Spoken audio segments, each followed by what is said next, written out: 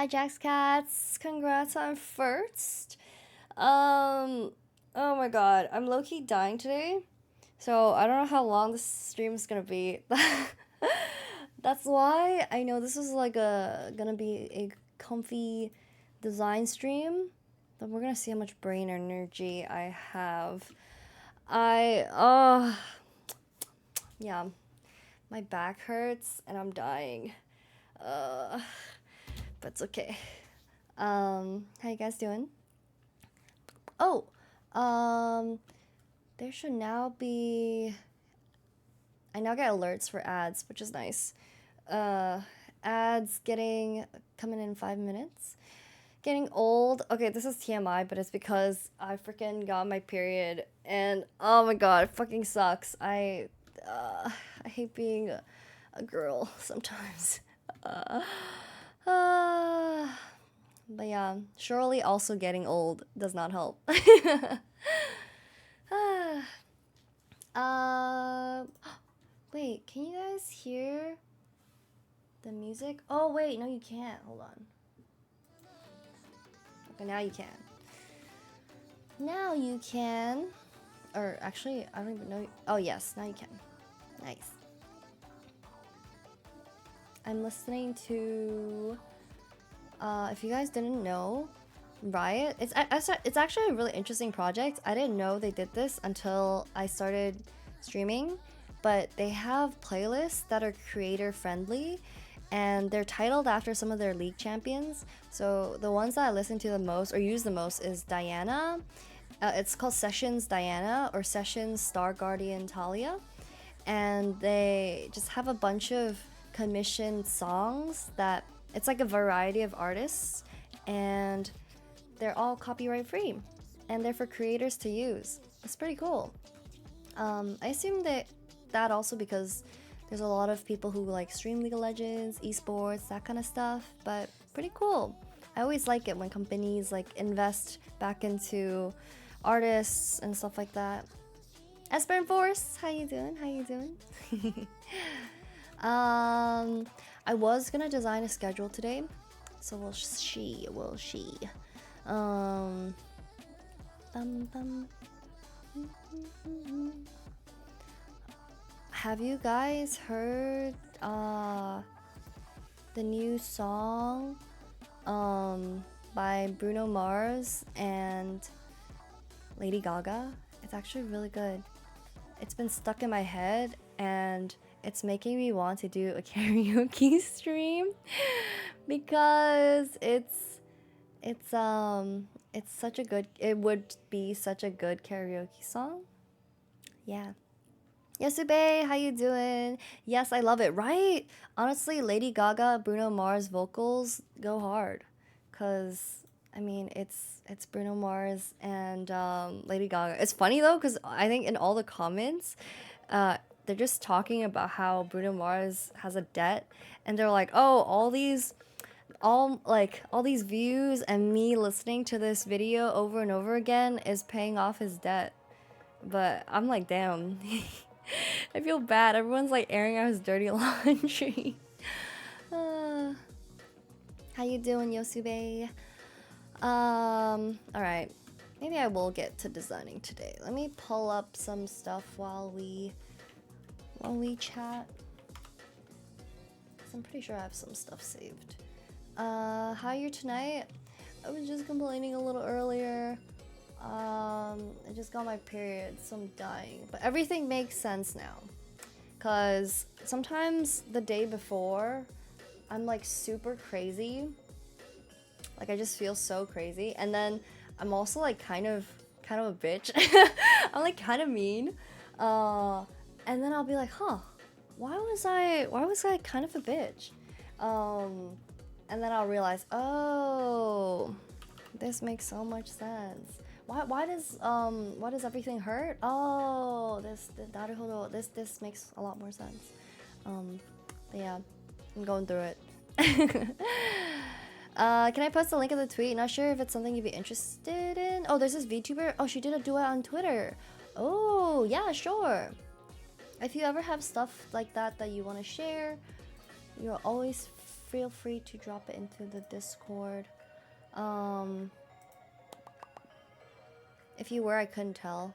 Okay, I'm usually not that mean on stream, but I was talking to some people earlier, and I was like some of my friends on Discord, and they were like, "That was kind of mean." And I'm like, "Yeah, well, that's too bad." And they're like, okay." All right. Let me see.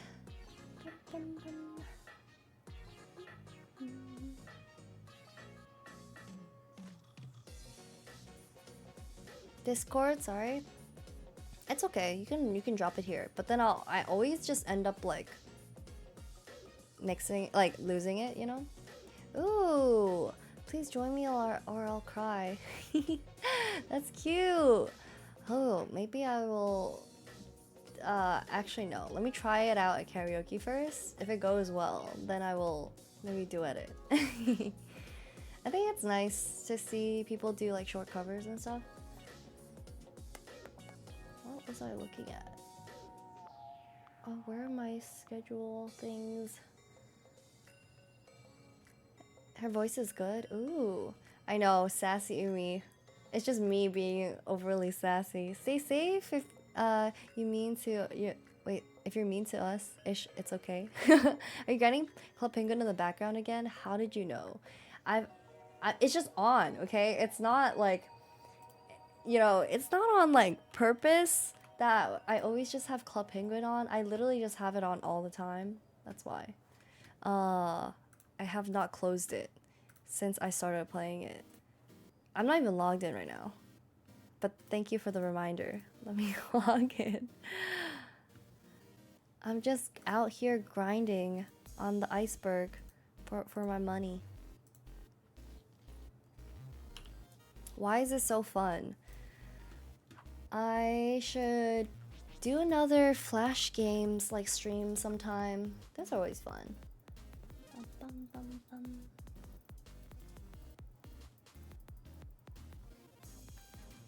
I've been wanting to make a new schedule for a while now because this current one is a little confusing. I made it before because I wasn't going to stream during the weekends, so it just combines like Saturday and Sunday. But I think I'm gonna change it. Before my stream schedule was, well, before my stream schedule was, there was no schedule, and then afterwards my stream schedule was Monday, Wednesday, Friday. But now I think I want to change it to Tuesday to Saturday, I think. Like every day, Tuesday to Saturday is my new plan. I get it, you just want to be on an AFK and an MMO. Exactly! I'm grinding. No, also, I want to do endgame stuff. Like, I want to decorate things in my igloo. But I don't want to grind coins. So I've just been grinding it, like, in the background while I do other things, you know? Hee hee hee. Fun.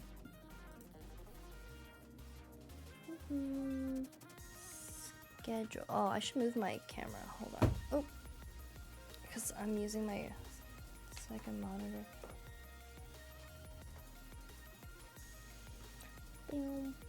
But yeah, today should be nice and cozy.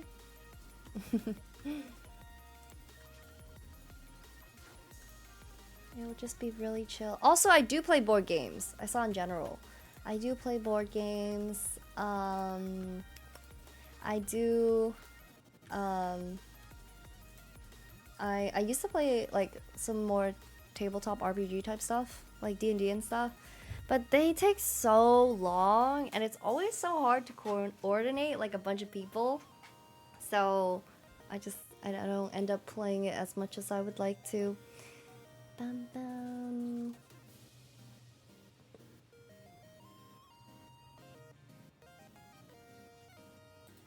Schedule.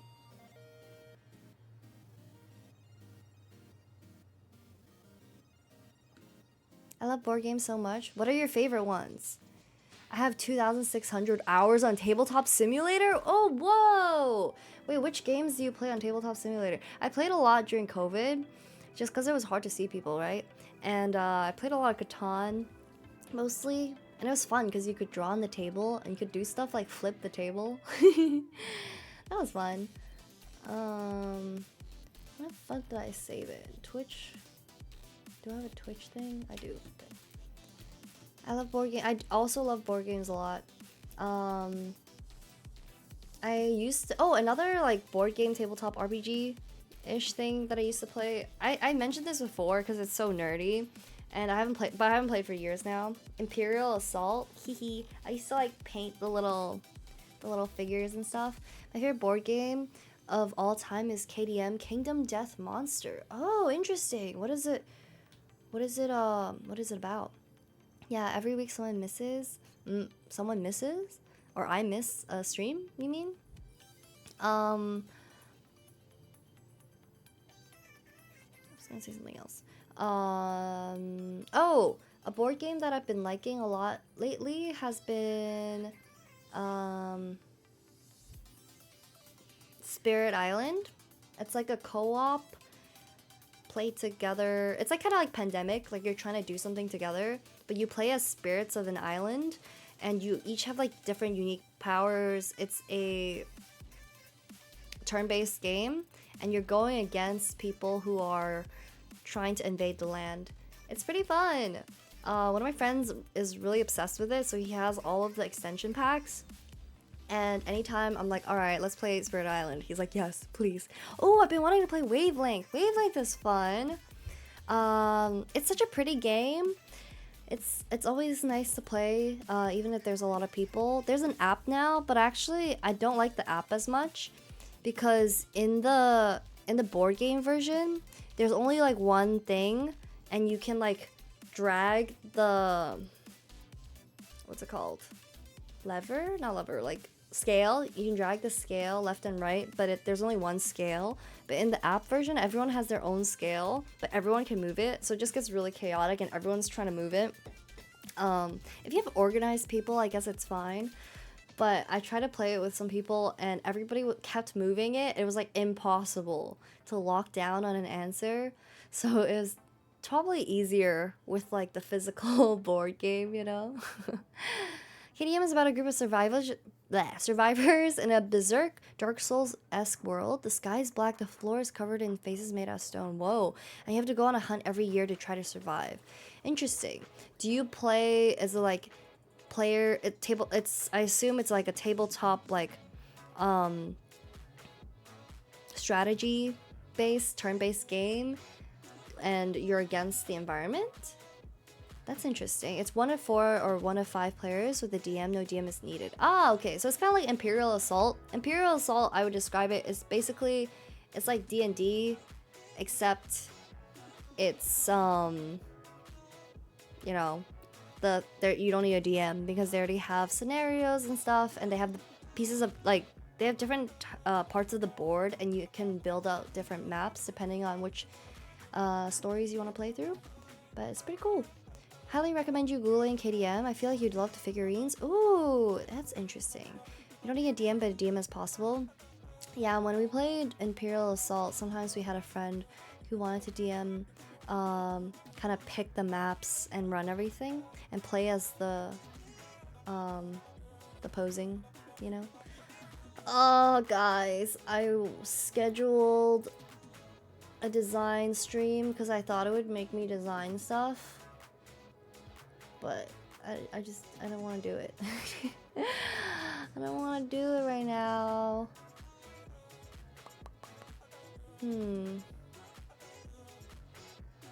That's because I have so many different ideas. I feel like maybe I should sketch some stuff first. My brain is kind of everywhere. I used to play Warhammer Fantasy Weekly back then. Oh, any board games you would recommend for 4 to 5 players? Let me see. Oh, I like Cryo, if you know what that is. Also, oh, it depends on the 4 to 5 players.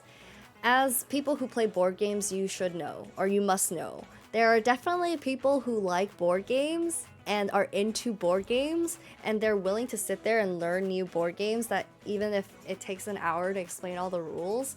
But then there's also people who are like, can we just play code names? So it depends, you know? Let me see. Board games.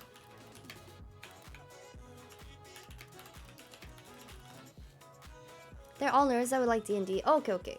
So then I can recommend like harder board games. I think Cryo is really fun. It's really pretty. It's how would I explain it? It's like a bunch of little pods that are stuck on the surface of Mars, I think. And you're trying to get all of your pods into these little caverns, and you're trying to rescue as many people as you can, but it's like every man for himself, and you can sabotage other people. Yeah, it's pretty fun. Cryo, it's really pretty. That's why I got it, but it's pretty fun. It's just hard to play if people don't want to have rules explained to them. But that's not RPG. If you're talking more RPG. Clever, how you doing? Root is a cute board game that I'd recommend. Root. Let me see. Do you guys know who ProZD is? I like to watch his board game like recommendations. Oh, I've seen this. Oh, one of my friends has this. I have not played this before though. This also looks really cute. But yeah, Cryo is fun. I heard Wingspan was fun, but I haven't played that. Bum bum. What else?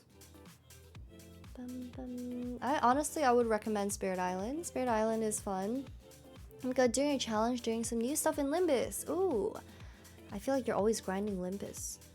I actually met a lot of people who liked Limbus. Even when I was at karaoke, I was talking to some girl who we were just talking about conventions and stuff. And then I was talking about tabling with Say, and Say has a lot of like Limbus stuff.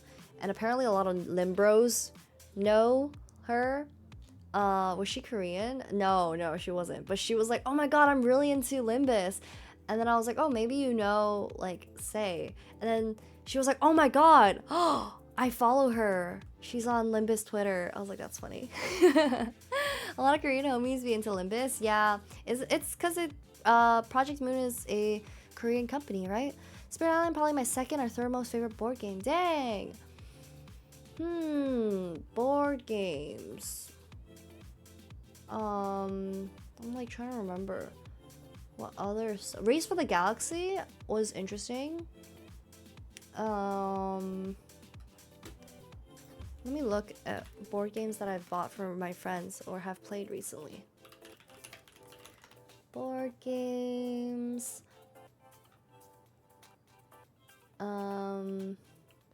I hate like looking up board games because it just gives me fucking Monopoly and like Taboo and Uno, and it's like this is not what I'm looking for. Please give me like something else, literally anything else. Machi Koro is a simple one. Oh, I really like Hanabi. It's also a simple one. It's like a also team one. You have to communicate without saying anything. That one's pretty fun. I like social deception ones. I think my favorite social deception ones are probably Resistance and Avalon. I've played that a bunch. I like it more than I like Wolverine.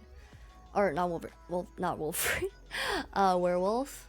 I think Werewolf is fun. There's like different roles and stuff, but I think I prefer Resistance or Avalon. Tokaido? Hanabi's nice. Tokaido, I have seen it, but I've not played it. It looks really pretty as well. I am weak to anything that looks interesting.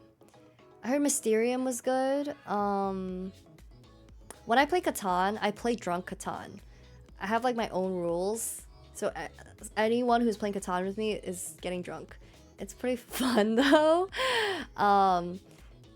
We have rules where, so in Catan, if you guys know what Catan is, it's how would I describe it? Like loot collecting, and you're like building out different things, trying to win.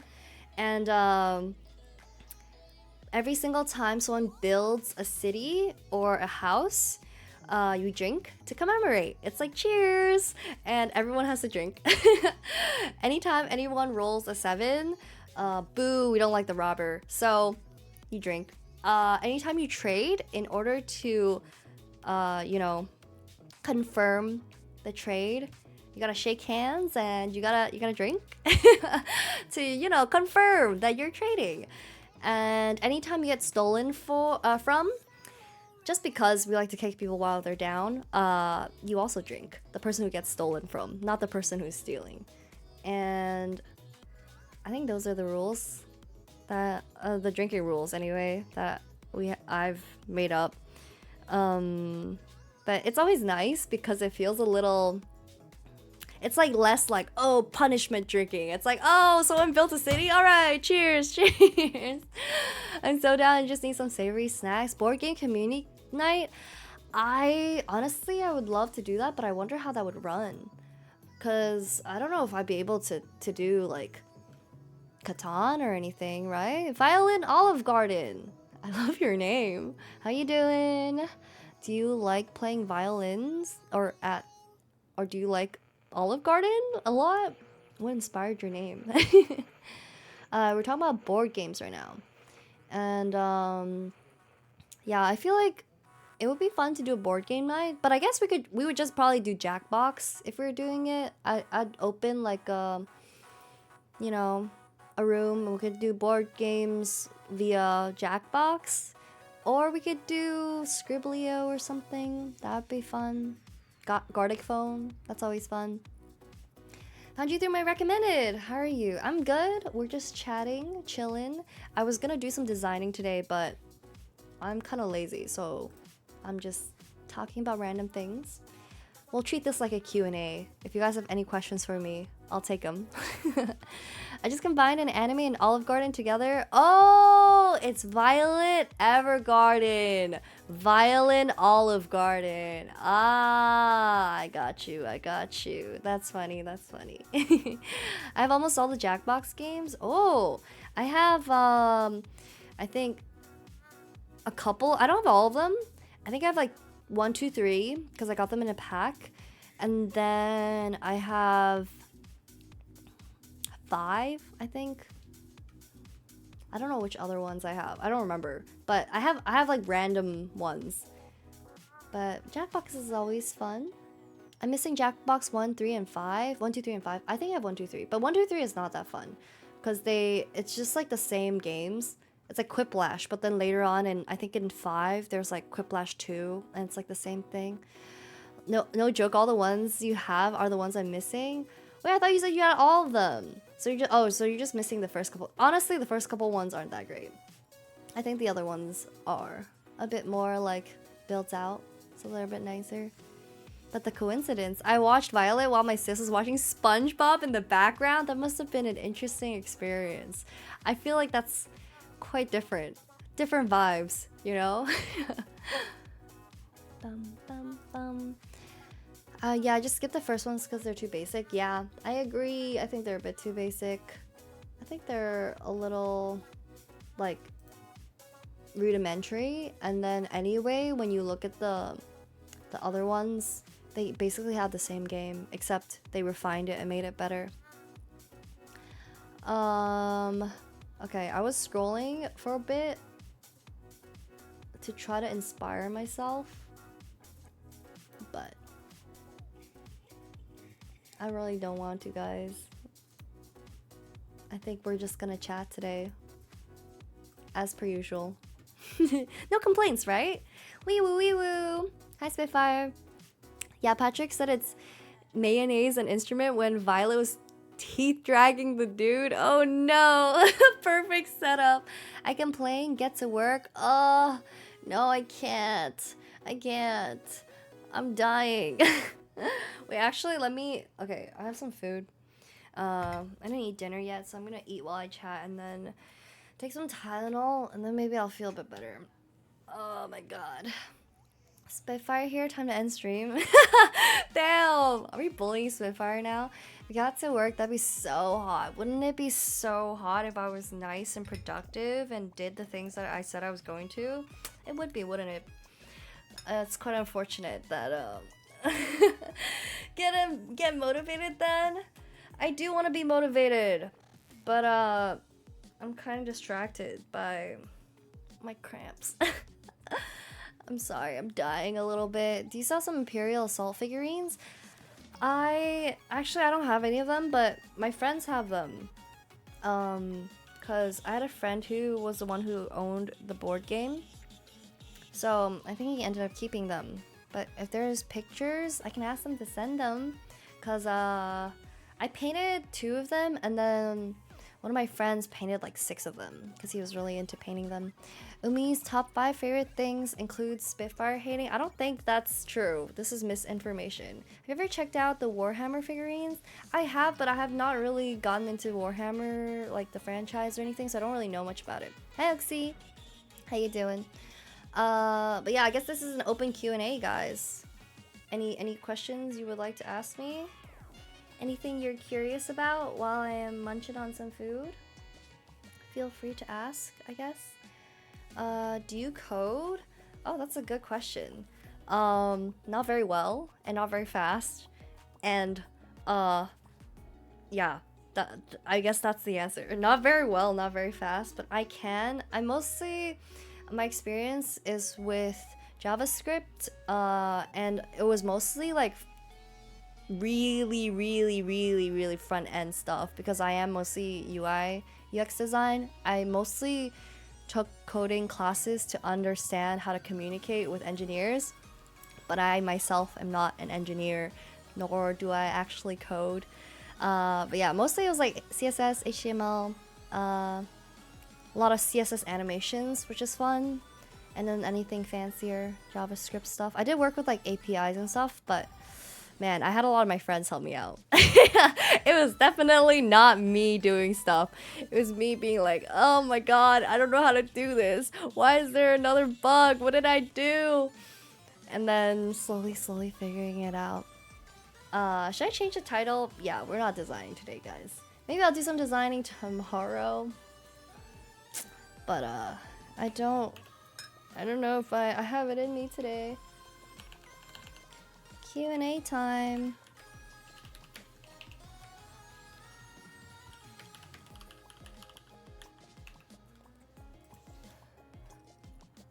Bum bum bum bum. When will you get back to work? Indeed, when will I start doing work again? Maybe I'll do some work after stream. It's also like sometimes when I'm just like feeling a little dead, it's kind of hard to multitask. Like I can't be creative and talk and make stuff, you know? I get a little in my head. If I wanted to spoil an Umi, what should I do hypothetically? You should show up to her streams and shout from the rooftops that you love watching her streams. By the way, do you have Tabletop Simulator? I do! I was just saying earlier, I played a lot of Catan, but I probably have like 100 hours on tabletop. Oh, someone's dying outside. Yeah, probably like 100 hours, so I haven't played too many games. I mostly used it to play Catan. I know there's a lot of different things you can do, and it's really cool how there's so many like different board games you can play on it. But yeah, I wasn't sure if you played IRL or on Tabletop Simulator. I did both. But during COVID, I did a lot of Tabletop Simulator. Bum bum bum. If Umi was the Inside Out girl, ooh, what's a core memory that defines you? That's such a good question. Ooh. If you guys got to peek inside my head. Core memory. I did think about how she has like different islands, and I thought about, I'm like, what would my different islands be? But it's kind of a hard question. Core memory though, I have a lot of core memories, honestly. Let me think while I eat. Hold on. Let me take a bite of my dinner.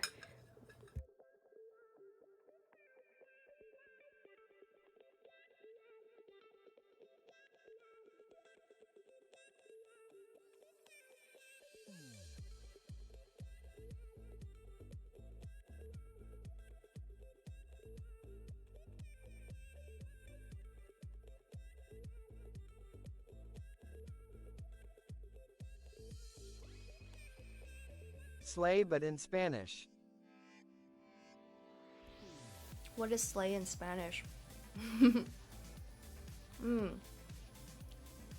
Her Tamagotchi died and she swore to herself to always be caring. Yo, I got a Tamagotchi a couple months ago and it keeps dying. It keeps dying. That's how I became. I think I played 200 to 300 tabletop games. That's crazy. What? So I have like 2 core memories. Oh. My core memories are from anytime I get a compliment from someone. Actually, speaking of coding and compliments, a project that I did once, like a couple years ago. This is like years ago. I made a website called Ask Me Anything, and it was based. No, it was not called Ask Me Anything. It was called.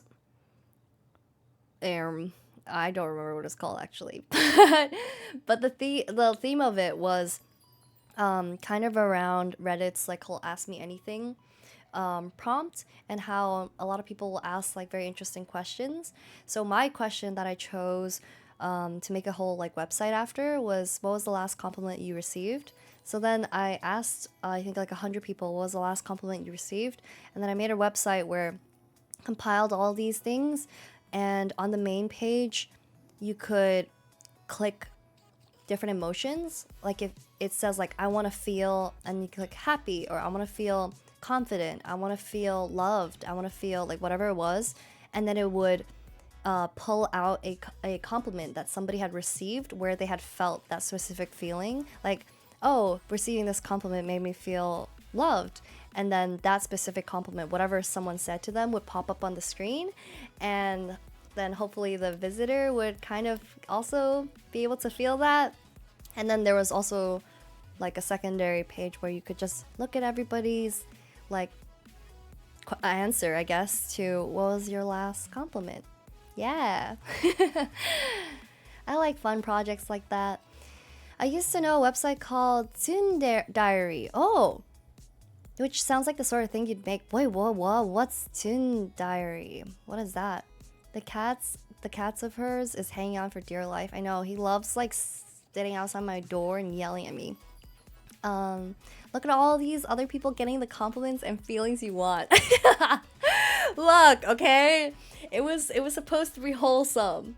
Should play kind words. What's that? I remember my last compliment, great memory from 12 years 12 years ago. Once upon a time.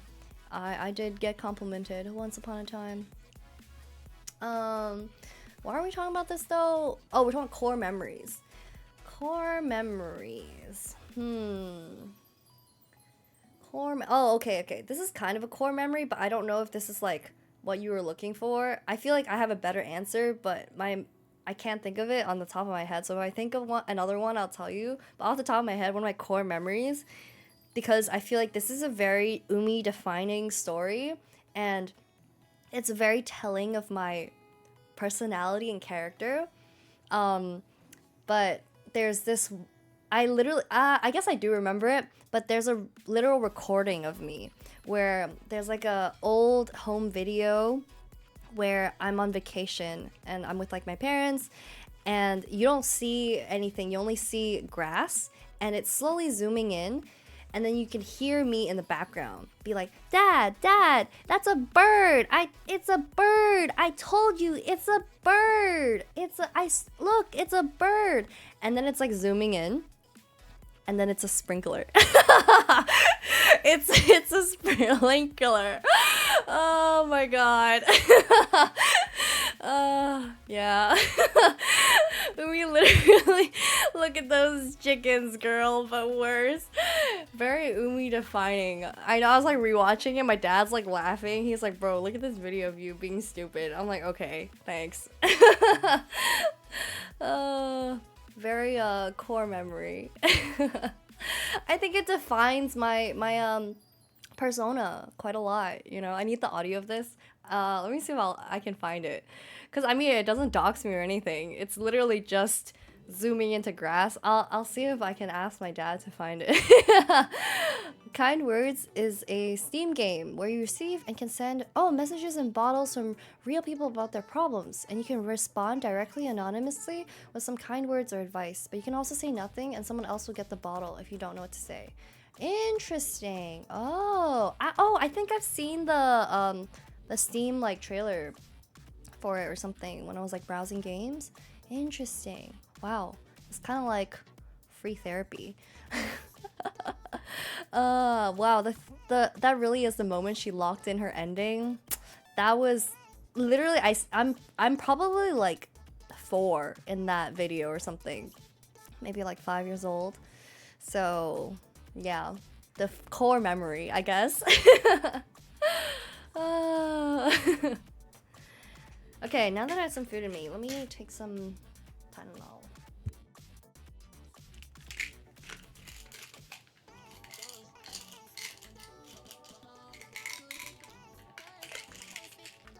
You should stream kind words so we can read and critique people's trauma.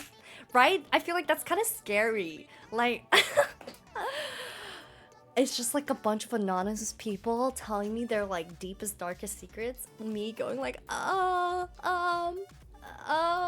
you know? Now I wonder if there are heartless people. I mean, there probably is. Oh, do you guys know what the Quiet Project is? Or the Quiet Place Project? The Quiet Place Project, that is what it's called. But I think it's I don't think it's running anymore. But oh, it is. Oh, let me stream it. It's like a meditation kind of. Let me.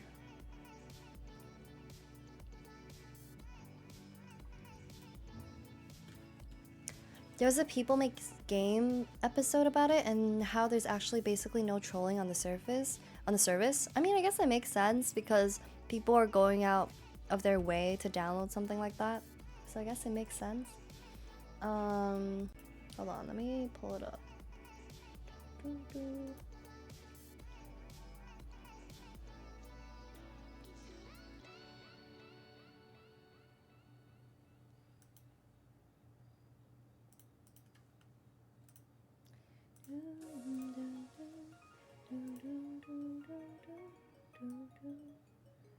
It's like a very chill. I'll show you what I mean.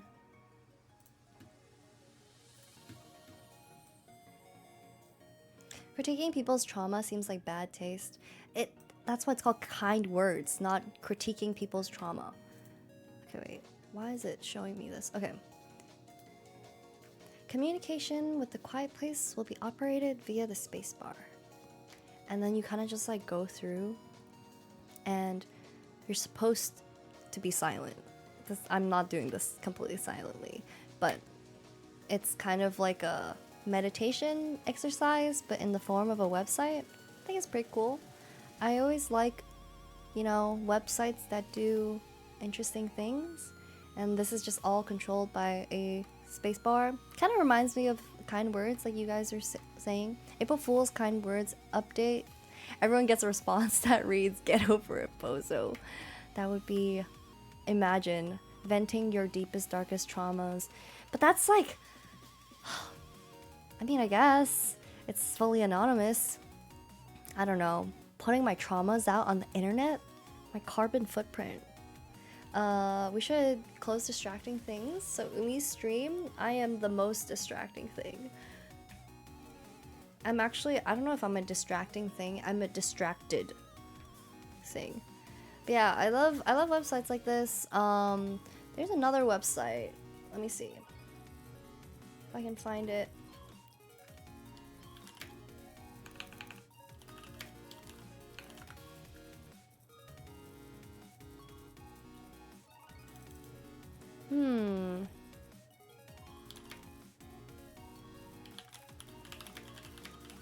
I don't know if I can find it. Oh. So when I was talking about how oh wait, I should probably turn down my how I was talking about certain things being coded via CSS or JavaScript, there's a lot of these fun little websites that are essentially JavaScript CSS coding exercises that people do, and they're just very random things. Back to work? Oh, alright. See ya, Spitfire. How are you, Auctionanigans?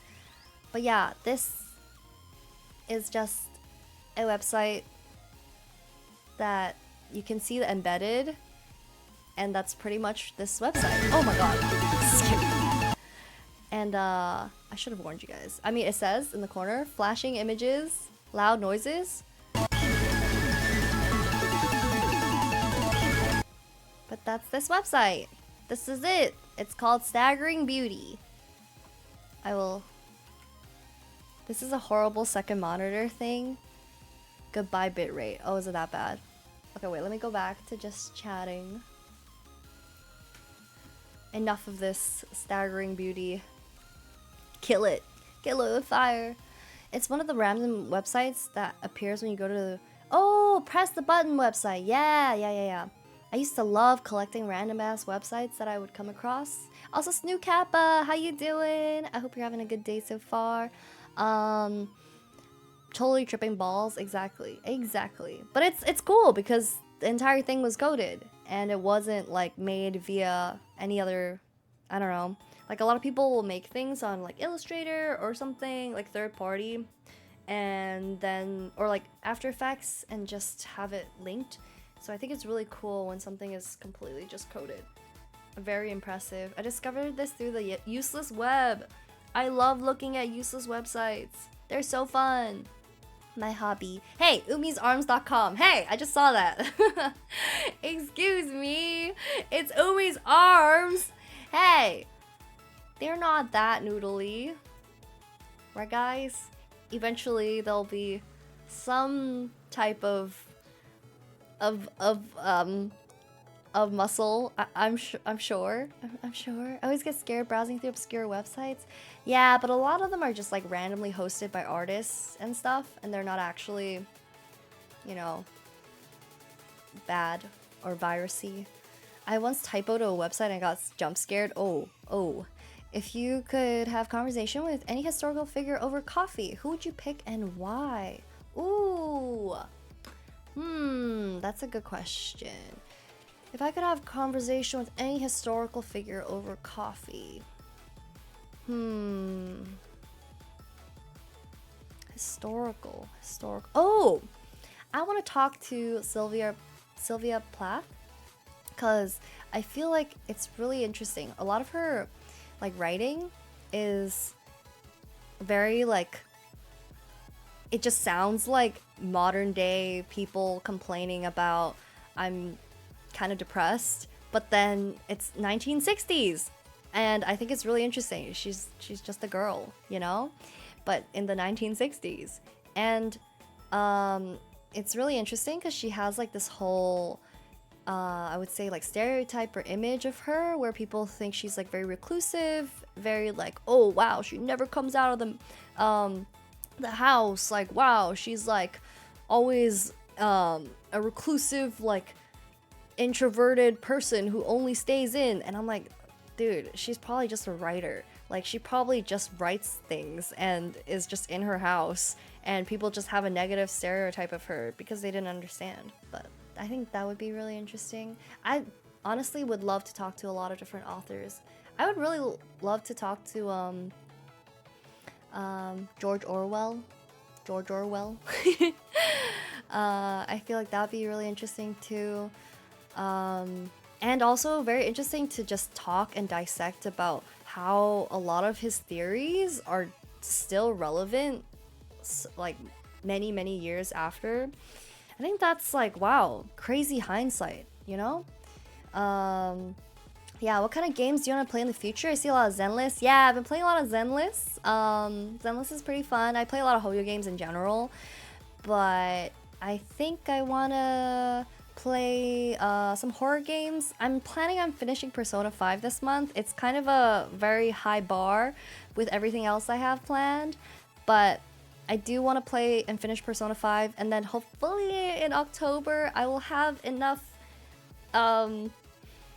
confidence or figure out that I'm not that much of a scaredy cat and I can play Alien Isolation. I can like slowly convince myself, we shall see. But it would be fun for a Spooktober scary like kind of game. I really want to play Chilla's art horror games, like the very indie J horror games. Those are fun. It all makes sense now. You're a book talk girl. Oh, don't call me that. Oh, what is this slander? What is this slander? Can we play Scribblia? Actually, that's a good idea. To replace today's supposed design stream. That's a good idea, actually. I'm not a book talk girl. I do know book talk girls, and I'm not a book talk. Book talk girls are something else, man. I think I used to be though. I think I used to be a little bit of book talk girl. But I was a book talk girl before TikTok, so I don't know if I would call myself a book talk girl. I haven't read any of like the big book talk type books or anything. I am still a huge fan of a lot of the classics, and honestly, I read a lot of realistic fiction.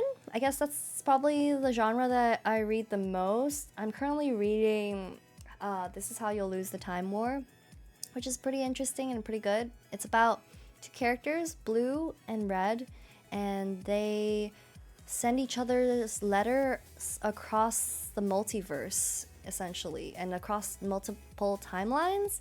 And it's a sapphic, like, because they're both girls, I think, and it's like a sapphic romance, kind of like enemies type build up, and it's pretty interesting. It's told entirely through letters, and red represents technology, very Black Mirror-y, that type of stuff, and blue represents nature, and like, for example, Blue wrote a letter via inscribing Morse code in the rings of a tree over different millennia, like stuff like that. I think is really interesting, different scenarios. Yeah. Some books I highly recommend. I Have No Mouth and I'm a Scream. All Tomorrows and Humanity Lost. Oh, you should put it in, do we have a books channel? No, we don't, but we have a we do, book club. You should put it in book club. I do like reading. I don't know. I feel like sometimes I read slow. It depends on my mood, and it depends on how much time I set aside for reading. But yeah, I've heard about that one. It's pretty good. Yeah, it's the one that was trending on Twitter for being recommended by Diggless Biggless Wolfhard. And it was crazy. It was all because they were tweeted that it was good, and then everybody was like, oh my god, where's my Biggless Diggless Wolfhard promotion? It's crazy. I wish my book went trending like that. Yeah, pretty good. I understand some of my recommendations you probably not read, but they're super interesting. No, I'm pretty open to, I think, let me see. I'm pretty sure I've read this before. I Have No Mouth, and I'm a Scream. I feel like I've read this before. I also have been reading a lot of translated books. I don't know, I really like translated media for some reason. It's quite interesting. Post-apocalyptic science fiction short story. Okay, yes, I've read the short story. But are you talking about something else? All Tomorrows. Oh, is also recommended. That's interesting. Bum bum bum. What do you think is what do you think the best compliment you've given is? The best compliment I've given?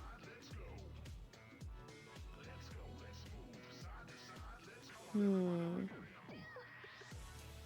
me think.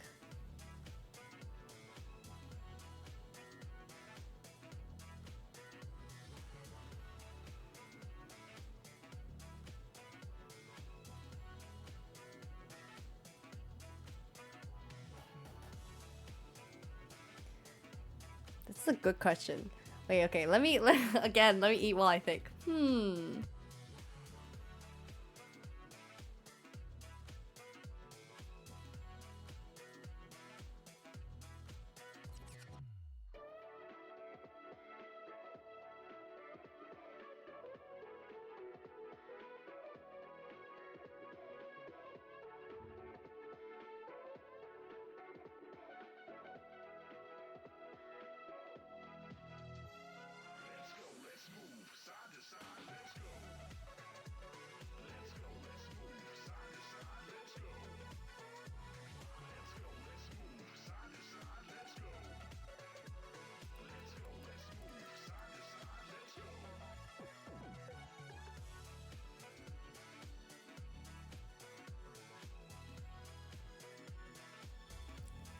I'm bad at small talk, so I just go in depth.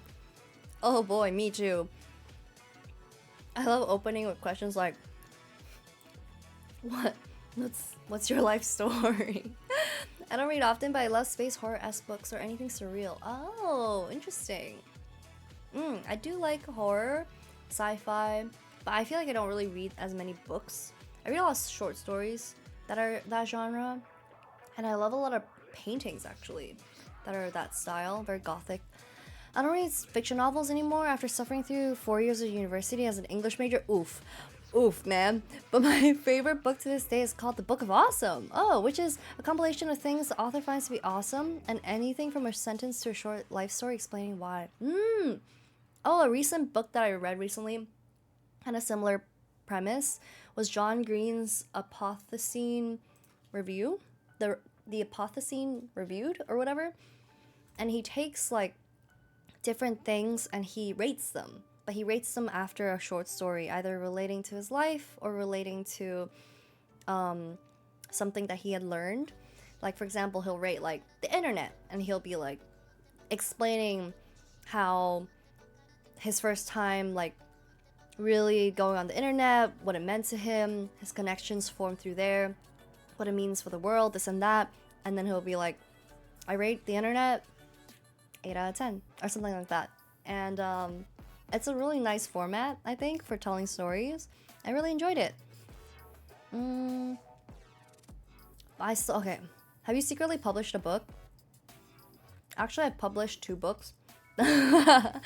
But they're mostly for fun.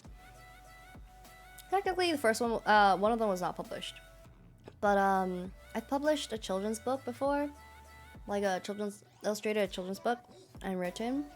And I've published another book that was just a read skin, I guess, of an old folktale, because a lot of the folktales are copyright free, so you're allowed to just take it and you're allowed to like make stuff with it. Anything that's like over 100 years old or something like that is free reign.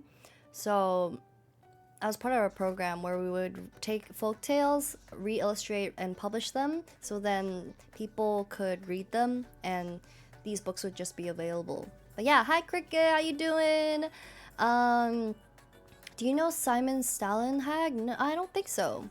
Well, what has he written? Hey Lanlo, hi Lanzai, how you doing? Hi Wizzo. Man, whenever I say Lanzai, I feel like I sound like, you know those market aunties. Wizzo, thank you for the resub. Congrats on 5 months. How you doing? If you can change yourself in a timeline, would you go back in time or see the future of yourself to bring back to the present self? Okay, wait. Open Q&A. You made blush calling me Langzai. You gotta like imagine me like in like a guy C, and I'm like a random auntie, and I'm like Langzai, go ya. So then the vibe is a little different. Not the guy C, yeah. It's the marketplace aunties being like, hey pretty boy, come over here, look at my deals. Have you read any Murakami? I have. I've not read the Wind Up Bird Chronicle, but I've read actually quite a couple. Let me pull up. I read Norwegian Wood, read Kafka on the Shore, 1Q84, I did say Norwegian Wood. I've read What I Talk About When I Talk About Running, and then his like short story collection where there's like a what's it called? Monkey on the front? I forgot what it's called. It's called Short Story Collection. What is it freaking called? It's got a monkey on the cover. Also, I found out recently that he published a manga. Murakami, what the fuck? Monkey cover. Oh, first person singular. That's what it's called. Umi as a marketplace auntie. Yes, Auntie Umi, do you have some chowing fun? Because I'm craving right now. Oh, some chowing fun. You chow thing you zing. I love chowing fun. I just cringe imagining that. What? Simon Salahan made Tales from the Loop, The Electric State, Things from the Flood, and The Labyrinth. His illustrations are amazing. That's kind of surreal. I love. Ooh, The Labyrinth. Like the one that they made the movie after? Was Guillermo del Toro? The Labyrinth or different? Simon. But these sound pretty interesting. I think I might take up reading some surrealist things. Oh, whoa! It's mostly drawings. Interesting. It kind of reminds me, if speaking of surrealist, there's Cao Chuan Fan. Yeah, of course. It's like smaller, and then usually people will stir fry it with like chili oil or something. That's pretty good. Fuck, what is it called? Wait, I actually haven't opened on my phone, but I'm gonna have to die for a second. Hold on. Cause I pulled it up on my phone. What is it called?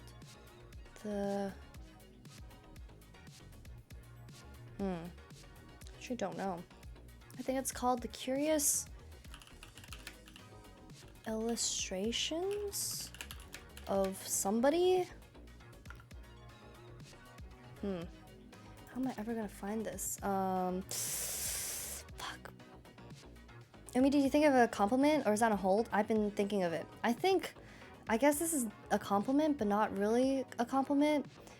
It was probably when I told somebody that I think even if I had met them as a different person or at a different time or they were somebody else, I feel like I would still be able to get along with them, you know? And I feel like no matter, it's like the feeling of, wow, I think even in a different lifetime, we would still be friends, you know? Illustrations of the strange, mysterious, and bizarre. No, it's like, oh, fuck.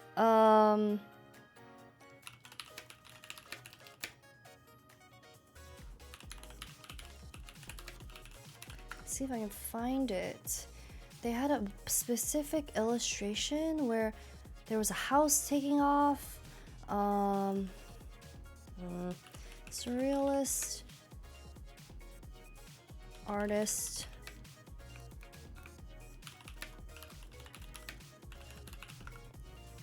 A lot of people used it as like English writing prompts.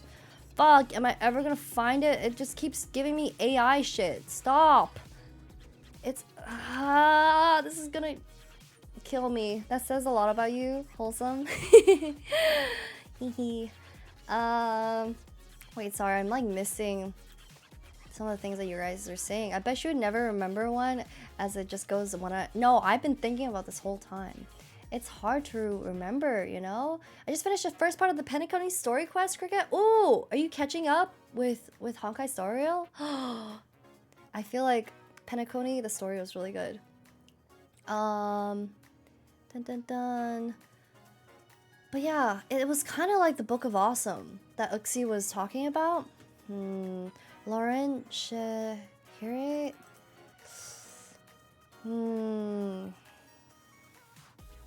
This is gonna bother me. Now I just I thought of a question. So you would stay with a loved one even if they totally memory wiped you, or would you still stick by them even if they won't? Oh, like as in like they don't remember me anymore? Like, okay. Like if a loved one lost memory, would I still stick by them? Yeah, then they can meet me and get to know me all over again.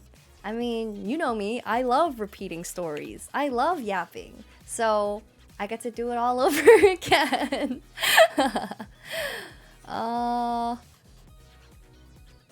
These how am I gonna find this?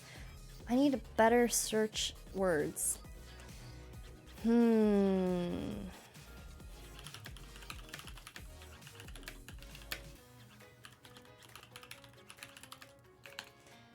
Strange illustration, I guess.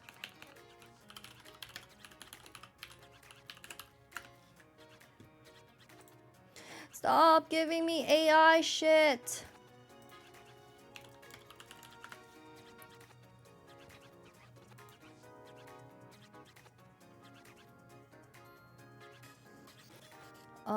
Surrealist illustrator. That.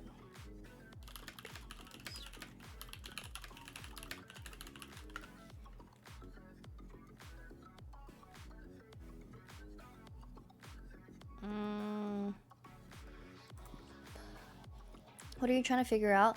There's this surrealist artist that has this like whole collection of strange like illustrations that they've made, and I can't freaking find it. Marco Mazzoni? No. What?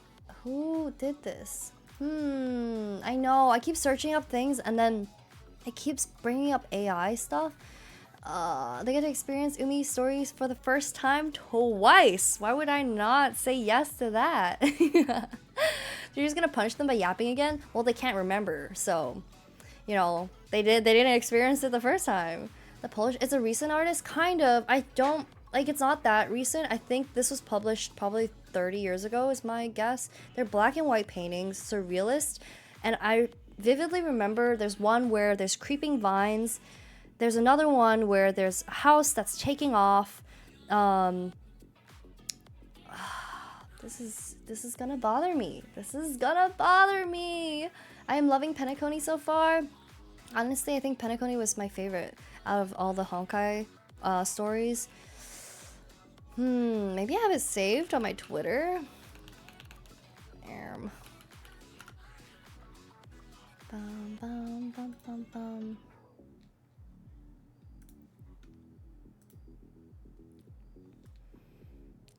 Bookmarks, where are my bookmarks? What is the point of me bookmarking and saving anything? Because I bookmark and save 5 million things, so then it just gets lost in all my bookmarks. But I don't know if I can even find it because it was like in a thread that I liked, and it was one of the comments. So you guys are gonna have to bear with me. I could totally imagine you while asleep waking up. I'm like, oh my god, I remember. It's like how earlier you guys were like, did you lube your own like keyboard? What is this comment? And it's about like keyboard lube, and it's like, no, I did not.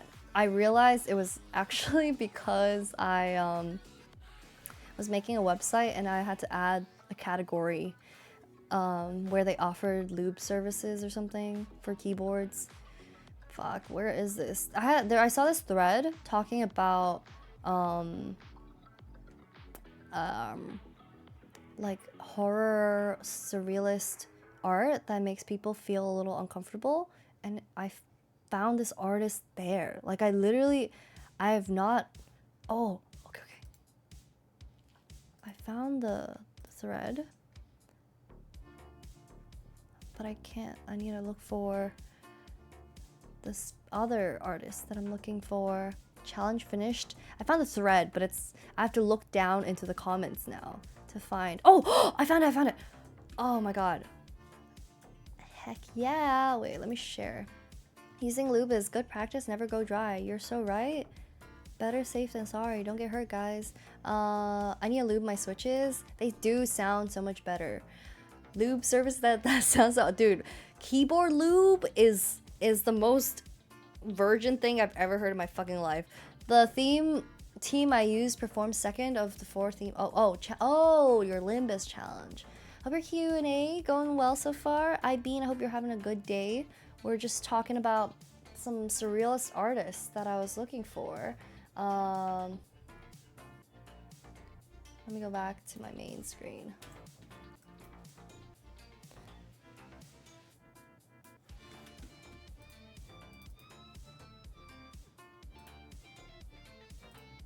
Oh, hold on. Wrong. Okay. Here we go. I remember getting some weird looks after saying I need some lube. Dude, you guys calling me out for lube? I'm like, this is for keyboards. But yeah, see, a small thread of artists and artworks that retain an essential mystery. Isn't this so interesting? Like, it's the feeling this evokes. All of their pieces are really good. There's this artist as well. I'll just go through the thread because why not? This one's by Plastiboo. I love like surrealist, kind of like this type of art. I do stuff like this, but then it feels a little weird to post as part of my VTuber stuff. This is by Duchamp. If you know, his most famous piece is like the toilet thing. Duchamp, the art toilet. Toilet. I mean, it's titled Fountain, but this is one of his most famous pieces. Duchamp. Ad will end in a minute. Sorry, I missed that. Have you ever watched those YouTube analog horror things? Oh, no, I haven't. Like Mandela Catalog? I have not. But this piece by Duchamp was called The Bride Stripped Bare by Her Bachelors, Even the Large Glass by Marcel Duchamp. But upon delivery, it broke, and then he said, actually, now it's better complete this way. Very interesting. This is, I can't read this name. I'm sorry. I don't know how to pronounce his name, if you can see next to my head. Famously never titling his paintings. They were all just untitled. I've seen some of these. I saw this piece in person. Some of his other pieces I've seen in person, but not these ones. I think I might have seen this one, but I definitely saw this one because I remember they're pretty big too, which is like very interesting. This guy's Polish, yeah, and kind of unsettling, but interesting that they just are mostly untitled. Are you not using your Twitch Prime on your Oshi? True. It'll probably come back in like an hour. What? Oh, Yozube! Thank you for the tier 1 gifted to Cloverb. I'll probably come back in an hour. Okay, Super Toad, have a good lurk. Try to say it. Okay, we're gonna try.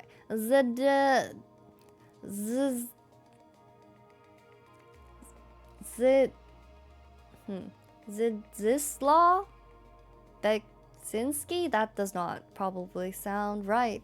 But art museums are always for me. Well, you can always go and only look at things that you're interested in.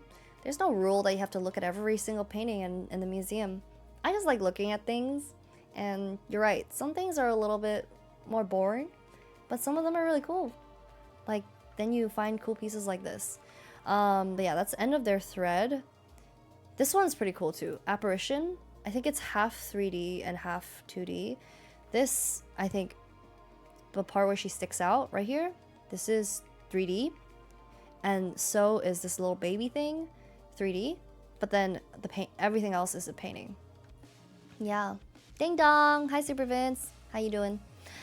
But the thing that I was looking for this. Oh yeah, this is the same artist, Dead of Night, as the first painting that we saw.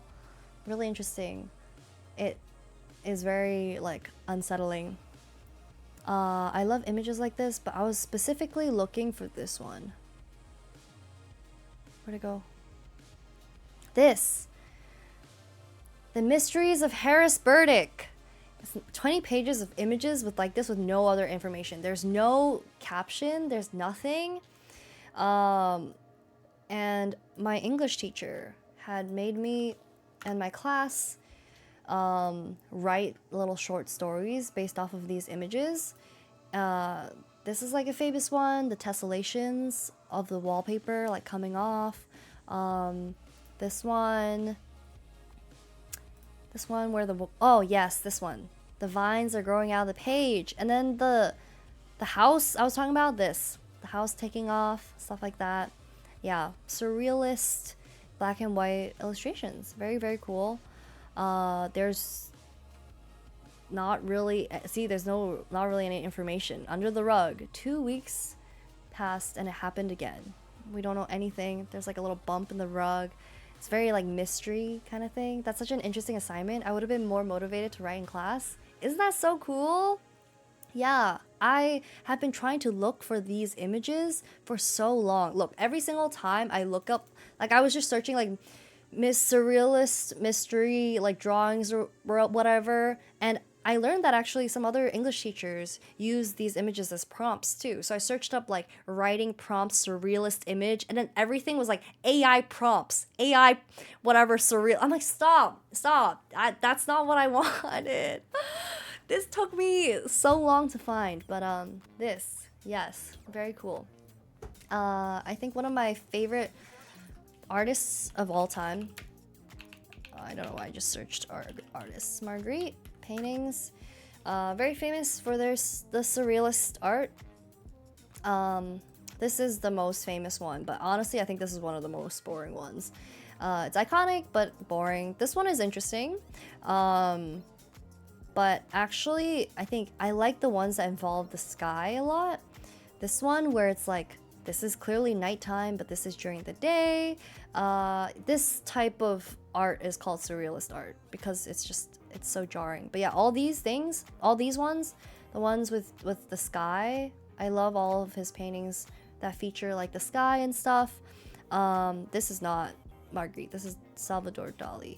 But this is also one of my favorites. I don't know French, but this reads, I can't pronounce that, but it says this is not a pipe, because this is not a pipe. This is a painting of a pipe.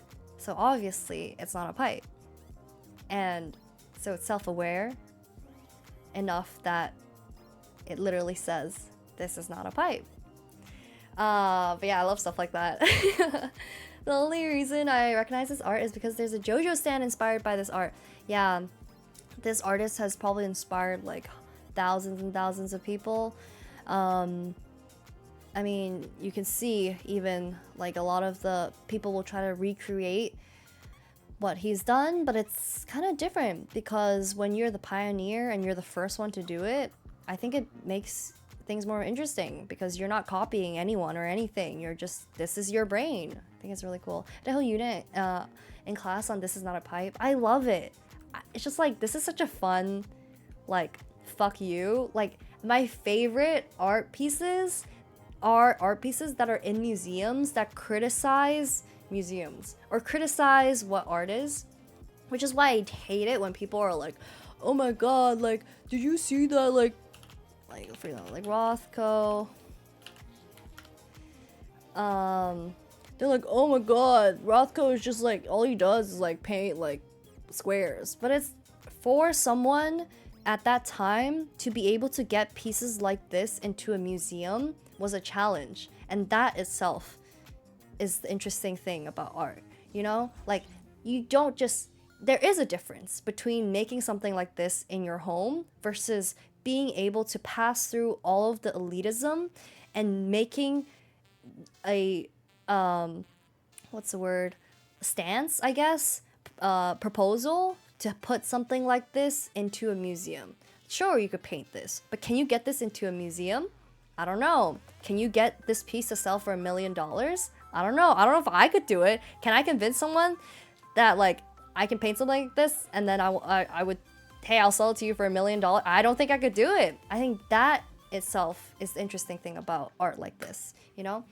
And also, viewing these pieces on the internet is very different because when you see these pieces in person, there's a lot of like things about texture, about size, about the type of medium used that you just can't experience while just looking at a JPEG.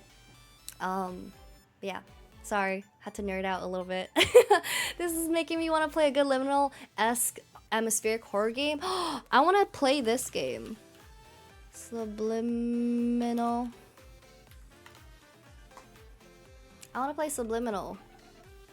I don't know if you've seen it, but I watched Saito Soma and Hanai Natsuki play it. And it's like very trip. Actually, we can watch the trailer. It's like a very trippy. Oh, actually, I think it's called Superliminal. Yeah, it's called Superliminal. Superliminal. It's like puzzles. Be careful showing your browser. I know. I'm scared. I'm scared I'm gonna accidentally dox myself. But I think we're good so far. The music equivalent of this 433 by John Cage. I describe what it is. I wouldn't be doing the explanation justice. Right? I think some art is done because people can do it. You know? Like, sure, you could do it. Like, people will always point at paintings and be like, I could do that. Yeah, but you didn't. Right? Like, you could. And actually, you still can. If you want to, if you wanted to sit down and paint something like this, you still can. No one's stopping you.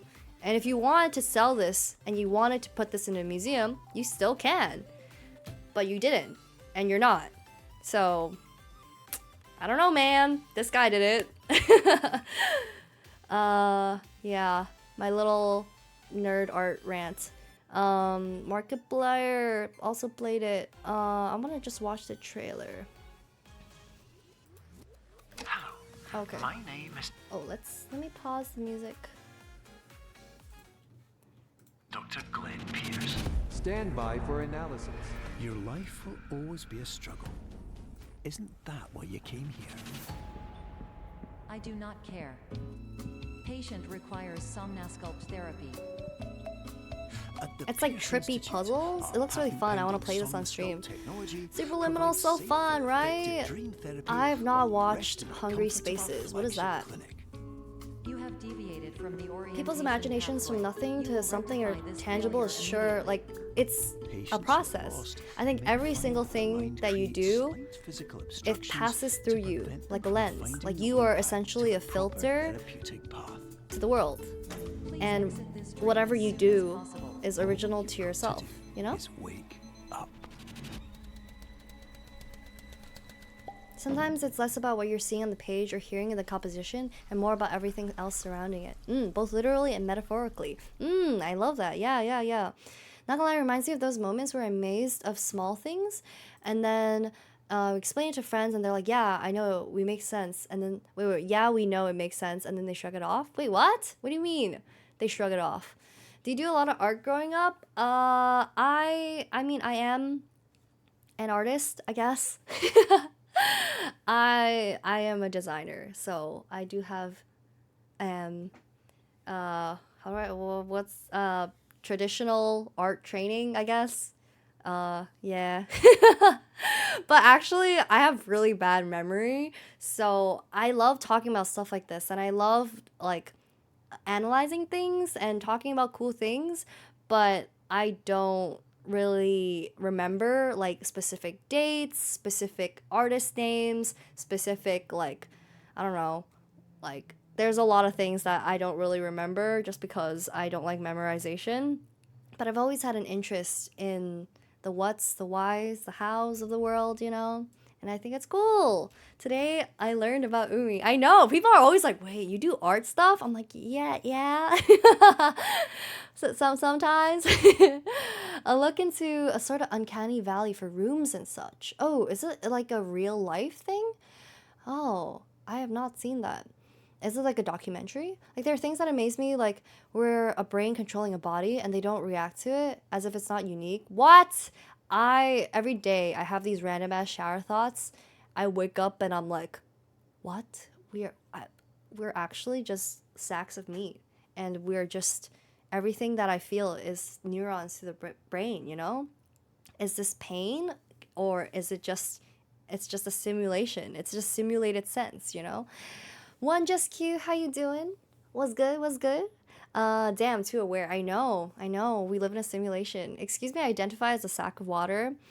That's good for you, I guess. What you want me to do about it? Oh, another game that I kind of want to play. It's like kind of kids. No, not kids games. Okay, I'm gonna kids game. Kids. It's literally called Kids. Plug and play. Oh, it was not side. Oh yeah, this is one is with Ono Ken. It's like a really weird liminal game, and it's funny because there's no story or anything. They just decided to voice over it. I can show you my yo Wizzo. The flesh is weak, but the spirit is willing. I guess you believe in aliens? Yeah, hell yeah. Why wouldn't I? I think life is more fun if I believed in aliens. You know, like they could be real, they could be fake, but I think life is more fun if I choose to believe that they're real. Like, yeah, heck yeah, there's life out there. I mean, it's probably not gonna be like cool, like actual little green men aliens. It's probably gonna be shit like, um, you know, a tiny like bacteria that grows or something. But, you know, still cool. I believe there's life out there. I think it's also kind of like self-centered to think that you're the only life that can be. Yeah, good times, good times. Sometimes there are sirens in my not very soundproof room. I'm sorry. I also believe in hot alien babes are out there too. I believe. I think I would like to believe. But yeah, feel free to join the Discord. I remember when people were trying to break into Area 51 by Naruto running in. That was crazy. And do you remember when there were like clowns, killer clowns everywhere? Crazy. But do aliens believe in you? I would like to believe that aliens believe in me. I would like to believe that. I was never super big on the like visual arts because I never put in the work to improve at it. But I was big into music and theater growing up, so I have a lot of thoughts, performance arts in relation to the same kind of talks people have on the visual arts side. That's cool. That's cool. I think I've always been an enjoyer of the arts.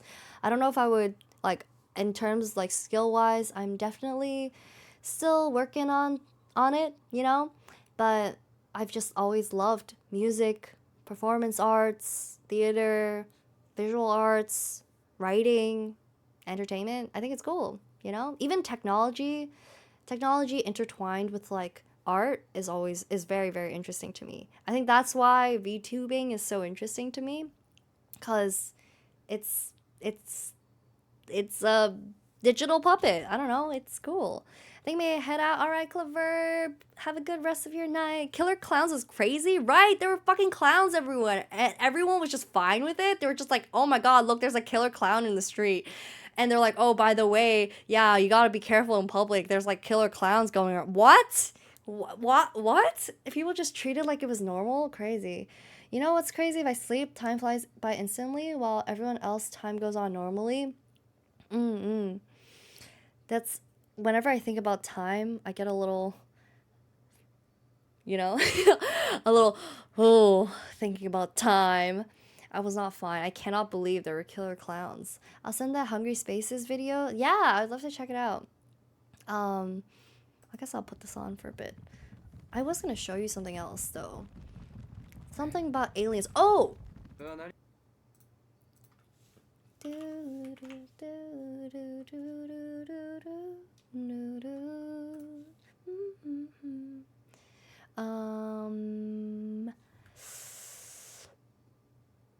Fuck, what was that? What was I gonna Killer clowns? No, what was I gonna show you? No, we already talked about killer clowns. Damn, I lost my train of thought. I'm sorry, guys. I don't remember. I don't remember what I was gonna. Oh wait. Oh, I do remember. Have you guys seen Nope?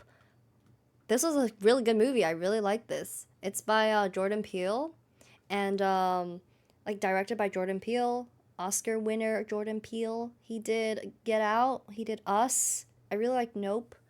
Nope is a little less horror-y though, and it's more sci-fi, but very suspenseful and surreal. I really liked it. It also had a really interesting concept that I hadn't really seen before. Let's watch the trailer. That's what I was gonna do. Wait, hold on. Let me read this first. There's an art show kind of thing that's like run by one of the higher up staff at the science museum I work at that's primarily focused on combining art with STEM and the cool things that I can come from it. We're doing it again this year in a couple weeks, and maybe if I can get any without doxing myself, I could share what we have. I would love to see. Yeah, when I had a professional art training, I guess, um, I was mostly doing stuff that was design and technology related. And I guess that makes sense that I ended up VTuber, right? I mean, I guess I still do. And yeah, I am a designer by trade, I guess.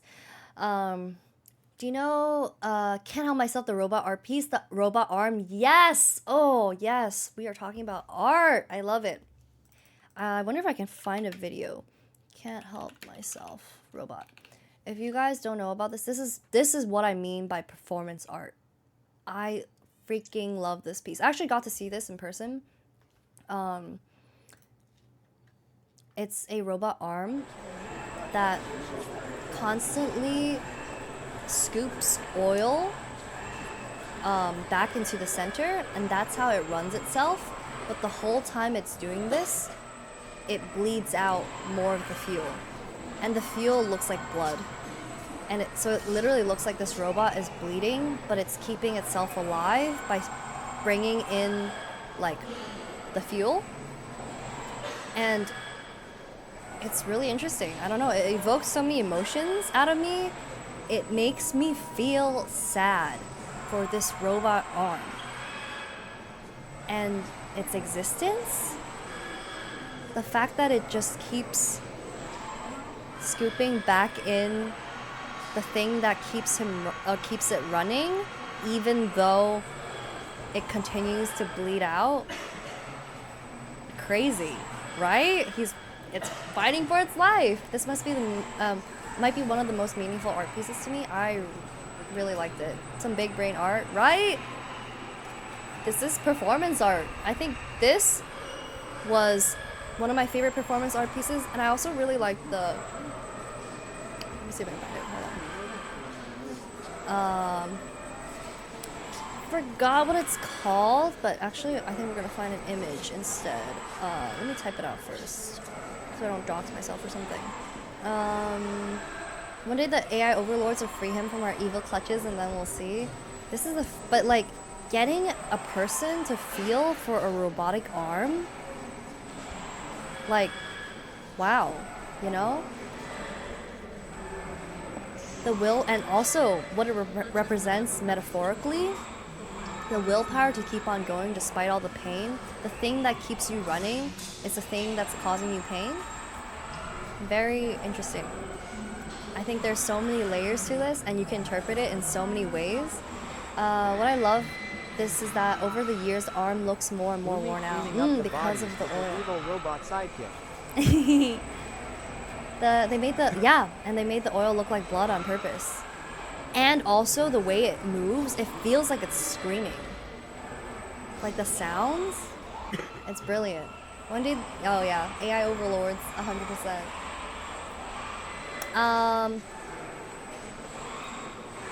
What is the art piece that I was thinking of? I can't remember her name on the top of my head. You seem like a deep thinker. I could have a beer with someone like that and just talk for hours like I do my friends. That is why people come here and watch my streams. I assume a lot of you guys are cracking a cold one, talking about random shit. And hey, I could talk about random shit for hours and hours and hours. There's another performance piece.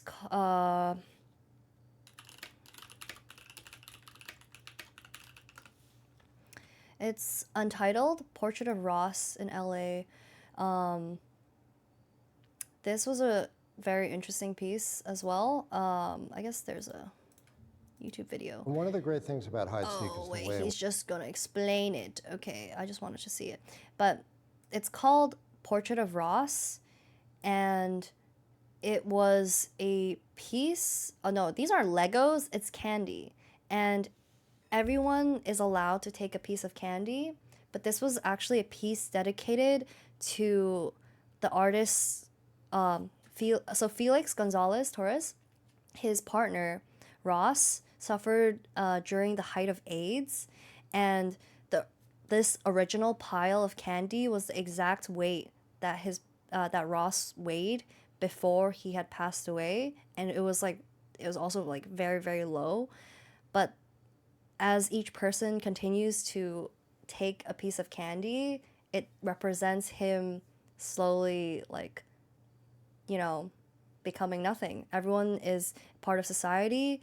They perpetrate, obviously, a lot of not only like negative stereotypes during AIDS and everything, but like everyone, no matter what, you participate in pandemics and stuff, and that's how it is. Loki, I had to cry, right? But like, people will look at things like this and they'll be like, this is a fucking pile of candy. How can this be art?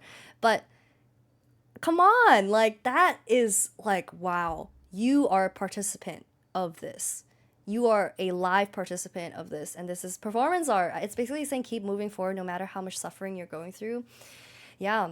And I think when they were talking, when Felix, the artist, was talking about it, he mentioned that, like, I hope that this is some, like, at least the visitors will be able to feel some of the sweetness that he had always radiated. It's like, man, in one way or another, you take one piece, and you'll take their thoughts and memories, and right, and that becomes a piece of you too. Umi not doing work. I'm not. We have decided not to do work. This is open Q&A. It's but yeah. The robot arm reminds me of the Tanjiro no Uta song. There's a part goes, Donna ni, I can't read that. My kanji. Shikutemo. Oh, and Rick Seeger, thank you for the follow. Welcome, welcome. But yeah, that's deep. But that's actually not the piece I wanted to show you. There's another piece I wanted to show you, and it's called I freaking cannot remember. But Marina Abramovic's piece. Let me see if I can.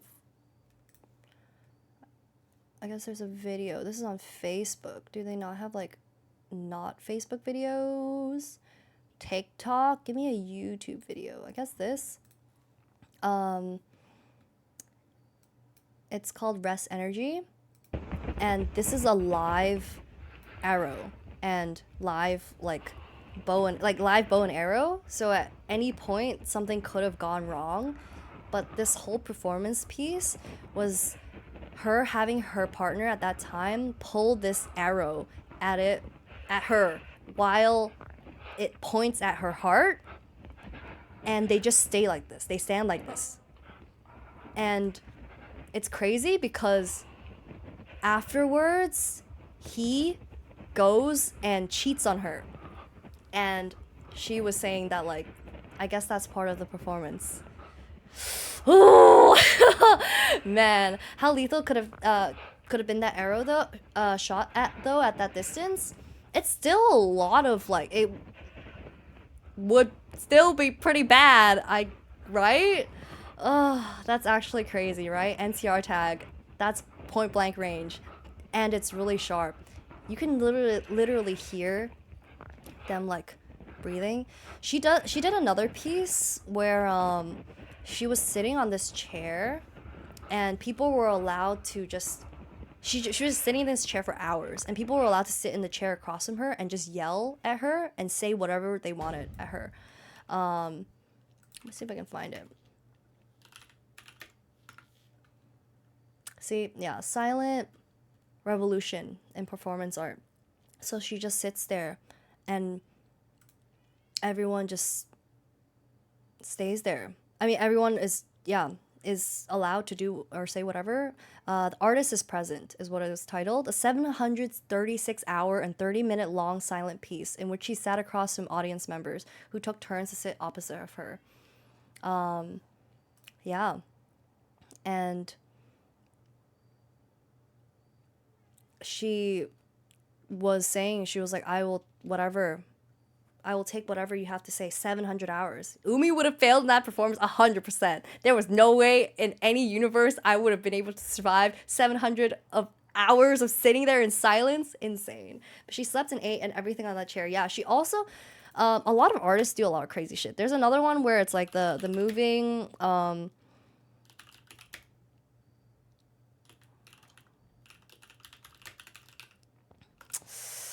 I don't know if I'm gonna be able to find this. Fuck. I'm not gonna be. What is it called? See, I have no memory for like what things are titled, and it bites me in the ass. 700 hours. That's at least a month. Yeah, she was in the. Oh, here it is. This is what I was looking for. There's this artist. Not okay.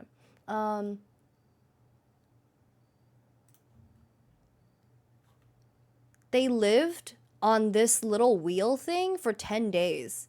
Yeah, this like hamster wheel. And they like sat everything. They just like worked. They just yeah. I 10 days. Why? Because art. It's called In Orbit. There was one person who was living for 10 days outside of the circle and one person who was living inside the circle. This is considered an architectural performance piece. The guy on top had more work than the bottom guy. The bottom guy is kind of chilling. I know, right? Like this guy is like fighting for his life. How do they sleep? Look, this is the bed. I don't know. That's part of it. Yeah, and they're going opposite directions, I think. Like this person's facing this way, this person's facing this way, I guess.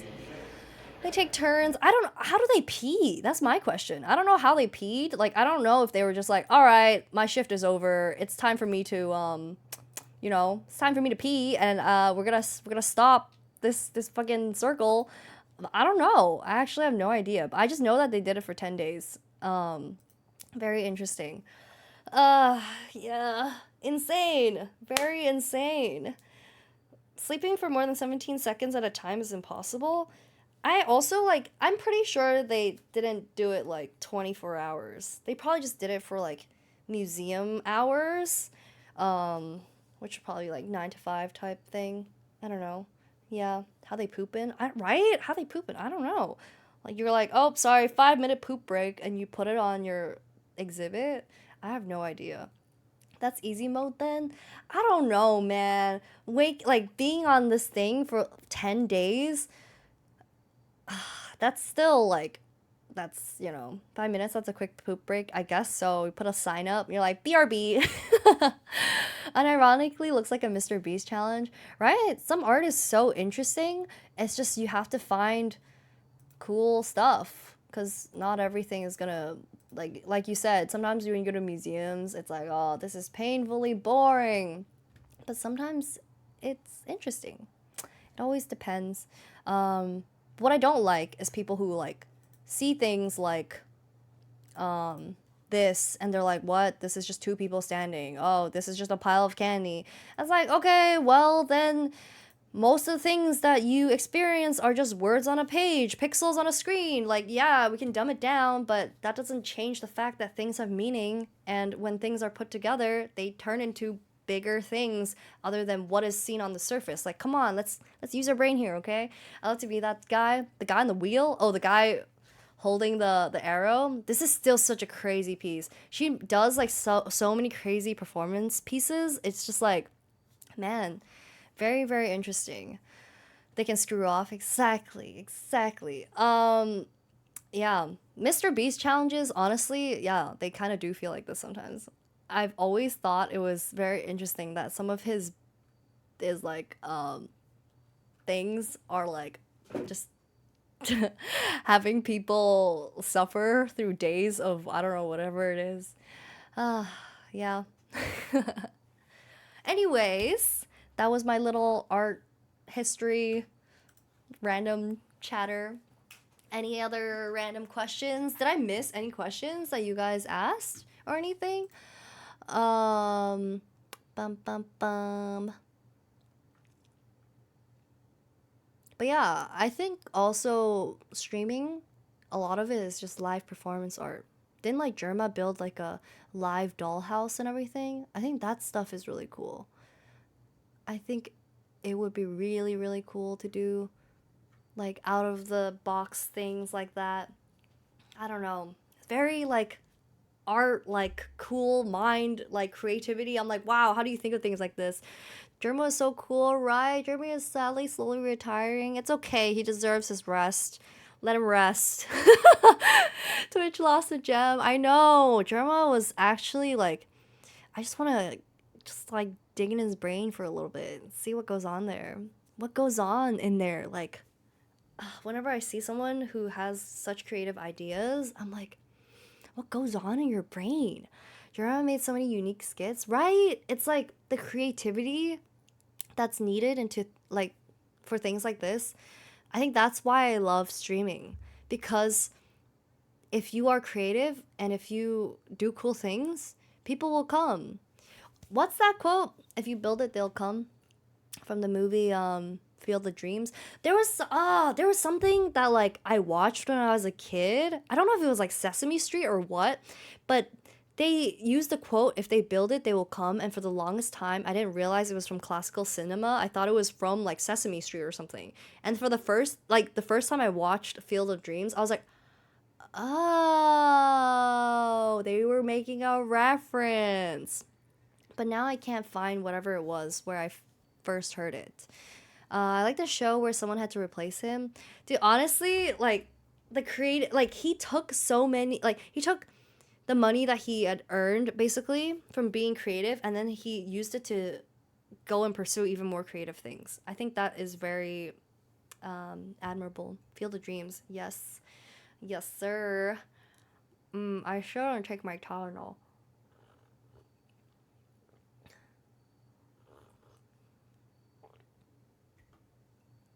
Did you know 40% of his diet is mayonnaise? That's so crazy. Dude, I was talking about it with somebody. It's kind of insane that a lot of streamers and stuff, they're, let me get back in my chair. A lot of streamers, they eat like shit. I'm like, bro, how do you survive? Like, you're already sitting in front of, like, a computer for hours and hours and hours, and you're not going out and touching grass.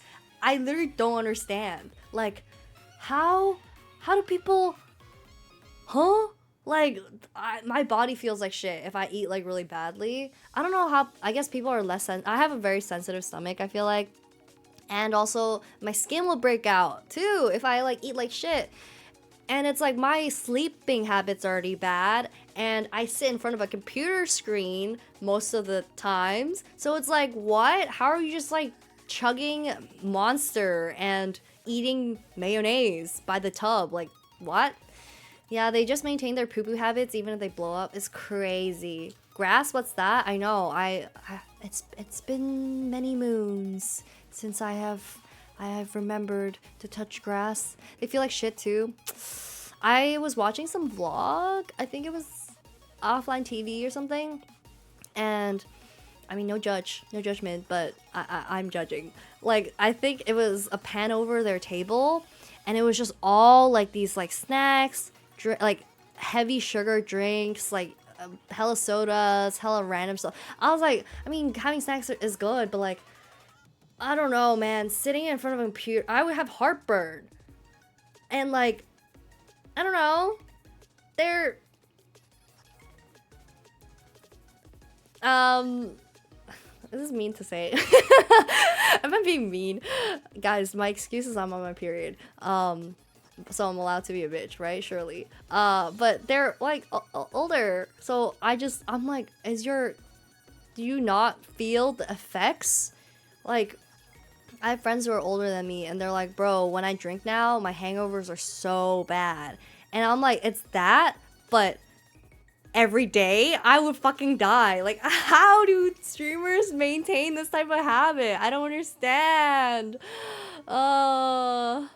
Yeah, old. Hey, I didn't say it. I'm just repeating what you guys said, okay? I didn't say it. I, for one, welcome this new flaming Umi. Every month, I have a day where I'm just gonna let loose, right? Surely. I'm not gonna lie, people who drink more Coke than water on a daily basis is insane to me. Right? Dude, like, what? People who, like, I see their rooms, and it's just, like, cans and cans of Monster drinks, and, like, G Fuel or whatever, and then a soda, and then they don't drink water at all. I'm like, what? Dude, caffeine is running in your veins, and nothing else. How are you not, like, dehydrated? I don't know.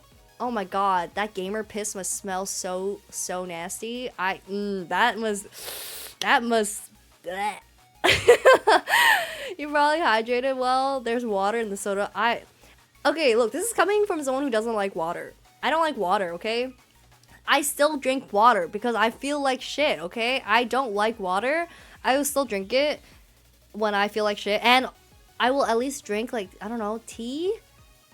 Other things that contain a bit more water, like coconut water, juice. I mean, I guess juice has a lot of sugar, but soda. I can't. I work physically taxing job, moving thousands of pounds a day. I have to drink water or I'll keel over by a gallon a day. See, exactly. Especially if you're like sweating, moving, like you need water to keep you going. I can't imagine drinking shit and like my stomach would literally die. Proceeds to get some boba. Okay, I do drink like... Okay, but even when I get boba, I get like 30% sugar. I don't know how people get like 100% and then they order the like most sweet drink, like strawberry cheesecake with extra toppings or whatever. And I'm like, bro, I can like see your diabetes. Like what? I would have a heart attack on the spot. I don't even have diabetes, but like what? I have friends getting 125 sugar level. That's so insane. Good lord, dude. I ordered 30% sugar because it's too sweet for me. I can already feel the kidney stones just thinking about drinking straight soda every single day. Oh, Espen for taking for the hydrate. Also, Europeans don't drink water at all, basically. Yeah, I think when I was in Europe, vacationing, like visiting some friends, we definitely drank more wine than we drank water. But then wine makes me dehydrated, so then I'm like, fuck, I have to drink water. So then I'm drinking water. See, you know. I actually started drinking Coke Zero and that kind of stuff almost 2 years ago. It's not necessarily healthy, but I don't like sugary drinks. Yeah. Okay, but I don't like Coke Zero. If I'm gonna drink Coke, I'll drink regular Coke. I just don't drink it that often. I don't really like soda that much. But I feel like, I don't know, like Coke Zero, like all the stevia or whatever, the replacement sugar. I don't like the aftertaste. It's like, tastes like funky, you know? My arteries clogging as we speak listening to this. Yeah. I will hang out with some people who have some unhealthy eating habits because, you know, I hang out with gamers. And, man, like, we'll be hanging out sometimes and it'll be like 2 a.m. and they'll be like, okay, let's order like 40 sliders from White Castle or something. And then I'm like, whoa, what? At like 12 at midnight, I'll be like, oh, should I eat ramen or should I eat cup noodles? Like, this is probably bad for me. I'll just do it like once in a blue moon, you know? Meanwhile, people out here just like eating junk food in like the middle of the night. I've never had White Castle before. Is it any good? I've never had White Castle before until my friends ordered some, and no, it is not good. It is so bad. It is so bad. I don't understand like how this is edible. Like I wish I was exaggerating. I ate it. I was like, this fucking tastes like cardboard, dude. I might as well just make something right now. It's just so crazy to me. I don't know. You can make sliders with Hawaiian buns and onions and meat, so it's so much better. I will literally like, I will take ground meat and I'll make hamburger and hambagu and like it will be so much better. Dude, the sliders are also so thin and it was like the texture of the bread, it tasted like you know when you eat airplane food and they give you like a bun and it's like the most like hard and unappealing bun you've ever had.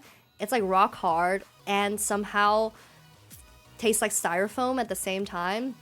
It's like that bun but cut in half and then they put like a slice of meat in there. They're very cheap though. It's like a couple cents per. Yeah, that's why you can get like 40 of them and you can just eat them. But like I ate one. I was like, I think I'm good. I think I'm good. And yeah, I can't believe they proceeded to eat all of them. What does styrofoam even taste like? You can order some White Claw and you can find out. could not make me eat that stuff sober. Literally, I was like, what? I was just curious because like, oh, what does it taste like? I ate it. I was like, bro, who orders this? You said White Claw? Oh, Freudian slip. I mean White Castle. Oh, White Claw's nasty? No, okay, hey, I like White Claws. I like White Claws. I think they're fine. Some flavors are okay. Yeah, some flavors are okay. I like their lemon, like the citrusy ones are good. I just don't mind White Claws. They're fine. They're inoffensive. They mostly just taste like water that's carbonated and then somebody ate a fruit and then burped in it because you don't actually taste the fruit. Like you just taste like a weird aftertaste of it. So that's why I always describe it as if somebody burped in it because it's like a whiff. They say it's strawberry flavored, but you don't actually taste any strawberry. It just tastes like water, but like a whiff of strawberry. What a peculiar description. Tell me I'm wrong. Dude, that is an accurate description of White Claws. But you know what? Not bad. I prefer the Topo Chico hard seltzers. I like there's this new one that I tried. I don't even remember what it's called. It's like an iced tea seltzer. It's not Truly. And it's not High Noon. But I really liked it. Maybe Surfside. Surfside is the new one I tried. I like that. It was pretty good. I liked it more than High Noon actually. I like if I were to rank it, it would be Surfside, White Claw, and then High Noon. I don't really like Trulies. I like Hummy, the soju seltzer that I talked about yesterday was pretty good, and Lunar is the other Asian one that I know of. I also got to meet the CEO and he was also really nice. They're both small businesses, but Lunar has some really good flavors. I like their yuzu and their passion fruit one, and then Hummy I like their Korean pear. I have friends into Trulies. I don't know. Truly kind of has like a weird like aftertaste. Is it Arnold Palmer or something? It's literally just like iced tea, but spiked. That's what it is. Iced tea seltzer sounds yummy. Yeah, and it's like low sugar, but it doesn't taste weird. Doesn't have a weird aftertaste. I think the tea cancels out the weird like fake sugar replacement aftertaste for me. So then I like it. My friend for his birthday party invited us to the beach and he bought a giant thermos full of Truly and he's sipping on it all day. Wait, that's kind of smart. Next time I go to the beach, I will fill up my like hydro flask or something with with a bunch of seltzers. That's pretty smart. But yeah, every single time I go to a party, I feel like there's a different brand of seltzer, alcoholic seltzer. There's like a dime a dozen nowadays, kind of based. Dude, I mean that's what Strong Zero is. Strong Zero is just alcoholic seltzer. I can't believe America has not had alcoholic seltzers until now, but now it's so popular because it's also like a little easier to drink constantly, instead of like beer. Like beer, low key, like will kill me sometimes. Strong Zero is I love Strong Zeros. What the heck? I get the extra strong one usually, the one that's like 9%, I think. I like the grapefruit and the citrus one. Those are my favorites. I don't really like the peach ones, but also I have like trauma with peach flavored alcoholic drinks because I don't know, once you have a bad experience with one type of alcohol, I feel like you can't ever go back. I feel like so many people have bad alcoholic experiences with Fireball. Fireball is also awful. Yeah, I'm not trying to take shots as tequila. Exactly. It's great, but like it shows you know, the Asian alcohol scene. Dude, I was an 18-year-old in Asia. Who do you think? Of course! Dude, I grew up in Asia. I have not been in the US for that long, guys. I know I have an American accent, but I'm actually a huge fob. Like, I spent most of my life in Asia. So I miss my Asian drinks. I used to love... Because also there's no open bottle law, like open container law in Asia.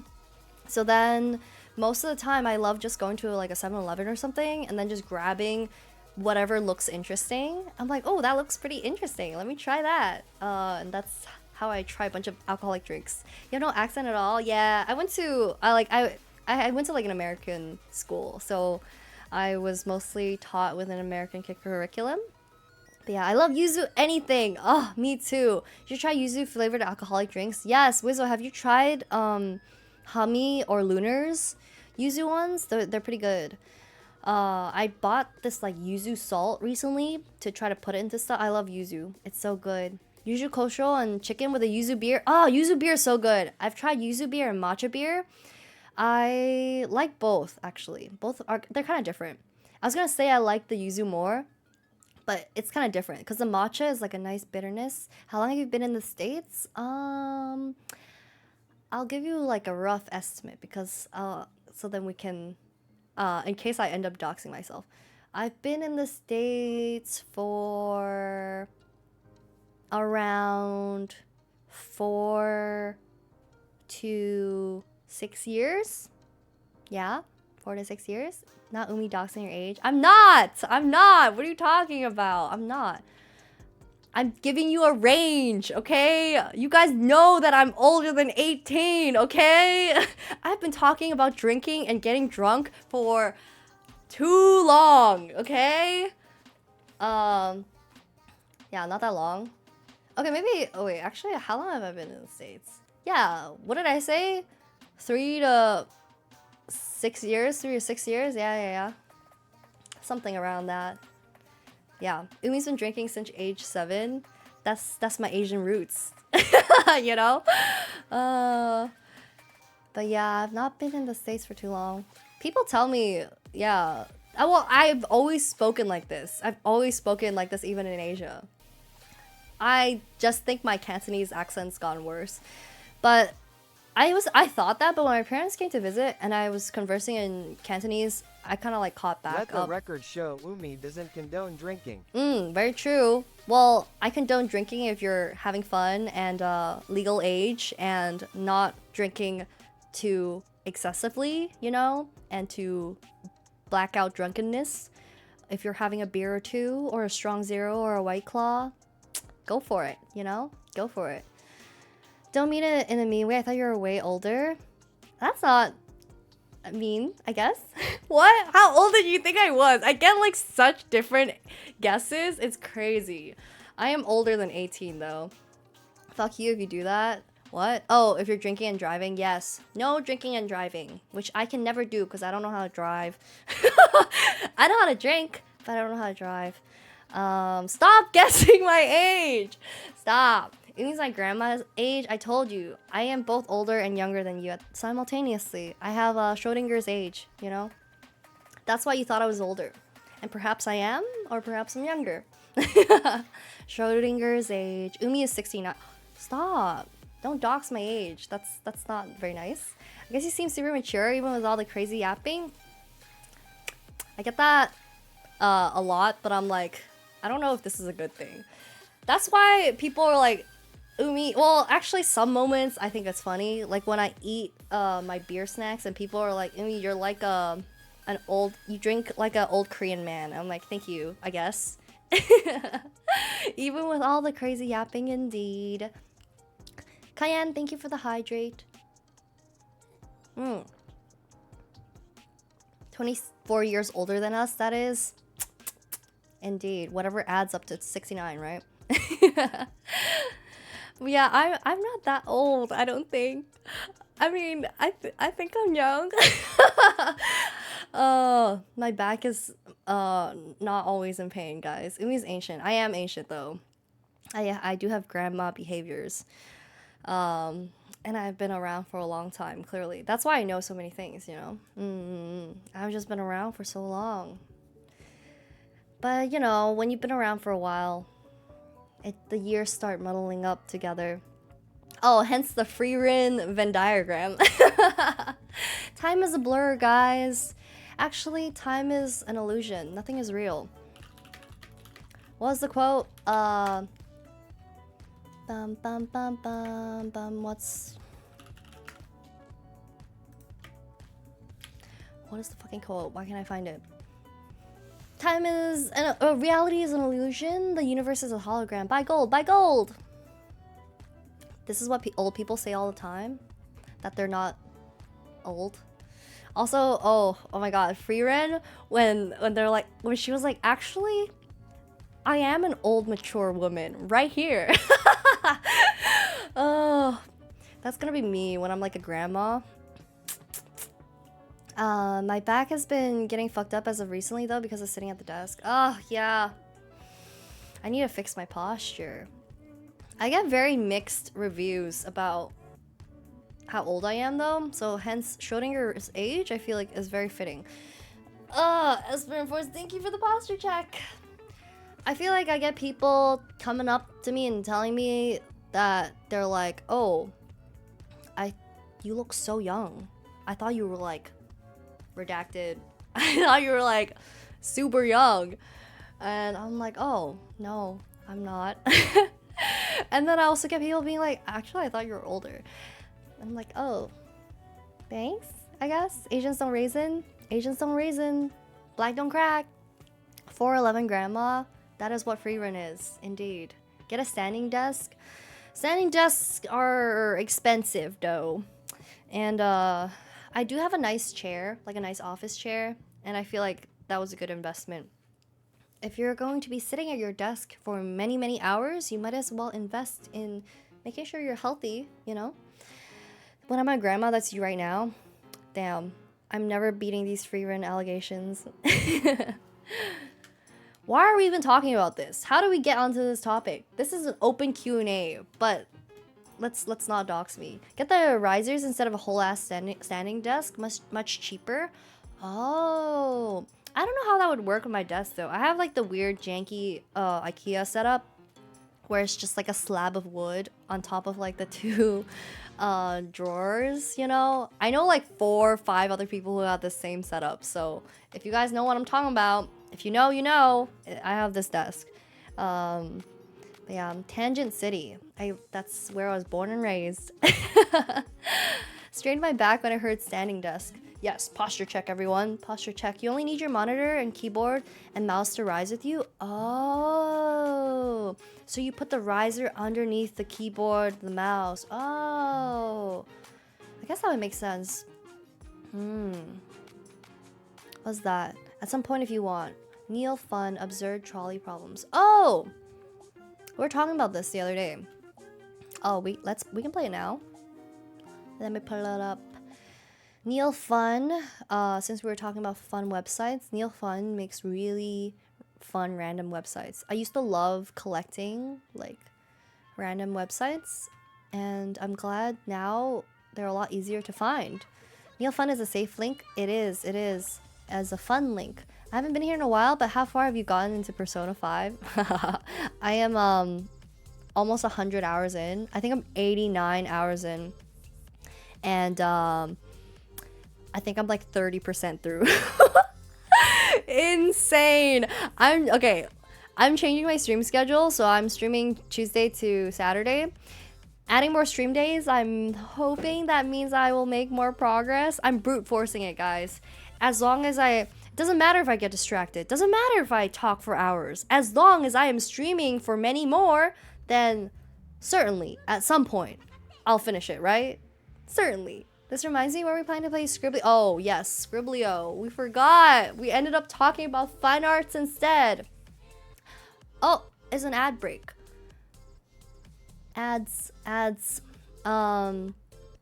I guess while ads are playing, let me load up this screen. But yeah, maybe we'll play Gartic Phone or something another day then. I'll announce it ahead of time too, and then people can come join.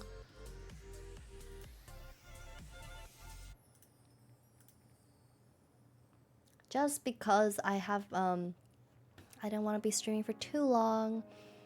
Adge. I think it's ending in 50 seconds. So I will make sure not to start this until the ads are over. I think the desk riser I have at work is like $600, but you can get a different one for much cheaper. Interesting. I have so much clutter on my desk though. I wonder how I would implement it. But maybe I'll look into it. I do want to fix my posture. I feel like all artists and all people who sit in front of desks for many hours a day, they are doomed to shrimping. You know?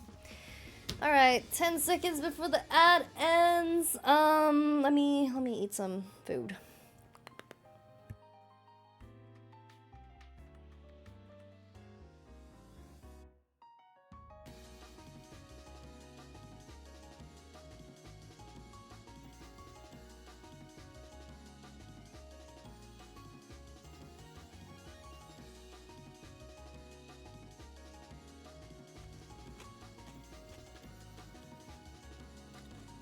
Are you eating one bite every 30 minutes? I am. This is why I don't eat on stream, guys. Cause I got so distracted. And I never replied, or never answered your question earlier. I'm eating, stir-fried rice cakes. Like Shanghainese style, I would say. It's just like stir-fried with snow peas, ground pork, and bean sprouts. I'm just making a quick dinner. I like cooking a lot. Oh, I managed to set up stuff for cooking stream, but I want to test the rig out first. I've never stir-fried rice cakes. They're so good. Oh, but these are like the flat ones that look like a medallion, not the ones that are tube-like.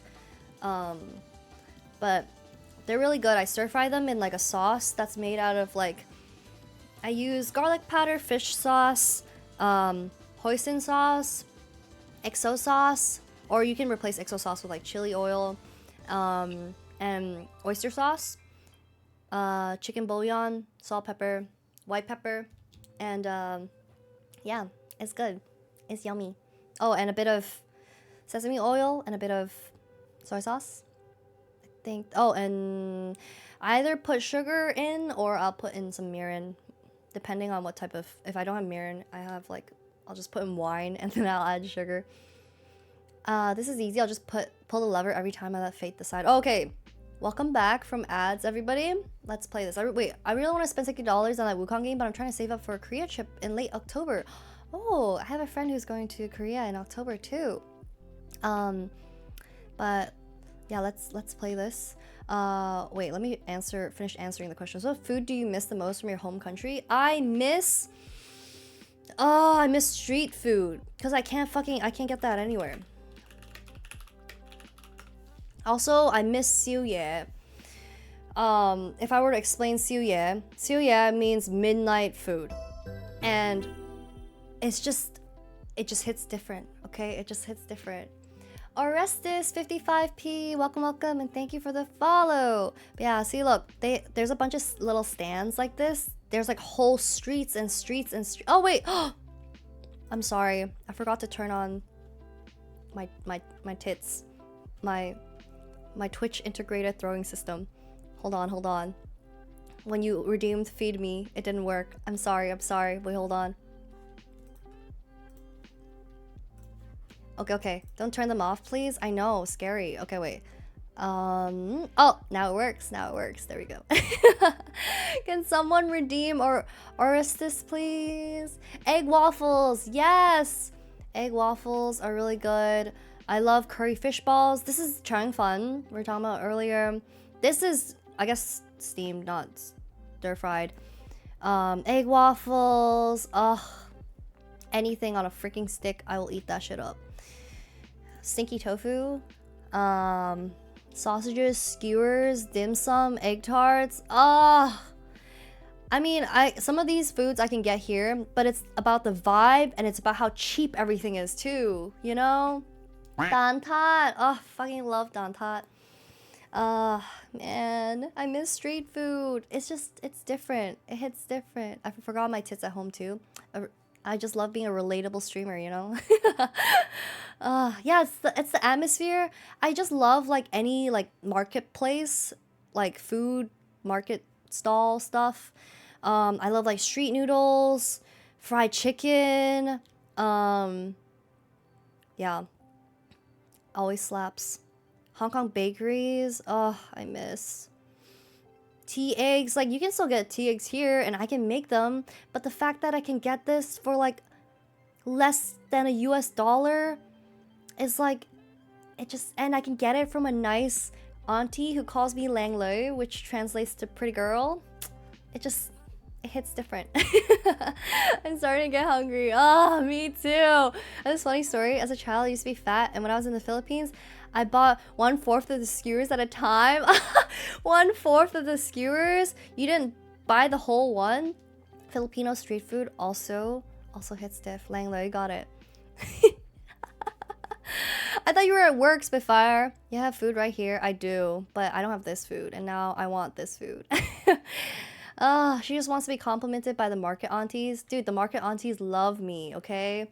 I love like rizzing up market aunties. It's so fun. It's my hobby, guys. This is why I was born to be a streamer. I got my training on the streets of Hong Kong, okay? Every single time. Dude, if you're nice to them, they'll always give you free stuff. They'll always be like, oh, you're so sweet, like whatever, whatever. I'm always like, oh, auntie, like, or I'll be like, oh, xiao po, like, 俾多啲我啦, like, oh, give me a bit more, like, whatever. Or I'll be like, oh, like, you've been here for so long, like, or they'll always be like, oh, Lang Lei, like, I have the cheapest deals, come here, like, you're so pretty, blah, blah. And I'll be like, me? No, I'm looking at Lang Lei right now. And they're like, stop, I'm so much older than you. And I'm like, what? You could be my sister. What are you talking about? And they're like, oh, stop. Oh, this is my, my element, okay? When I'm rizzing up the grandmas over mahjong and dim sum, this is my element. And then they give you random stuff. They always give me random stuff. They're like, okay, Lan, come here. They got 送俾你啊. 免費送俾你. Whatever. They're like, it's for free. But my mom is like something else. I don't know. She's like a whole level above me in terms of Riz. She's like 100 more levels above me. She'll go to like the marketplace, and my cousin and my uncle literally made fun of her because they're like, this is unreal. I've never heard anyone have this experience. This is truly an original experience. So my mom goes to the marketplace to like buy food, and let me show you what it looks like. Hong Kong wet market. Since I have things pulled up anyway, over mahjong and yumcha is crazy. That's my element. Yeah, we're just yapping today. Sorry, no design stream today. Is your mom single? Unfortunately not. But yeah, these are like the marketplaces. Very like traditional. A lot of them have been a lot more modernized these days, but there's like a certain aesthetic, you know? Let me see if I can find like nice photographs. I always love people who take cool photographs in this place. These are not nice photographs. But like the moody photographs and stuff. There's always like live like fish and everything for sale. But anyway, so my mom every weekend for like 3 months in a row, because my mom has a lot of siblings, she went to the marketplace to like buy a bunch of stuff. She'd be like, I need like lobster, I need like crab, I need like shrimps, I need whatever, and she would spend hella money. And she'd be like, oh, it's for a birthday, like, hey, can we get a discount? It's like for my brother's birthday. Or it's like, oh, it's for like my whatever's birthday. She keeps like rizzing up the aunties to the point where at one point she went to the marketplace and they recognized her, and they were like, oh my god, she's like the birthday lady. And then they were like, 今個禮拜有冇人生日啊? Like 過嚟，我哋唱個生日快樂俾你啊, like whatever. They're like, oh, any birthdays this week? Let me sing happy birthday for you. And a bunch of them started singing happy birthday. It's not even her birthday. It's literally just because she kept buying food for like big family gatherings. And they were like, oh, it's the birthday lady.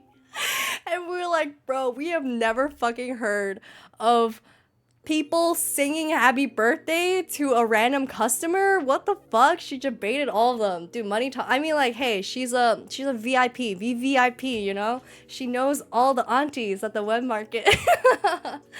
Oh my god. Damn, it's if your mom isn't single, it's gonna be hard to get. Stop! Stop! Stop! Stop! I'm gonna stop you right there. Thoughts on Australian dairy company? Is it overrated or tourist trap? It's pretty good. I love the Australian dairy company. It's Australian dairy company. Oops, I can't spell. Is a place in Hong Kong where they serve traditional diner food. There's a lot of really great traditional diner food places in Hong Kong, but this is the one that always has like hella lines in front of it. It's good, but I also just like it because it is a very tourist place, but in a very interesting way. Like, you know how people are always like, oh, New Yorkers are so rude, like this and that. Oh boy, you have not been to Hong Kong. This place is like known for the waiters to be like assholes. They're all assholes. They're so mean. I've almost cried once because I was freaking out. But I've been many times, and it's I guess a fun experience. You get in because there's like a long line, right? There's the longest line. It's not that big. You go in, and then they'll suddenly be like, the moment you sit down, they're like, what do you want? You may, Fadia? They're just like, hurry up. What do you want? Yeah? Okay. Anything else? 有没有? More? Okay. So next. They just like, it's so like, okay, what do you want? Do you know what you want? You don't know what you want? Hurry up. And I'm like, okay, I'm sorry. I'm sorry. Oh my god. If I travel Hong Kong, I'm dragging you with me. I'm turning you into my tour guide. Well, then I would have to be in Hong Kong at the same time. If they're being nice, it's probably not good. Exactly. You have this many people lining up for your food, despite you treating people like shit, you know the food is good. Because why are people going, you know? If the service is shit and the food is shit, what are you doing there, right? Oh my god. TBH, if they're not being mean to me, I don't want their food. Exactly. That's how you know. That's how you know. I'm flying you? That's crazy. A flight to Hong Kong is expensive, you know? You say stop, but you missed all the other riz I was dropping. Wait, okay, let me go read it. I don't know if I'm gonna read it out loud, but I will read it. The waffle with peanut butter and condensed milk. Bro, I think this is better than egg waffles. Egg waffles are dry and tasteless. No, not get this fucking shit out of here, dude. I can't believe this is a thing that is internationally renowned as like, oh my god, bubble waffle, blah, oh my god, Hong Kong waffle. Stop. This is not good. I mean, it's good sometimes, and it's like kind of got like a mochi-like texture. It's good. Sometimes it hits the spot. But this is where it's at. The worse something looks, the better it tastes. I swear to God. Like, I don't care if this is Instagrammable. Like, stop. Fuck out of here, dude.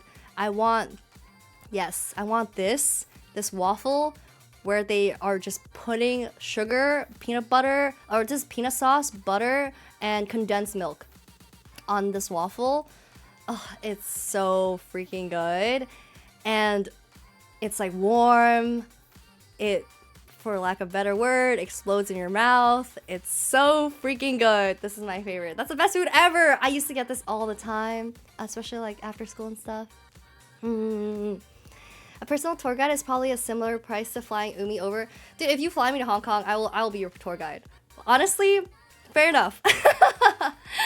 But yeah, this is so good. Nice. I like things exploding in my mouth. Nice. Enjoy your class. Nice. Today's stream will have a lot of clips. I'm scared. It's nothing compared to Gatsai Bang. Exactly. Oh, Gatsai Bang is so good. Like, this is fine. You know, it's like, okay, Ganzai is fine, but Gatsai Bang, this is where it's at. I miss it. Making it at home is not the same. It's not. I also like think the diner food in Hong Kong, even though a lot of it is just like, it looks very like random, especially like let me see, Ta Tan Tang. So Ta Tan Tang means tea house in Cantonese, and it's essentially a Hong Kong diner. Oh, let me show you a very pretty one. Mido Cafe. This is it's like a very old building, but the inside is very pretty. This is what it looks like. Oh, I guess you can't Hold on. Pull it up. I was like about to close during the pandemic or something. Oh. Let's ignore that. That place closed down. No, it's back up. I think it got rebought by a different person. I'm not sure who or what company, but it's still up because I thought it was gonna be gone. This is what it looks like. I thought it was gonna be gone, but it's still there. I think it's just under different ownership, and I don't know if it's called the same thing anymore, but I think somebody else bought it or something. But it's very pretty. The aesthetic is like very old, like 80s, 90s Hong Kong. And this is like, I guess, like a traditional tea house. You'd get like iced tea, coffees, that kind of stuff. If you go look here. No, hold on. Tang menu. They'll have macaroni and soup, which I didn't even realize was a Hong Kong thing. I thought everyone ate macaroni and soup. I always eat this for breakfast, and people think they've never heard of this. And I'm like, oh, I don't know. They're like, I only have macaroni and mac and cheese. I'm like, oh, I guess so. This is sauteed beef with like instant noodles. Very dinery food, but it hits, and it's like when I make it at home, it's not the same. I don't know why, and I don't know if it's like, maybe I'm just like, I'm missing the hey fun, like the atmosphere. Am I missing MSG? Am I missing, you know, random angry Cantonese waiters yelling at me? I don't know what it is, but it hits stiff. It hits stiff, you know? It's never the same. It's never the same. You don't think they learned to use spices with all the colonizing. Very true, very true. But yeah, I love the way this building looks. A lot of people do like shoots and stuff with it, which is cool. But yeah, I've been a little homesick recently, especially when I look at food. But yeah. I have a bag of MSG in my pantry. I used to cook a lot with MSG, but then I mostly just cook with chicken bouillon, chicken powder, because it's like kind of similar, but then I can also use it. I prefer using chicken bouillon to make soups. So then since there's like two purposes, I prefer that. Just use both. Yeah, that's true, I guess. I do think maybe I have MSG somewhere. Very true. Just use both. All right. I think I'm gonna start traveling a lot more starting in 2026, if not 2025. I mean, you're planning your Korea trip. Yeah, go for it. I feel like traveling is always fun. Totally forgot we had a game to play. Honestly, me too. Me too. Until I looked at the tabs and I was like, wait, what's this? And I'm like, oh yes, we were going to play this game. Until I got derailed again. Okay. A trolley is heading towards 5 people. You can pull the lever to direct it to the other track, killing one person instead. What do you do?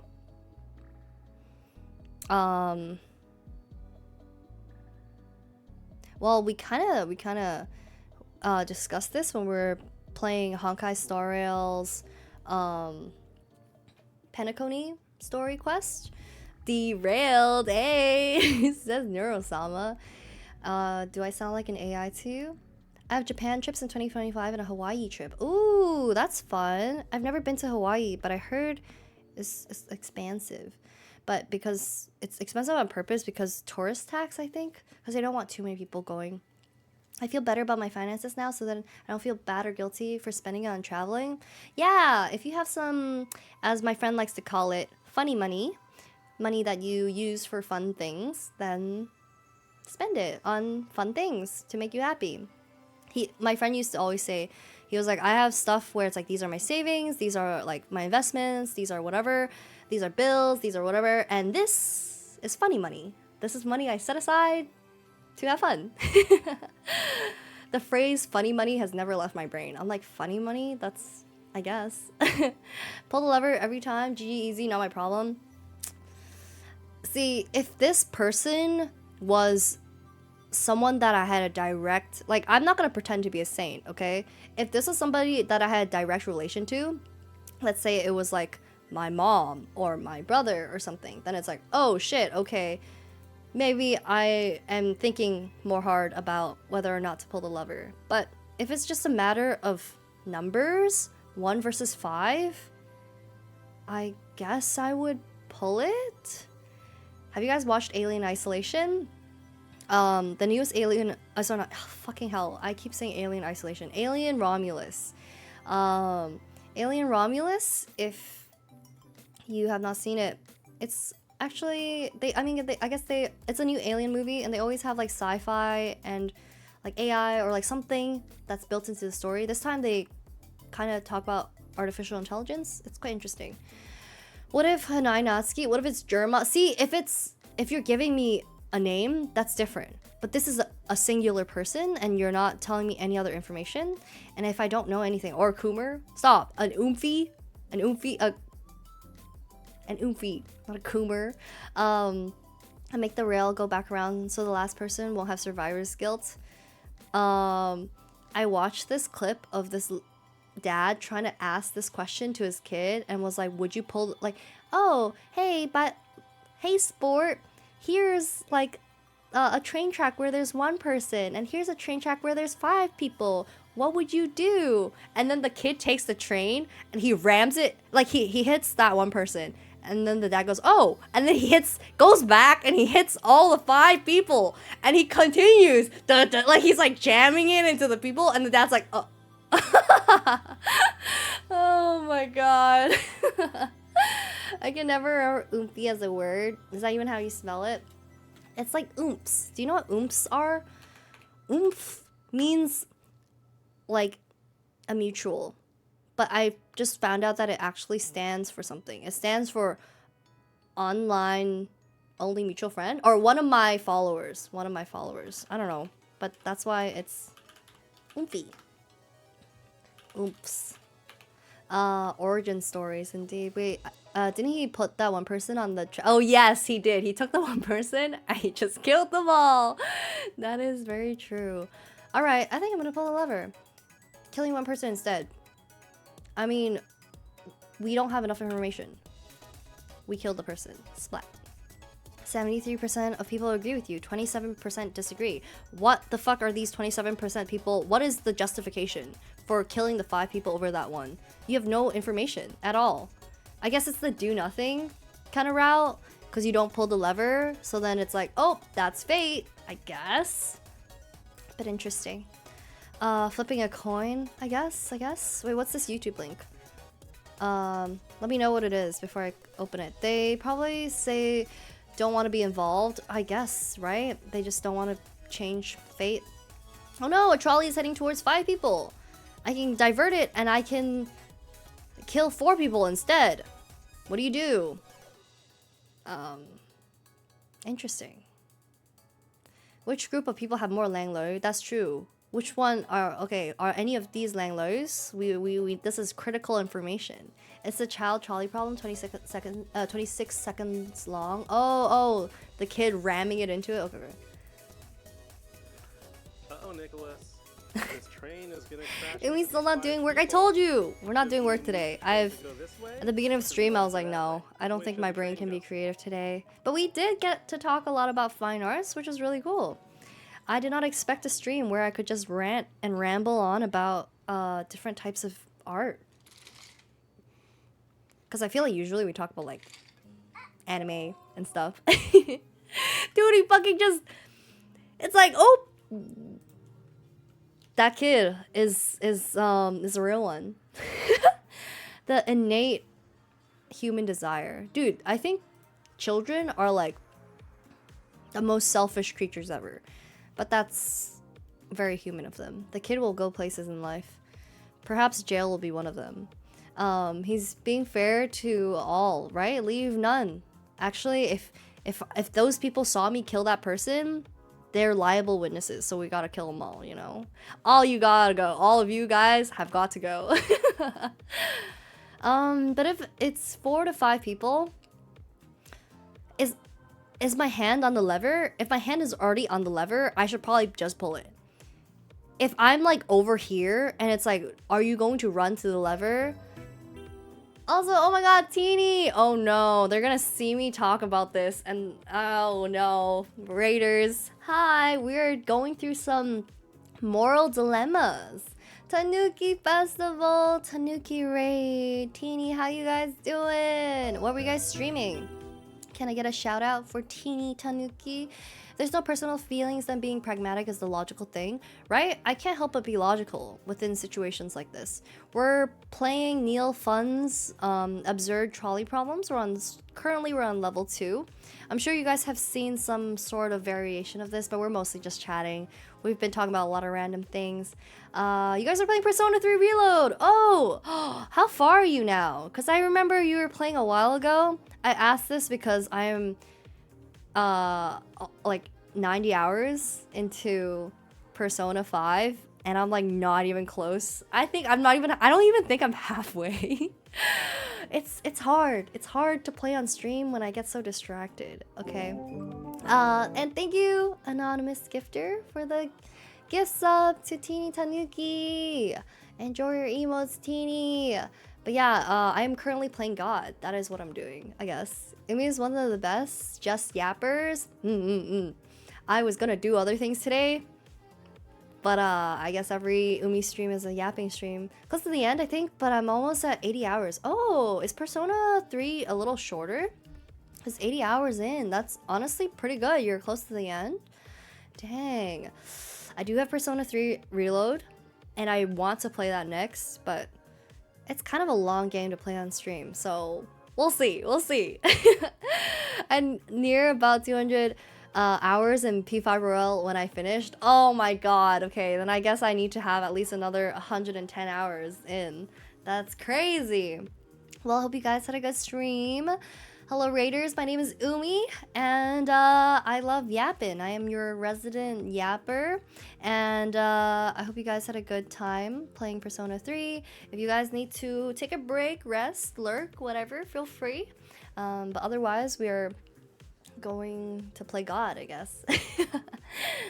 Oh no! A trolley is heading towards 5 people. You can pull the lever to divert it to the other track, killing 4 people instead. What do you do? I'm excited to sit here and hear some yapping. Alright, well, moral dilemma. Okay, look, I think there's a difference between being a bystander versus I'm already actively the station master. I've heard this situation in multiple scenarios, and I feel like if I was, like, this is my fucking job, like I'm working here, then I would have to make a logical, pragmatic decision to kill less people, right? But if I'm just a random bystander, let's say I am just a train passenger, right? And I decide to jump into the booth and like pull the lever because I want to do some heroic fate. Like, I don't think that's me. I think if that was the case, I would be more likely to be a bystander and do nothing. But my hand is literally on the lever. I feel like I would just pull it, right? We should have audience interaction. I mean, you guys can vote. Oh, should we do polls?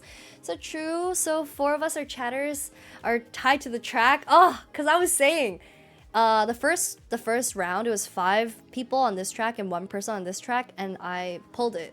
So then we'll only kill the 1 person. But if I had an emotional or relational tie towards that 1 person, I feel like then I don't know if I would pull it. You know, like if that 1 person was a chatter, if that 1 person was my mother, if that 1 person was, I don't know, like Hanai Natsuki, I don't know, then I feel like I would be hesitant. But if we're talking pure numbers and everyone's a stranger, then it's harder to say. I just noticed that their mouths move. One of the people has big titties. Oh, yeah, we did say that. If people are attractive or not is critical information. Hanai Natsuki or 10 chatters go? This is not the question, guys. If that 1 person was Jane Doe. See, like, this is... It gets harder if I know more information about the people. What if the track was 5 people and had your parents, and the track with 4 people had your siblings? Would you pull the lever or not? Dude, this is level 2. Yeah, I'm sure they give more information later, right? This is level 2. So let's hold on to those questions because I want to see how it ramps up. Like if they just give me that exact question and we'll answer it then. But so far we have no information, right? Then I guess I would pull the lever. My hand is already on the thing. I would pull it, and I would kill 4 people instead of 5, because we're just talking purely numbers. 67% of people agree with me. Okay, okay. Now, oh no, a trolley is headed towards 5 people. You can pull the lever to divert it to the other track, but then your life savings will be destroyed. What do you do? Life savings versus 5 people. I think this is not as hard, actually. I think I would rather not. Yeah, life savings are already at 0. I'm already broke. There's no money you're robbing from me. Like, what? This is not a deal breaker at all. What are we talking about? Oh, you know that meme when it's like, hey, when a robber comes to my house and tries to look for money, I'm gonna get up and I'm gonna look with them. What are you looking for, huh? Boomers and their life savings. Yeah, I'm not like, guys, I've got nothing to lose. Hopefully, for rescuing their lives, they'll give me something to compensate. Do you guys have insurance? Anything? Come on, help me out here. I just lost all my life savings. So I would pull the lever and I would save them. Money is money, and you can always earn more money. I feel like that's somebody said that to me once, and I've thought about it for a long time. It's like every single time I feel like I want to have a mental breakdown because I'm thinking about finances or whatever, you can always make more money. You can spend your whole life making money, and you can still always make more money. You can be the richest person in the world, and you can always make more money. You could be broke, and tomorrow you can make more money. So as much as money is tied to happiness and tied to being comfortable, I think I would pull the lever. You can also make more people. That's true, but I personally can make more money. I personally don't know if I want to make people. So I'm gonna pull the lever. And you can't make the same person, exactly. 58% of people agreed with you. Interesting. 42% disagree. Interesting. Most people are living paycheck to paycheck with savings. But also it's like, sure, I start over, but I don't know. I'm also grateful enough that, I don't know, I think as long as you have the ability to make money, you have the ability. I don't know. You can always make more money, but Umi, you and I can always make more people. Stop! Okay, I just said I don't want to make people right now. I'm down to make money, but what are the people who are your worst enemies? Okay, I'm sure they've got to have put that in there. Pull the lever, Kronk.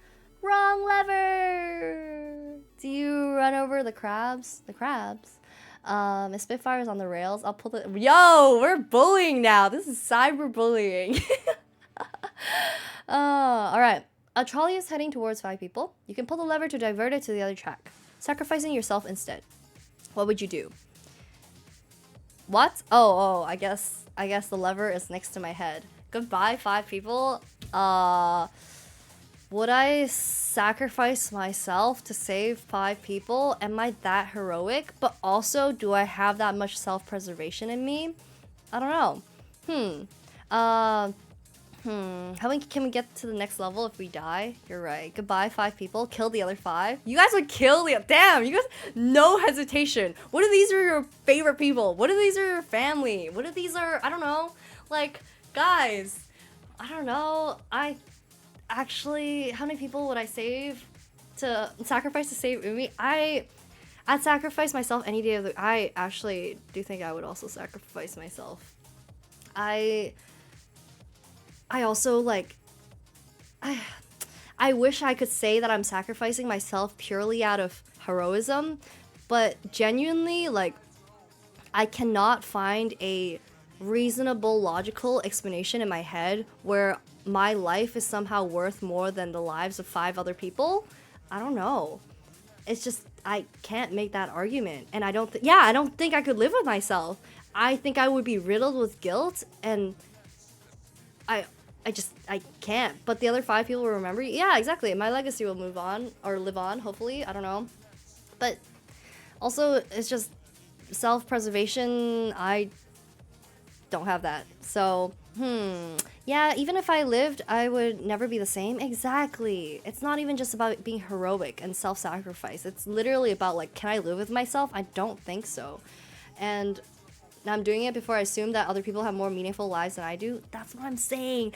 In no logical like world am I thinking like my life is somehow worth more than these 5 people. I don't think so. That's 5 people with 5 different potentials to lead 5 different types of lives. I think I'm gonna pull the lever. Goodbye. All right. 38% of people agree with you. Oh, interesting. 62% disagree. Interesting. Huh. I don't know why I thought more people would pick that. Oh, interesting. Sorry, I can't pull the lever. Arms tied. Oh, yeah, actually. Oh, my bad. I can't. I tried my best, but my arms are tied, you know? And the lever is too far for your mouth to reach. Yeah, actually, I tried my best, but I couldn't. Villain Saga taught me to sacrifice myself for anyone, anytime. But I also just don't believe in self-sacrifice. It just doesn't feel... I don't know. It's never self-sacrificial. It's never 100% entirely self-sacrificial. Like, I had this conversation with one of my friends who works within charities, and my god, people who work for nonprofits and charities, Godspeed. Like, you are God's strongest soldiers, because they have no budgeting, they have no organization. Everything is like, most people are just volunteering, and you're working for like pennies, and you're doing way more work than most people. And so, we talked about this too, where we're just talking about the idea of self-sacrifice and charity and everything. And like, I don't think I believe in self-sacrifice. I think that no matter what, even if you are the most generous person on earth, you will still think about how others perceive you. You will always net profit from being a good person, you know? But you picked it. But I don't think that's self-sacrifice. I think that was a logical decision. In the same way I made the decision to kill one person versus 5, it's the same way. It's just a number 1 versus 5. The fact that it's me, I don't think it makes any difference. The fact that I killed another person earlier is the same as killing myself. It's kind of same thing. You're saying there's no true altruism. I don't believe there's true altruism. No, I don't think so. I think that no matter what, there will always be an ulterior motive, even if it's subconscious. Even if you're like, I'm really just doing this for the sake of other people. No, you're literally saying that right now, and the fact that you're saying that means people are going to recognize and perceive that you're doing something nice for other people, and that's a benefit for you. And I think people care a lot about their self-image, and that's very human nature, because that's how you survive. You know, you can't just not care about reputation, who you are within society, who you are within other people, relationships, everything. You just can't. So, yeah. I'm gonna, again, don't let her corrupt you, Chad. The cute voice is a trick to corrupt you into lever pullers. Dude, we're talking a lot about very deep conversations. We're going off the deep end today. Earlier we were talking about like art pieces and stuff. Now we're talking about this. Kind of like how there's never a selfless, like, yeah, a true selfless deed. How can that be truly selfless? Even if you're doing it with pure integrity and you're not saying anything, not showing anyone, not whatever, it doesn't matter. You know it. You feel good. You did this because you feel good. It feels good to help other people and to be nice to other people. That is just the same thing as someone who's mean to something or someone for no reason. They just like it. They think it's fun. They think it's self-serving. It's just a different type of self-serving. But yeah, Train-kun will isekai me into a magical world. That's why I splatted myself, you know. Trolley is headed toward 5 people. You can pull the lever to divert it into other track, but the original copy of Mona Lisa will be destroyed. What would you do? Wow, we are back on the topic of art. Very interesting. Can you do a multi-track drifting? Dude, imagine if I could just like drift like the tofu car from Initial D. That would be pretty cool. Fuck the Mona Lisa. People are recreating it anyways. I think it's cool that there's art that's been preserved for millennia and everything, but I don't know. Like, why you can't compare that to the lives of 5 people. I just don't think any object, because I don't know, an object is, no matter what and how historical and how meaningful, it is a stationary, stagnant object, versus people, I think, have unlimited potential, you know? Ready for all this yapping? But yeah, dude, this trolley problem got hands. We are really diving off the deep end, like straight into very, very deep. We are not small talking today. Silverblade, how you doing? Hello, hello. I don't know, man. It's not worth a human life. Exactly. I don't even think the artist would agree. Da Vinci spent so much of his life studying the human form, studying humans, studying people, pushing towards technology and everything so then people can grow as humanity as a whole. Why would this person think that their art is worth more than 5 people? I don't think so. Raiders knew, I thought they knew yapping. Oh boy, it's non-stop here. There's not a moment of rest. The Mona Lisa might have a nice booba, but the chances are 5 people probably have 3D ones. That is an interesting way to think about it. Turn over your loved ones over if they did an unimaginable crime, personal feelings versus everybody morals. Oh, like would I narc on my close like relatives or something if they did something illegal? I think there's a scale. You know, and also it depends on like how much potential they have to hurt other people and who they are hurting, you know? Like I don't think I'm not gonna narc on like my relatives stealing something once from a store. It's like, okay, whatever, fuck. Like that's not that important. But if somebody was committing like heinous crimes, then there's a point where it doesn't matter whether or not we share the same blood. We clearly do not share the same line of thinking, morals, values, you know? If they are doing crimes that are like unforgivable, then at that point I don't know if we are of the same, you know? You know that quote, blood is thicker than water, and people use it all the time when they talk about how family is supposed to be better than the relationships that you make. Blood is always thicker than water, but actually the full quote is the blood of the covenant is stronger than the water of the womb. So the relationships that you choose to commit to, the blood of the covenant, these promises that you personally are making, the relationships that you're forging are more important than whatever water of the womb, whatever you were born with. And of course, you can form strong bonds, promises, everything with your family, and that's still, you know, blood of the covenant. But I don't think just because you were born from the same DNA that automatically is something, you know? You're gonna go to bed and keep the stream on? Alright, Wizzo. Good night, good night. Have a good sleep. Thanks for coming by. You know, people change. Human life is valuable. Yeah, but people can...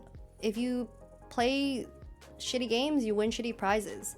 I think if you do certain things that are very, very criminal, like obviously I think petty crimes is like whatever, but I'm talking about like, you know, like grooming children or like murdering your family, like stuff like that is like, maybe if you want to change, you can change after you reap the consequences of the thing, of your actions, you know? I do believe that if you fuck around and you play shitty games, you win shitty prizes. Face down 4 days.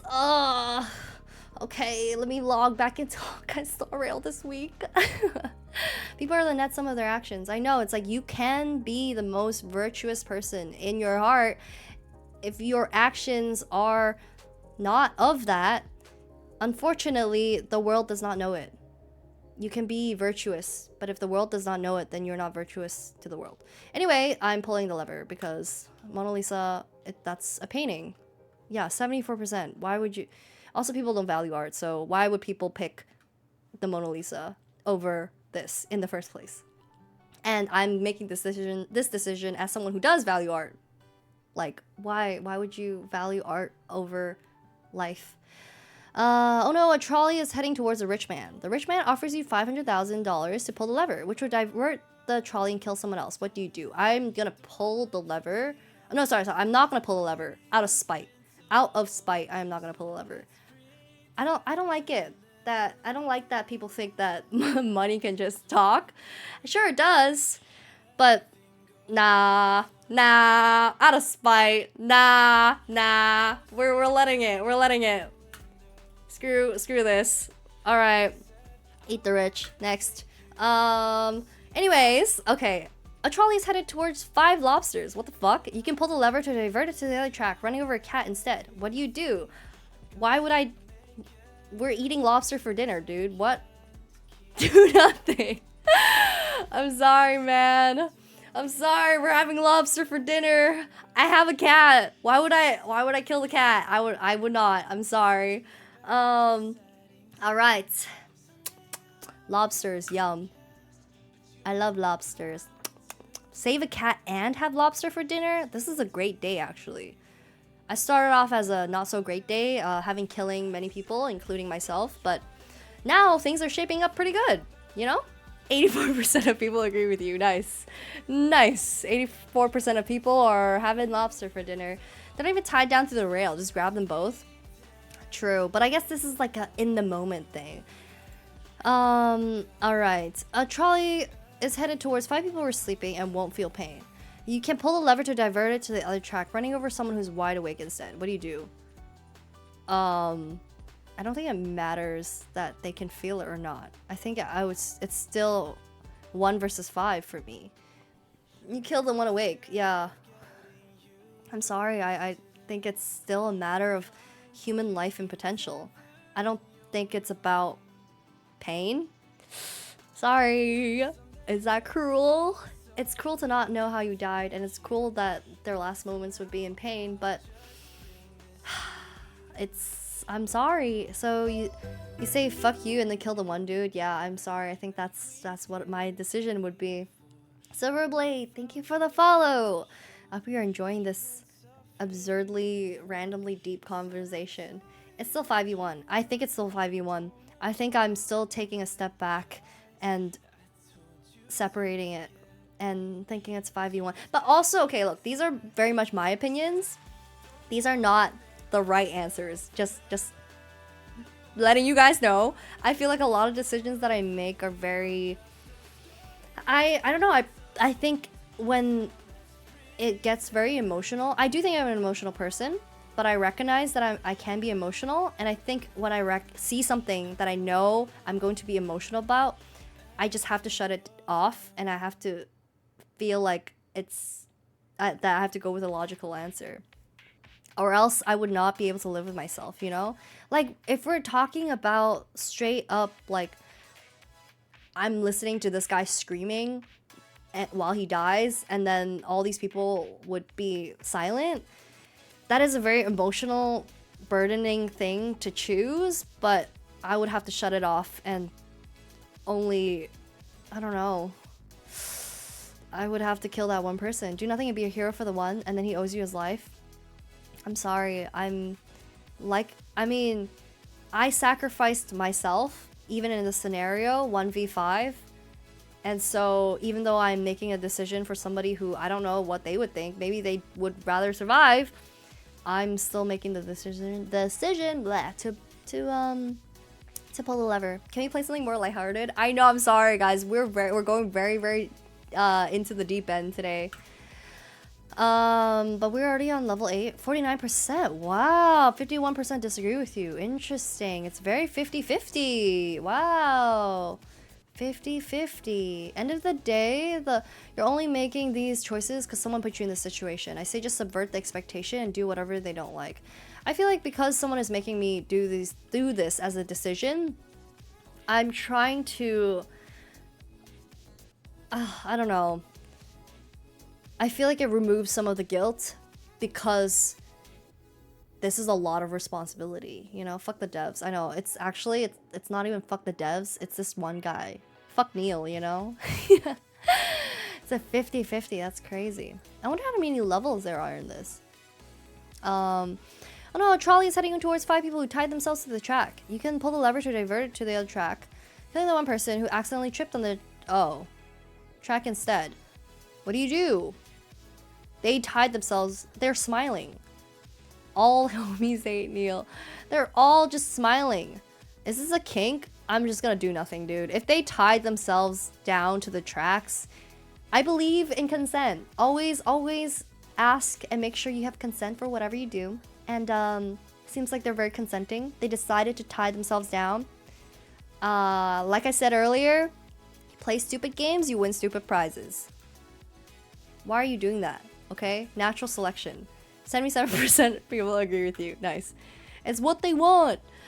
Mercy. What is this? Trolley is headed towards 5 people. The lever just speeds up the trolley, which makes it less painful. What do you do?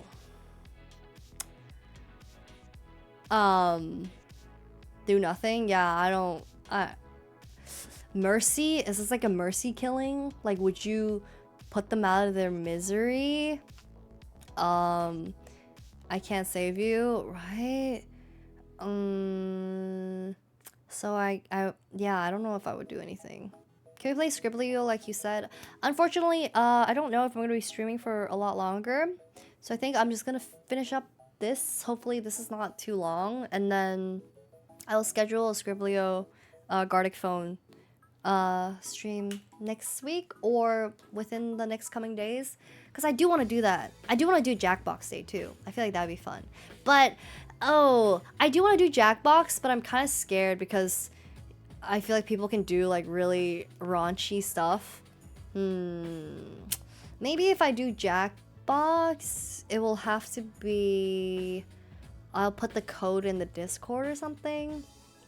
Or actually, I've been thinking about doing some subscriber only streams just because like I think that might help with turning off trolls and stuff. You can turn on filter, maybe, but I'm thinking like drawings and stuff. Don't you trust the Coomers? Actually, I do. I think you guys are really chill and it's fine, but sometimes people jump into Gardic Phone, Scribblio, Jackbox stuff.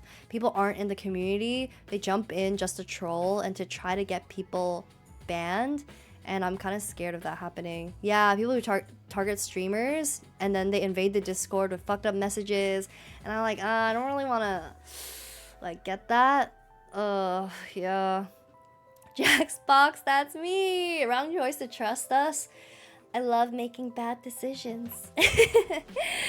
Got her, boys, or guard us down. I love making bad decisions. I don't think I'm gonna do anything. I don't believe in mercy killing. Actually, I don't know. But in this case, at least.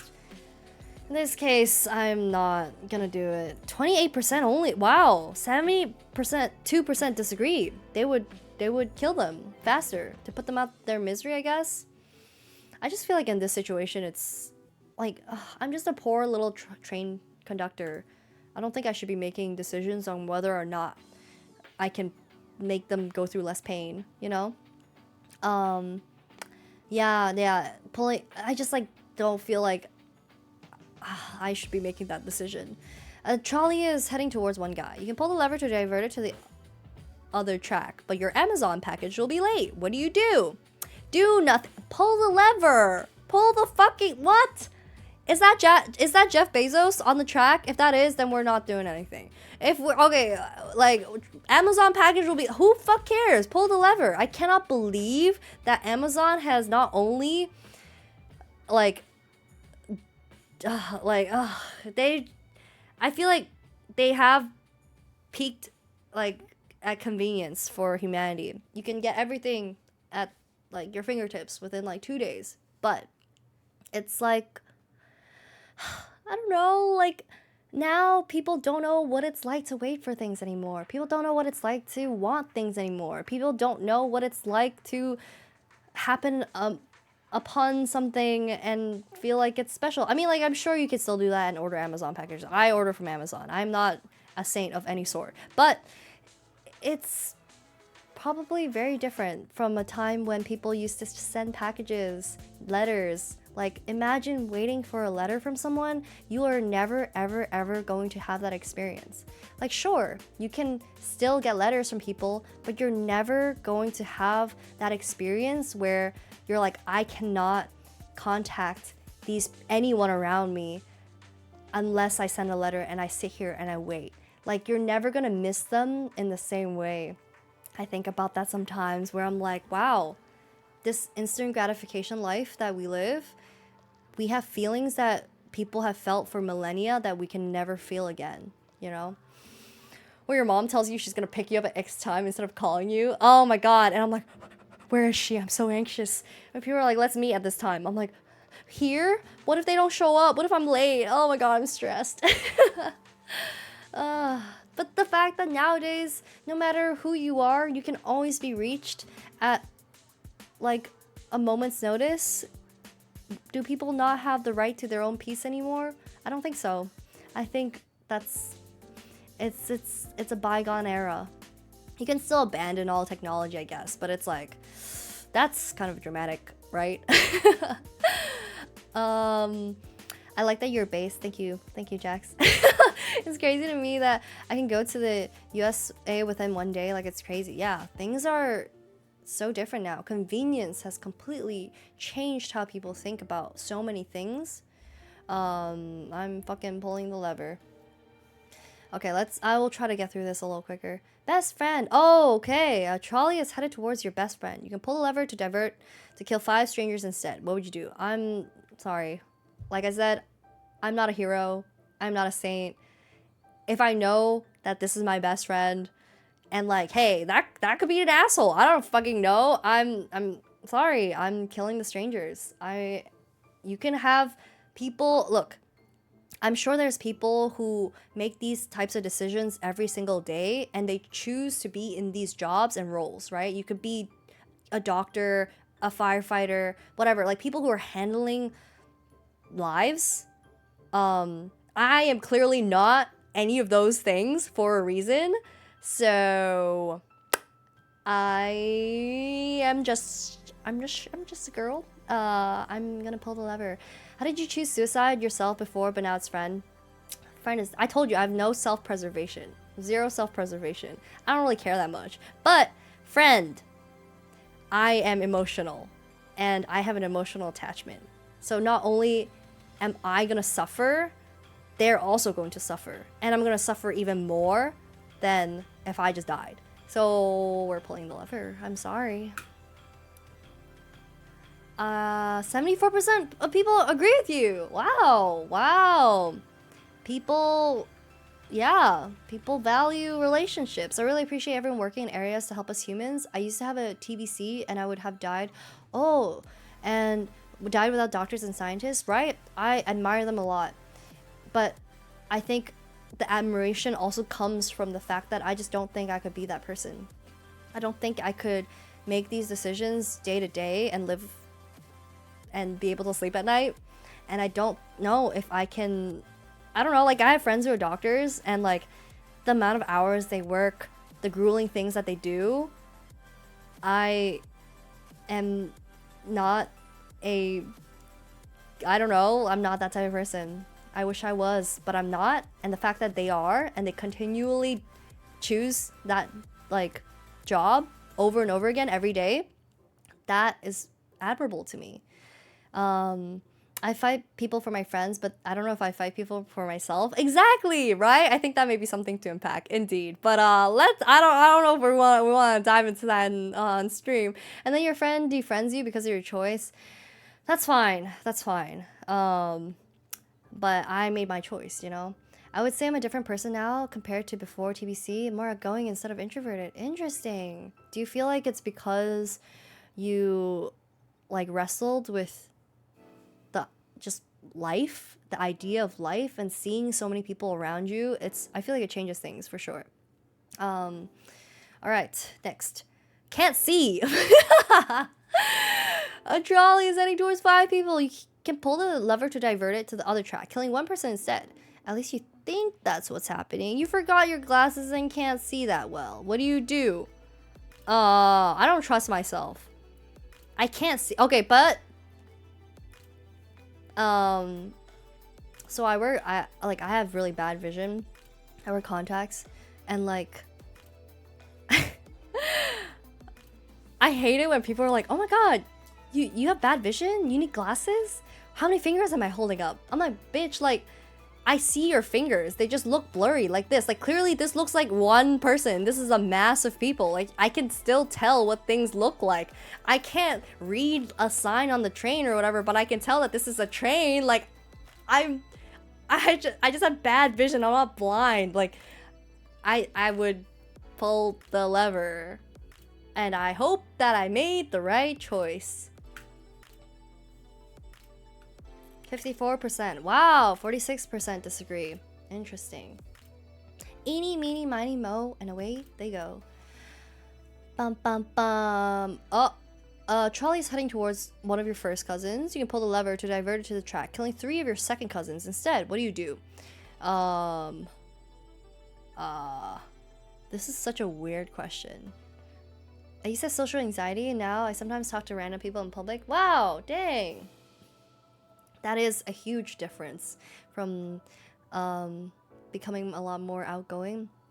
I do think though, like with more life experience as well, people just get a lot more comfortable with their skin, and you care less about what people think of you, and I think that makes you talk to more people. It makes you feel less scared, you know? Yeah, exactly. I don't think I could ever approach random people. Too much anxiety. I don't like I actually, well, sometimes I'll compliment strangers. I love complimenting strangers. There's like no cost. I'll just be like, I like your nails, I like your hair, like whatever. Me and an Asian family, who are you people? First cousin, second, I don't even know what this means. Second cousin, is that like a cousin you're not related to? But they're all my cousins. I don't, what? You should ask strangers about where they bought their clothing. Yeah, I'll like talk to strangers about, I'll be like, oh, I like your fit, or like something. That's always nice, and people always are really happy. I am also a huge introvert, and I used to be a lot more introverted actually. I yap a lot and I talk very fast, as you can see or hear, but I used to stutter actually. I used to stutter and I used to be very shy. I still am very shy sometimes, depending on who I'm around. But I do think that it took me a while, you know, to break out of who I was before. But actually I wasn't shy for that long. I definitely ended up getting more comfortable, or I think my desire to yap over shadowed my fear of what other people what other people thought of me. So that's why, you know. Super shy, super shy. The random family member auntie that comes up to you and say, I carried you as a baby. But I'm like, who? Look at the cousin chart. What is a second cousin? That's like, first cousin is like my mom's brother, right? Like let's say like my uncle had a baby. That's first cousin, right? And then second cousin is like my mom's cousin had a baby, right? Yes? Oh, okay. I feel like, I don't know, blood is, this is too like specific. I feel like I would just revert back to 1 versus 3. Like I would just be like, okay, I guess I'm not thinking about the cousin thing. 1 person, 2, 3 people, I'm gonna do nothing, I think. I'm so bad at the cousin naming scheme. It's so confusing. In Chinese, every single like person has like a different name, or like different thing you would call them. Like my mom's mom, like this is the most simple. Like my grandma on my mom's side versus my grandma on my dad's side are called different things. Or versus like my mom's sister who is older versus my mom's sister who's younger versus my dad's sister who is older. It's just like, it's so much. And I'm like, there's so many terms. Oh no, a trolley is headed towards 5 elderly people. You can pull the lever to divert it to the other track, running over a baby instead. What do you do? Age is always interesting. Bye bye old people. Your time has come.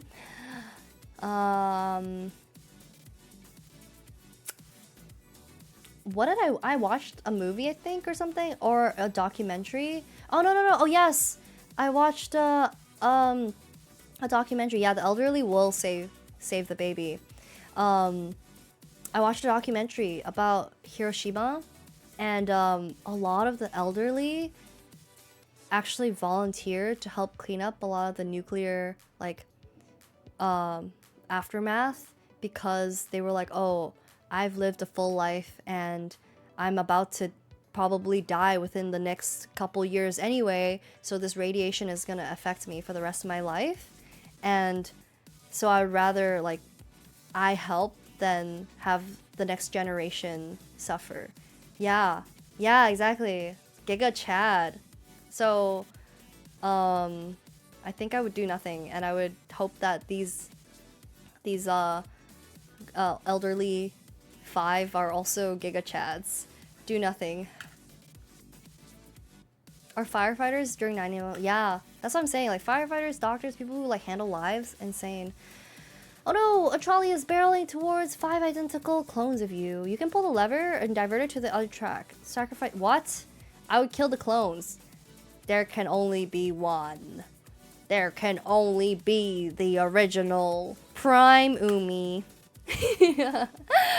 Yeah, fuck them clones, exactly. Alright, next. I'm the OG. I don't want 5 Umis running around in the world anyway. That sounds way too chaotic. We only need 1. Oh no, a trolley is headed towards a mystery box of 50% of containing 2 people. What the fuck is this? Is this a Mr. Beast challenge? You can pull the lever to divert it to the other track, hitting a mystery box with 10% of 10 people instead. What do? This is too much math for my brain. Wait, this is actually, that's true. 5 Umis would be chaos, right? I don't need 5 Umis. Have you seen the Calvin and Hobbes comics where he makes clones of himself and then immediately regrets it because all of them are awful because they're just literal clones of him? That would be me if I had 5 clones. 50% killing 2 people or 10% chance killing 10 people. Statistics. Oh, math. RNG says kill the 10%. Right? Should I take my chances? 10% is 10%, but like 10% is actually quite high. 10% chances low AF. 10% for 10 people, but I guess it's 50% chance of 2 people. It is like a coin flip. I'm taking my chances. I'm pulling it. You're right. We're gotcha addicts in here. We'll take our chances. Pull the lever, Kronk. The amount I failed my last arc honing at 10%. That's true. 58% people agreed with you. Gamba. A trolley is headed towards 5 sentient robots. Pull the lever to divert it to the other track, killing 1 human instead. Ooh, that is a question that has been explored in a lot of Black Mirror episodes, which has been really interesting. If you don't watch Black Mirror, oh, we should watch some Black Mirror episodes in the Discord. I feel like that'd be fun. Robots, yeah. But also, I think it's a little misleading that they're shown like this. I understand that this is a simple graphic, you know? But I think this question becomes harder when all the sentient robots look like people, you know? What if they look, act, behave exactly like people? What makes them different? Have you guys watched Ghost in the Shell? Hey, look, we're back to anime, guys. We're back to anime. I watched Ghost in the Shell like in the theater because they were doing like a rerun of old anime in the theaters and stuff. I think they were playing like Akira and stuff, and I watched Ghost in the Shell. And I think it's so interesting that that movie has been out for so long now, and this is still a moral question that people think about. So if you guys have not watched Ghost in the Shell, in the movie, the main character is like started out as human, but slowly they got all their parts replaced because they're like an agent. So like they went from losing an arm to losing another arm to a leg to like this and that, and now they are fully robot. No spoilers. Okay, this isn't really a spoiler. This is because I'm not describing anything that really happens. This is just the character itself. So don't worry, you should still watch it. It's still really good. But yes, it's like the ship of Theseus. If you have a boat, or sorry, you have a ship, and slowly over the years, every single part of it gets replaced. Is it the same ship, or is it a different ship entirely? And so if a person has been completely replaced by robotic parts, are they still a person, or is that a robot? And it was really interesting because the main character faces this moral question along, like, being confronted with a sentient AI. A sentient AI that their argument was like, if I'm just, like, the girl, like, is basically saying, like, I'm human because I have a human consciousness in my brain, even though, despite me being completely robot. But the AI kind of, like, questions back and is like, well, if being a human is completely just a mass of neurons, of thoughts, of memories, of all of that, that's what makes up a consciousness, and that's what I am now, then what makes me not real? Why am I not real? Even though I'm AI, I am a mass of information, of experience, of knowledge, and that's what a person is. So why are you real and I'm not? Because we're technically, body-wise, we're both robots.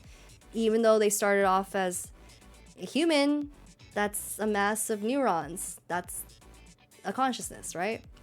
Very interesting. I think it depends on the brain. Also, hello, King Gilgamesh. How you doing? We're going through a lot of moral dilemmas. I wonder if we'll ever hit the point of robots, AIs being sentient.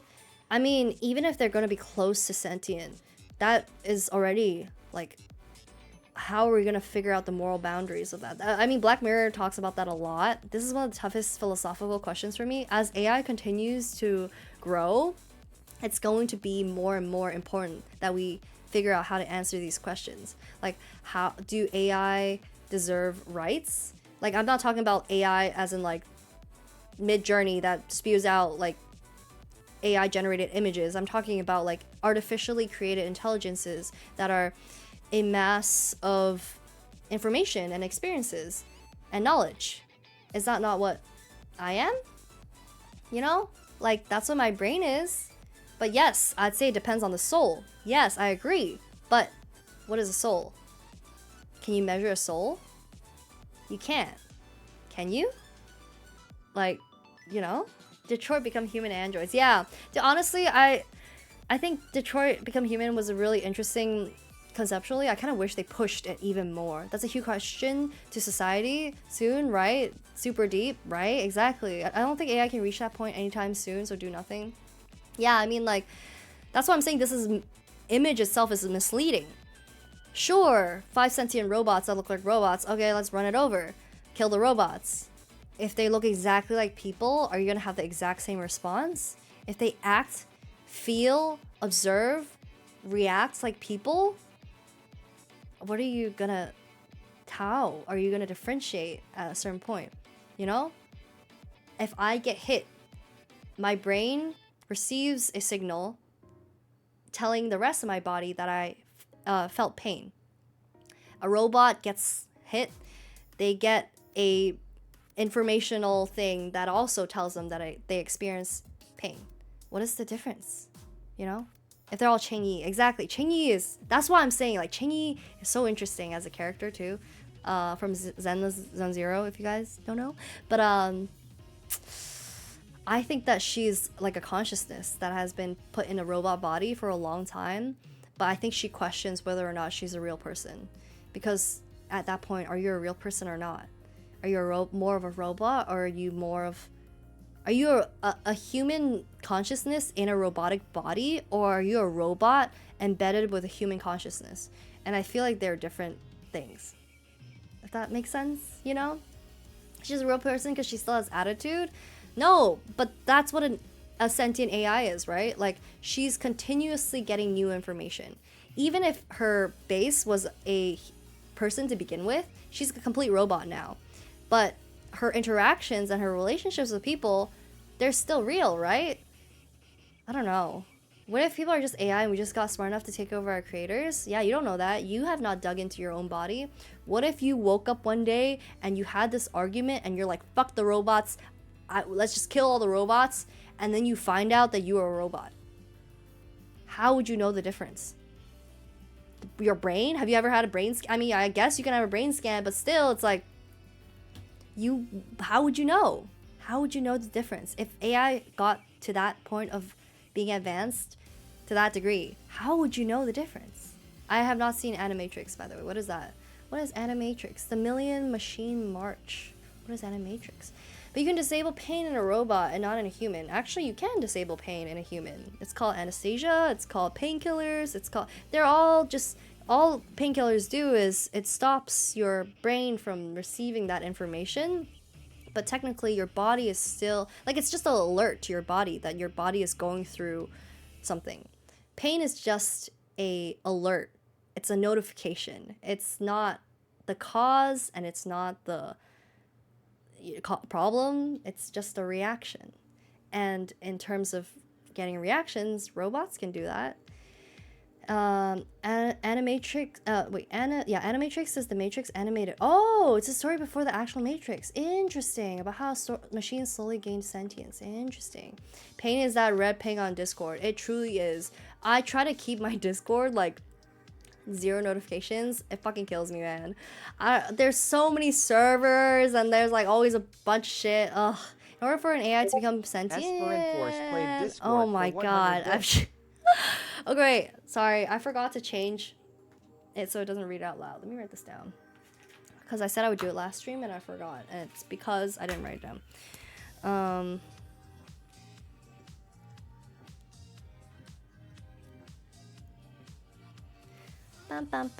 I checked my Discord. Dude, it gets me. It gets me. In order for an AI to become sentient, it'll have to be built upon a predetermined set of algorithms designed from someone or at least observing someone or a group of people. So I don't think it'll be free will. And later on, when they develop more sentient thoughts, it'll be built upon predetermined algorithms. Right, but all predetermined algorithms that exist are created by humans at this point, right? All the knowledge that is out in this world that we as humans can understand, we as humans have put out there. So what is the difference between, like, obviously there is a difference because there's a difference between an AI algorithm taking, like, let's say like 10 images and then combining it and then making some AI combination of it versus me looking at 10 images and then me drawing something based off of like being inspired by that. But I think as AI continues to evolve, the lines begin to get blurrier and blurrier, right? Are we just flesh robots? You know? Like, if I completely forgot every single thing tomorrow, would I still be me? I have no memory of anything.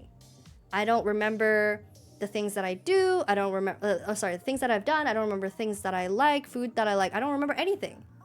I slowly begin to get information again. Is that not just like a robot learning things from scratch? Right? You don't remember, but your body might remember. It's just the idea of me learning something. What separates us from AI learning algorithms? You know, I also take things and I am just an amalgamation of everything that I've experienced, learned, and remember, right? So if an AI in the future is sentient enough, right? This is sentient. That's also a difference, right? Because AI algorithms are purely algorithms. But if it's sentient, I assume they can feel and they can emote and they can experience, you know? Because we're going into Black Mirror territory. There's so many like Black Mirror episodes where they kind of like go through this and all the robots are sentient. So it's a difficult question. I mean, I'm pushing this because I'm being annoying, but like, there really is no right answer. That's the scariest part. There is no right answer. Sorry. Oh my god. Am I...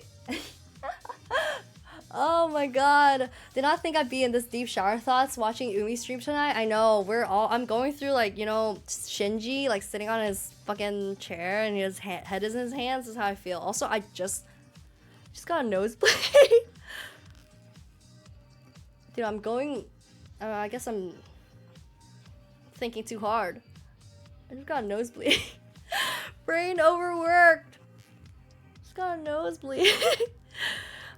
Dude, I'm overheating, guys. My AI algorithms are glitching out. I said stuff that I shouldn't have, and now I'm shutting down. I'm kind of, Is this for real? I know! What is going on? Hold on, I think it's gonna stop. It's not that bad. It's not like a really bad nosebleed, but it's the oil flushing out. I can't help it. I'm dying, guys. Espen Force, thank you for the hydrate. Bean, thank you for the hydrate.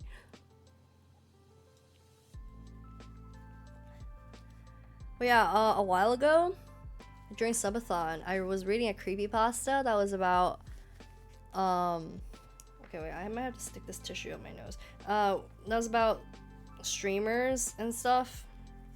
It was a creepypasta, so it was talking about how, that story, I forgot what it was called. W Umi is cute. Why am I bleeding? But yeah, like, how do you even know what if I'm not real? You don't know that. I love doing this to people.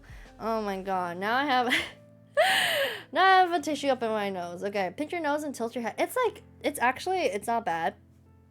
I think it's kind of stopping, but I just need to keep this tissue up my nose. Okay, all right. I think I'm gonna end stream soon-ish.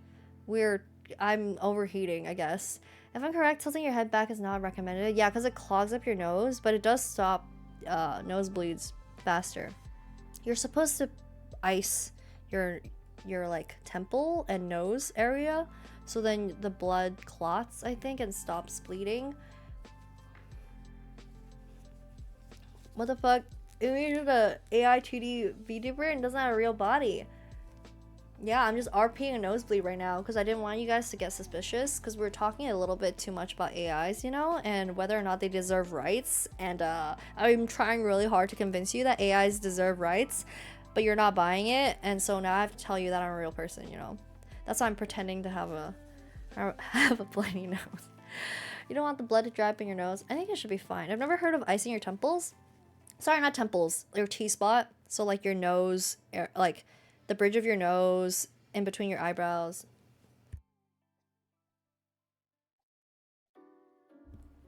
This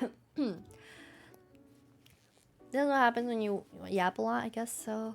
I'm laughing so hard with the nosebleed. Stop! I don't know why it's happening to me. Oh my god. What is this timing? Okay, anyway. Now I sound like a freaking nerd. Alright, you can pull, should we kill the robots? But look, what if this dude is an asshole and these robots are like super nice? There's 28 levels? Oh, okay, let's speed through it, okay. Let's speed through it. Why is that? The timing is funny. Why? Literally, why? Kill him? But what if the robots are assholes? You're right. You're right. I think if you're an asshole, you should just die. That's what I'm saying, huh? Sentient though. This is getting me. Sentient. But because they look like robots in this depiction, I think I'm gonna kill the robots. Because hopefully we can rebuild them. Yeah, exactly. We can rebuild them. So I'm not going to do anything. 85%. Agreed. But I do think that if it was a little bit different, even a little bit, if they just looked like humans, acted like humans, something like that, then I might be a little less inclined to have pulled that lever. 19. Economic damage. 3 empty trolleys, 900k. You can pull the lever to 1 empty trolley, 300k. What? Why would I not? What? Why would I not just hit the 300k one? Okay, I will pull the lever. 78? What? Am I crazy? 3 empty trolleys, 900. 1 empty, 300. Why would I not I guess people don't care or something. Oh, I guess.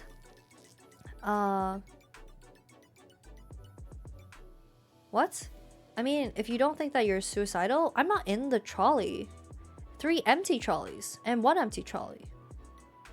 There's no downside of me hitting this one.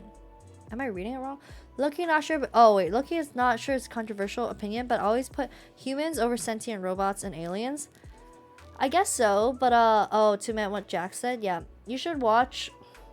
There's a lot of Black Mirror episodes that are really interesting that make you feel uncomfortable. The new Alien Romulus also deals with AI and also makes you uncomfortable in the same way. Cause it's like, what would you say? What a nerd! Oh, I sound so stupid right now. Oh my god. Guys, we're ending stream soon. I can't do this.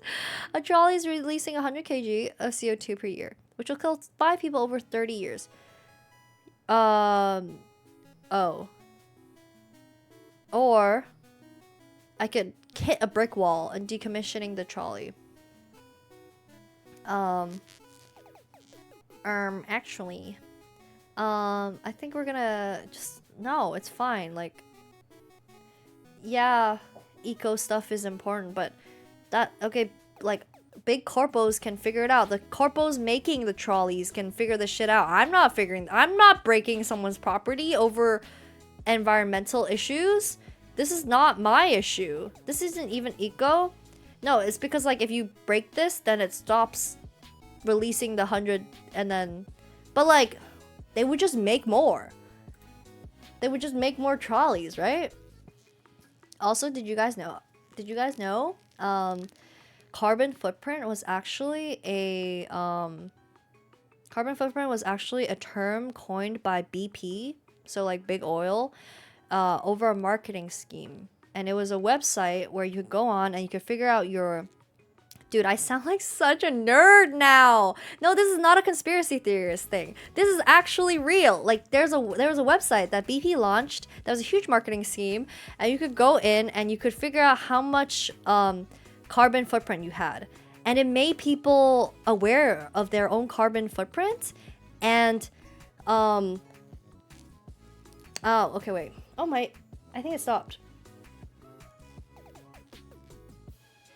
I think it's kind of better. Okay. My goat Umi just knows just all. No, it's because I was like studying websites and stuff. Very interesting marketing thing that they did, because carbon footprint was not even a thing that was around until BP decided to do this. But they did this because then now the blame of eco stuff falls from big corporations towards individuals. Because it's like, I talked about this. Like, me drinking out of a paper straw is not gonna save the fucking turtles, dude. The oil spills in the ocean is that's what's killing ocean turtles. The giant corporations that are like putting shit in the air and putting shit in the water, that's what's, like, I'm not doing it with my one straw every like 3 months. I'm not killing the turtle. That's not me. But they do this so then people can feel personally responsible. Yeah, carbon footprint.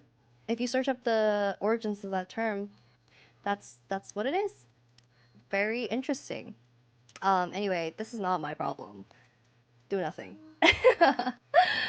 No, you don't get it all. It's because I use plastic straws. I know, and that's fine. I use plastic straws too. I'm not fucking killing turtles. Like, 39% people agreed with me? Dude, this is not your problem. You didn't make the trolley, dude.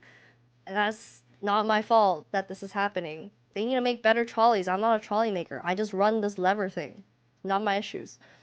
Not my, what's the word? Not my mountain, not my molehill. No, that's not it. Oh, there's an ad. Hey, it stopped giving me ad things, like notifications when the ads are starting. Yeah, cruise trips are also fun. See ya, turtles. I mean, you don't run cruise ships. I genuinely believe that, like, sure, you can always do better. but also so can big corpos that do most damage. Or big celebrities, or I don't know, like some people were just putting out a lot of stuff, like using a lot of stuff, resources, polluting the air, ocean, whatever. I don't, I'm one person. I don't create that much of a carbon footprint in comparison to any of these things. And we got a city to burn. Atom bombs, indeed. Wait, you're a reincarnated being who will eventually be reincarnated as every person in this classic trolley problem. What would you do? I'm gonna fucking kill myself. What is this question? You're reincarnated what? So it doesn't matter how I will die? What? What is this question? Am I dumb? Why can't I get a what? You will actually kill yourself. No matter what, I'm gonna kill myself. But I'm gonna be reincarnated as every person in this trolley problem. What? But yeah, if you kill one, you'll be the 5 people. But if I kill 5, will I still be the 1 person? No matter what, I'm gonna kill myself. Either way, right? Am I gonna get this stream, like, taken down because I'm saying kill myself nonstop? Yes. So it literally does not matter. Then, there can only be one. There can only be one. Prime Umi. Sorry. Bye, guys. 50% of people agree with me. Nice. This is a very strange question. Trolley is headed towards nothing, but you kind of want to prank the trolley driver. We're gonna pull the lever for the shits and giggles. I love doing stuff for the shits and giggles. Oh, why not? Harmless prank. 65% people agree. A trolley is headed towards a good citizen. You can pull the lever and divert it to the other track, running over someone who litters instead. What do you do? We did say, screw the assholes. If I get to pick. Alright. Littering? Straight to hell you go. Like, what? This is so dramatic. Oh no! Due to a construction error, a trolley is stuck on an internal loop. If you pull the lever, the trolley will explode. And if you don't, the trolley and its passengers will go in for circles for eternity. What will you do? 07. 07. We're seeing fireworks tonight. This is a mercy killing that I can get behind. I think living forever sounds like hell. So, we're gonna put you out of your misery. Goodbye. 61% of people agree with you. Nice. A trolley is headed towards your worst enemy. You can pull the lever to divert the trolley to save them, or you do nothing and no one will ever know. What would you do? Okay, look, I don't have a worst enemy though. Like, I don't think I hate someone enough that I could deem them as my worst enemy. I feel like that's so dramatic. Like, what am I? Like, I'm not fucking, like, fighting people and, like, oh my god, you are my nemesis. Like, what? Like, I just exist in this world. I don't have enemies. But if I did. Actually, the reason why I don't have enemies is because you know what happens to my enemies, right?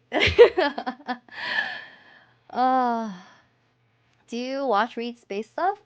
I do like sci-fi. I do like sci-fi, but I'm not like a huge sci-fi nerd. I do like a lot of the classics. Like I read all of Dune, but it's been a while since I've read it, so my memory is a little hazy. 49% disagree, right? Interesting. Everybody wants to be my enemy. I feel like that is such a good karaoke song. Every single time I go to karaoke, I sing it. Have you heard of Heat Death of the Universe? No, I haven't. What is it about? Oh no! A trolley is headed towards a person and will lower their lifespan by 50 years. What? And you can pull the lever to divert the trolley and lower the lifespan of 5 people by 10 years instead. What do you do? Oh, lifespan. Look out for yourself. Everybody wants to be my enemy. What am I gonna do? Do nothing? I think I would do nothing. People make many stupid decisions every single day, and a lot of those decisions cut their lifespan by 10, 20, 50 years. What's another one? I think that's not that crazy. We're gonna do nothing. 37%! Oh, interesting. Interesting. That one guy's probably a gotcha player. Indeed, indeed. It's basically a hypothesis on what would happen the older the universe gets. Sun stops burning, there are only black holes until they're also finally gone. Oh! There's a book that is set in a universe post, like, I think like after the sun has disappeared or something. I forgot what it's called, but it was recommended to me. Like a friend read it and said it was good. Let's see if I can find it. The quality of life when you're old is lower, so taking 10 years off 5 people might not be that bad, right? 10 years is actually not that bad, especially in terms of like how long people live. 10 years is not really, it's like a not really negligible. Cause like, look, you smoke cigarettes, you probably took like 20 years off your life. Stuff like that. It's like people make stupid decisions that also take off their lifespan, and they don't really seem to think much of it. But yes, I can always post it in the book club channel. I would love to watch some Black Mirror episodes with you guys and then like have a discussion. I feel like that'd be fun. Oh no, a trolley is headed towards 5 people. You can pull the lever to divert it to the other track, sending the trolley into the future to kill 5 people 100 years from now. What do you do? So I'm just delaying it. I'd say the main reason why I don't want to live immortal. Yeah, I think living for eternity sounds awful. I'm down to hash it out with Umi over a Black Mirror episode. Yeah, I feel like that'd be fun. I love philosophical discussions and stuff like this. I am a fan of pulling off the band-aid. So I don't think 100 years from now, I mean, I guess then yeah, I would have no consequences, but I don't think I would have consequences either. I don't know. If I do nothing, I would also have no consequences, right? Whoever dies 100 years from now is gonna get isekai'd worth. The future won't be, know is you anyway. It's all destiny. That's true. But, my nose is itchy now. After my nosebleed, my nose is itchy. They know you killed them though, and the trolley knows. That's true. I don't know. I'm a fan of pulling off the band-aid. I think it might as well happen now. It's gonna happen in 100 years. It might as well happen now. I'm not gonna do anything. Oh, wow. 28%. Oh, interesting. I thought more people were going to pick. I mean, I guess it's about consequences. I used to be a Christian conservative. Oh, but my friend of mine convinced me to join philosophy classes. And then since I'm a humanitarian, philosophy is something that definitely opened my eyes a lot. Oh, interesting. I also did have a bit of a Christian background. Yeah, it's always interesting talking about ethics, morality, religion, philosophy. We're postponing death. Right, that's just what it feels like. It's just postponing death. Might as well pull the band-aid off now. Oh no, a trolley problem is playing out before you. This is the last one. Do you actually have choice in this situation, or has everything been predetermined since the universe began? Wait, what does he say? What does Aaron Yeager say? What does he say about freedom? What is his line? But, dude, there's a whole anime about this, guys. Do you actually have a choice in the situation, or has everything been predetermined since the universe began?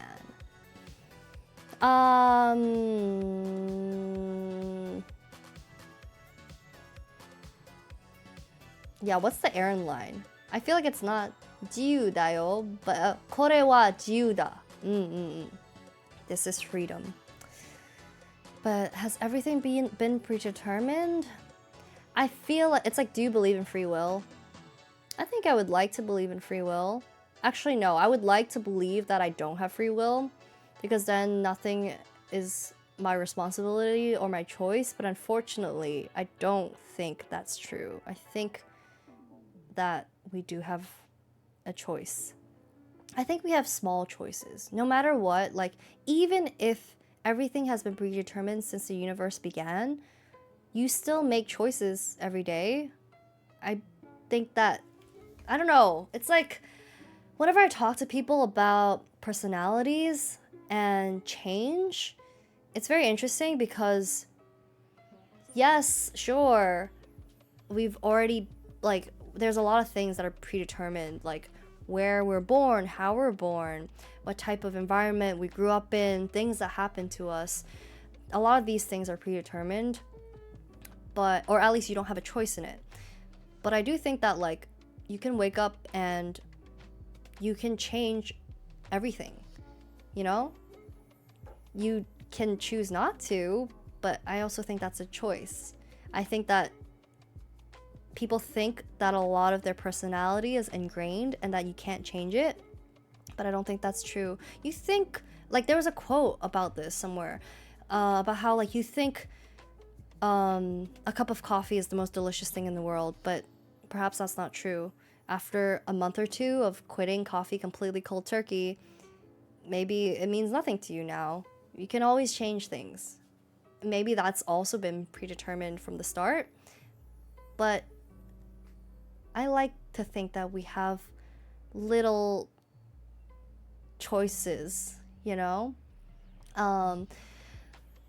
There's no true free will. That's mega cope, super cope belief. Nothing is my fault, right? Like, I don't think that I want to believe that. The moment you're born, every outside influence brought you to where you are right now, and all the decisions you make are based on those influences. So you don't really have a free will in that sense. Yeah, exactly. There are a lot of things that are out of your control, and yet every single day I wake up and I make a decision, you know? Every single day still I make many decisions. And I think that's still choice. Maybe none of these choices matter in the end. Like, maybe I am predetermined to die a gruesome death where I'm tied to the tracks of a trolley and some guy decides not to pull the lever and I die.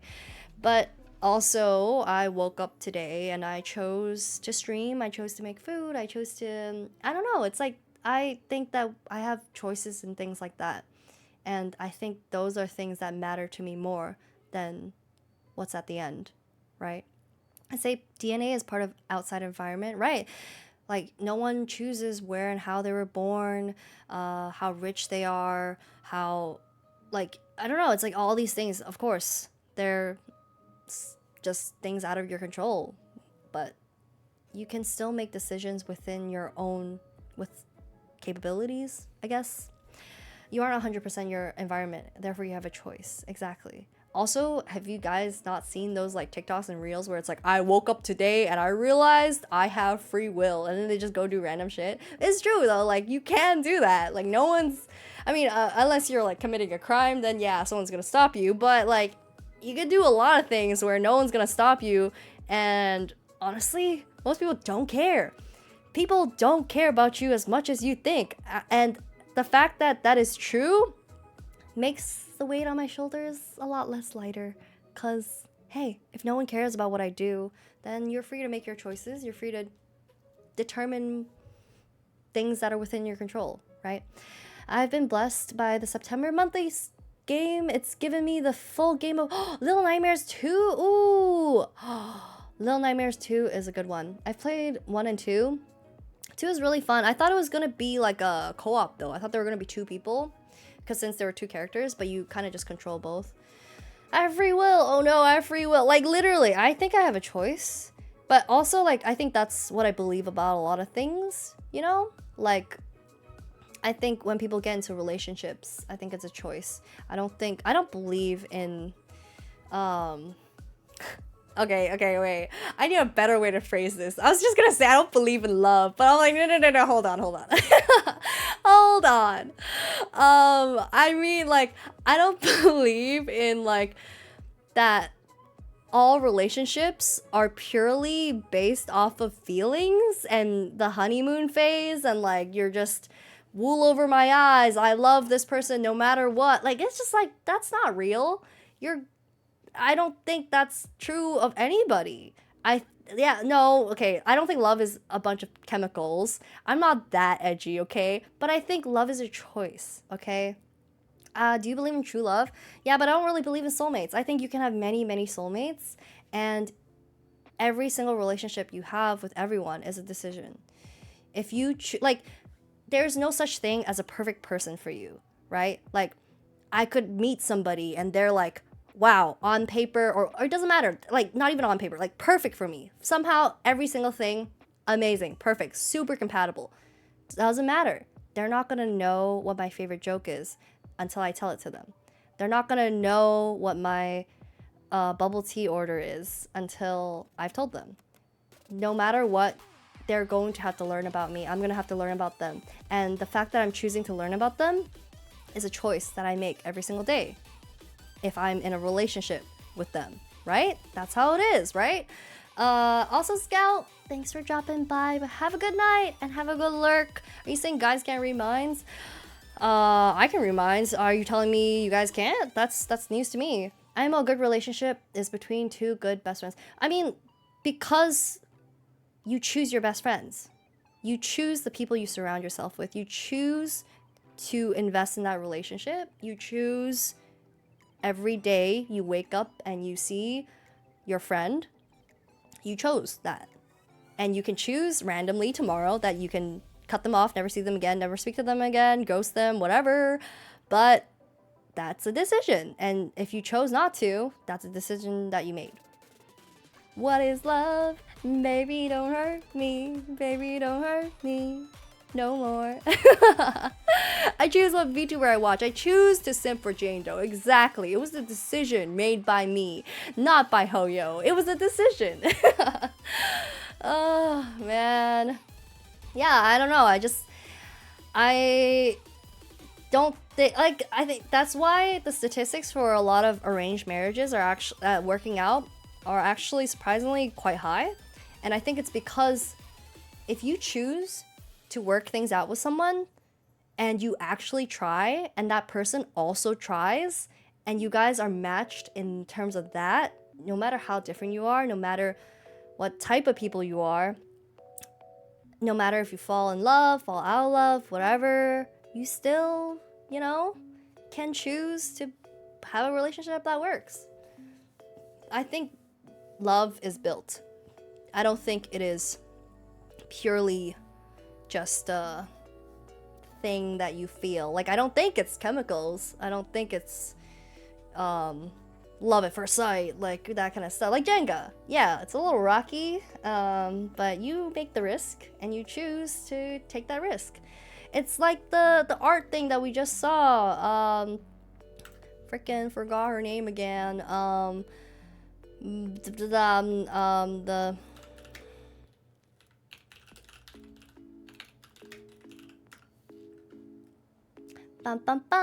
Marina Abramovic. That's a decision that she made. You know? There is an unequal amount of hurt that you can receive in all relationships, and that's just how it is. And that's a risk that you take, right? Every relationship that you make, I think, is a choice. And as you continue to build that relationship, that's also a choice. You heard it here, folks. Umi says, bring back arranged marriages. I mean, arranged marriages still exist. Not saying I'm a huge fan of arranged marriages, but it's interesting that the statistics for arranged marriage couples staying together are actually sometimes... I forgot what the specific statistics are, so don't listen to me. I'm just a VTuber, but very interesting that it does work because they want it to work. I feel like the conception of loving someone purely based on feelings rather than choice is a downfall for so many relationships. I agree. Because what happens when you stop feeling those feelings? And at one point, you're going to stop feeling that. Doesn't matter if it's like, oh, my honeymoon phase is gone, or if you're like, just annoyed at that person. It can be something small. It can literally just be like, oh my god, this person actually is really fucking annoying. But hey, are they my best friend? And am I gonna choose to love them anyway? Yeah, probably. Like, that's a choice. My waifu is 2D, so they won't change. That's true. 2D is eternal. That's why it's pretty nice to be 2D. And that's why you guys are like, oh, would you date Hanai Natsuki? Would you whatever? Would you homewreck Hanai Natsuki? I'm like, guys, it's 2D only. Unfortunately, he's not 2D. I have a choice. I think I have a choice. Bum, bum, bum, bum. It does work. Otherwise, it wouldn't have been a tradition almost everywhere. Yeah. But also it's because I believe you can make soulmates. You know? You can make soulmates. I don't think soulmates are just found. I think you make them. Is that what you think we sound like, Umi? That's yeah, when you guys call yourself Coomers, that's what Coomers sound like, okay? I don't think Oomfies sound like that, but you know. 68, so close! Ah, you're right. This is not the perfect score. So close. I should have killed one more person. God damn. I've solved philosophy. Amazing. You guys had a good time discussing very deep things. If you guys like this, maybe I'll try to do this again, but I'll give you guys like a heads up so that people who don't want to engage in mind-numbingly like intense conversations about killing oneself and other people, we killed 68 people today. They can not they can like get a heads up. Run it back and kill more people, you're right. But yeah, Neil Fun. Oh, yeah, recently they made he made Infinite Craft. I like his random websites. They're always fun. What is draw a perfect circle? We overworked. I know, I had a freaking nosebleed and everything. Can you draw a perfect circle? Go. Huh? I'm not drawing these. Oh, okay. Draw a circle around this. Oh, that's worse. Guys, I have so much practice in MS Paint. Surely. Oh god. Dude, if I was doing this with my pencil, MS Paint is a little harder. Maybe I should go slower? No, slower doesn't work. Ugh! You beat me? Dude, it's all my MS Paint redeems. I can't do that. I can't draw that well with my mouse, though. But I can draw pretty good rectangles and circles with pen and paper. Because I've probably drawn at least 10,000... Like, you know what they say? It takes 10,000 hours to master a skill. I've probably drawn 10,000 hours of it. 94% is crazy. Bro, I should have just fucking used the protractor. Oh, 94%. 90%. Hold on. Let me unplug my mouse. Best I got was 96! Fuck, now I want to get a 96. Alright guys, we're gonna be drawing circles for a while now.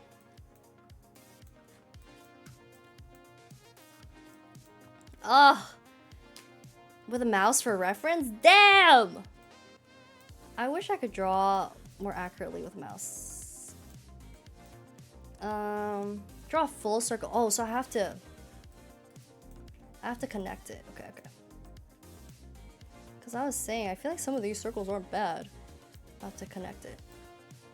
Ooh. Oh my god, I'm getting worse.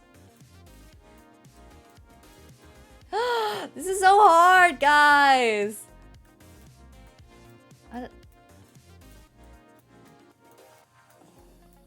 This is what the drawing experience is like majority of the time.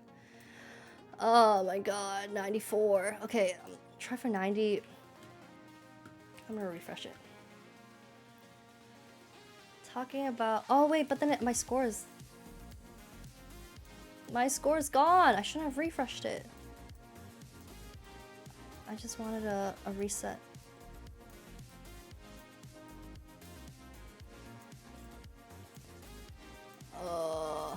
It's even worse now. I wonder if slow and steady is better? No, it is worse.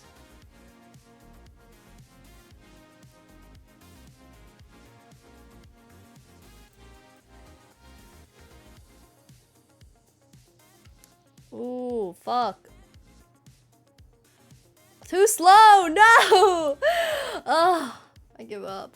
How about artificial intelligence being able to think, perceive, and feel in order to be able to consider truly sentient is to draw a circle! Draw a circle time! We literally have a philosophy, and now it is time to draw a circle. Oh wait, no, I got 94 just now. Why am I impressed by my score? That's worse. It's crazy to me that we talked about so many topics today. Food in Hong Kong, art, philosophy. Yeah, this is how it be every time I stream because I love tangents and I love yapping. Somehow I got below 95. I'm getting below 95. Oh, this is too hard, guys. 94 is my best. I can't draw circles. Bum bum bum.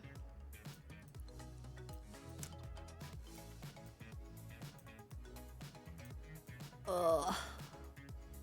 Man, this is so hard.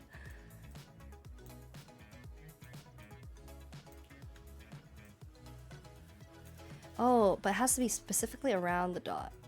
Okay, okay. I see, I see.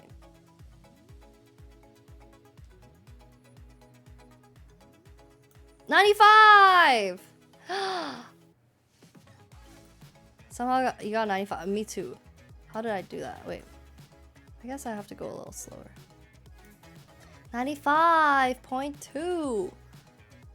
I didn't realize it was measuring specifically this distance. I was just trying to draw a perfect circle despite the distance, but I realize now it has to be even all around, right? Oh, this is so hard. Oops. Oh. How am I getting worse? I'm worse. She got the tech. No. Oh my god. This is not even. Oh god, guys.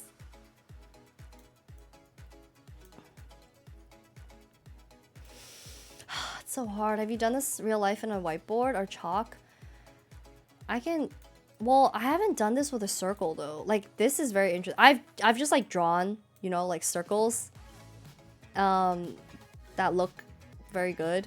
Oh, actually I wonder if this would, if I make this smaller.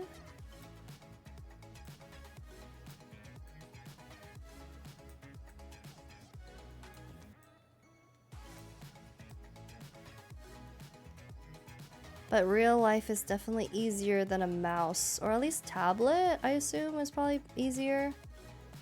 Ooh. I want to reach 96!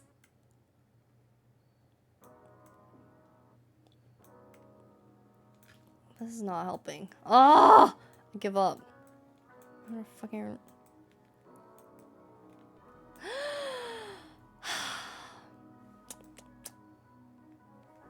This is so hard. I think 95.2 has gotta be my favorite. I'm tracing my mouse around my mug. But aren't you gonna be too slow? I'm not gonna stream longer. Draws a circle for an hour. Lock in! You're right! I need to lock in. Did you hear? If you're not gonna lock in, they're gonna fucking kill you. I saw that tweet today and I was like, huh. This is my feed now. I just need to lock in. Okay, same distance from the circle.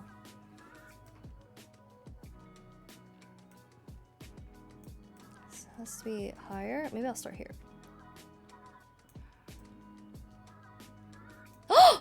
95.4! The trolley's coming! I mean, you're gonna get another nosebleed? I mean, the trick is to close your eyes and believe. No, I believe in the science of design. I believe I can figure out the distance. Oh, fuck, dude. Oh, oh, oh! 96! Okay, okay, okay. Should I be satisfied? Should we cry? Wouldn't it be crazy if I drew 100%? Fuck. This is so hard. 98? No, this is too hard. Ugh, I can't, like, the mouse is so hard. If I had a bit more control, I feel like, shit.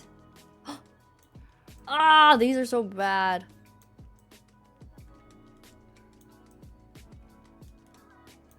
$23. Fuck.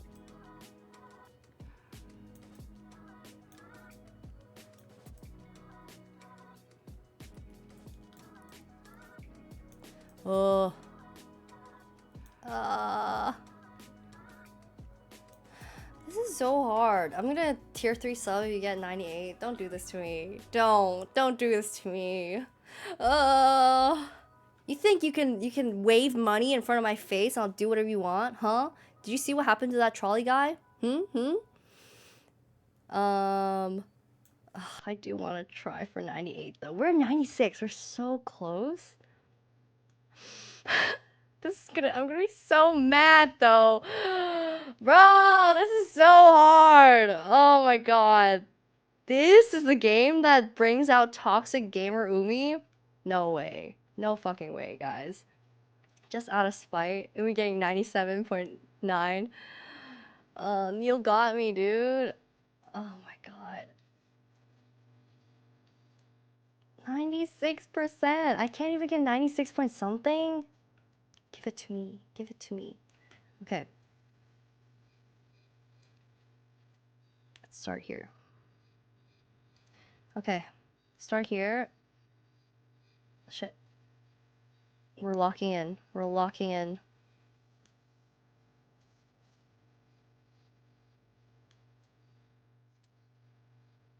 I don't think it's possible for me to 100% though. But we are staying within the 90s range. Okay. Improving.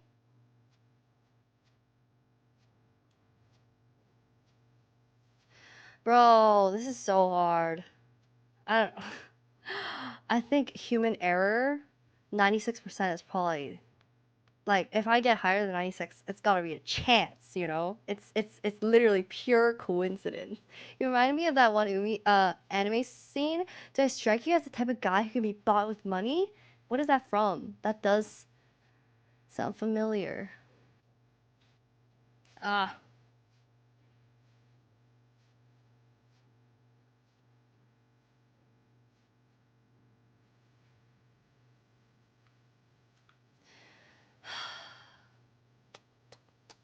Guys, am I gonna fucking rage quit over drawing a circle? No, I'm not.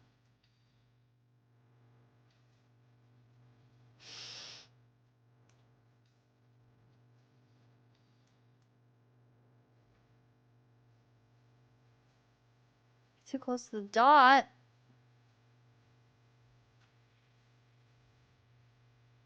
Fuck.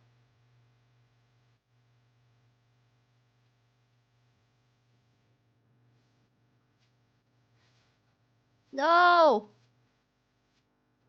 When it starts going red, depression. Honestly, I think the percentages aren't helping. Focus on the dot.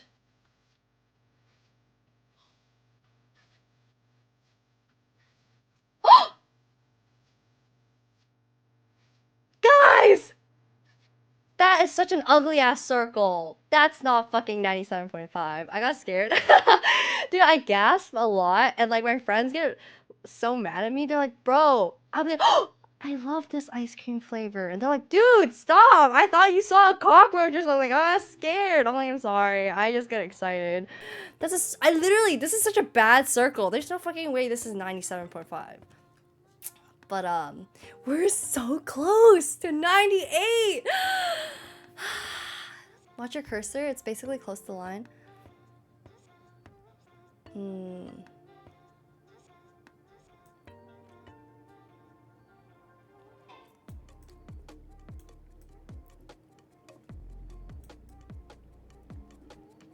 Bro. I just can't properly move my mouse. You know those people that can draw with like not only their mouse but like people who can draw with their fingers? I'm like, bro, I'm so impressed. Oh my god.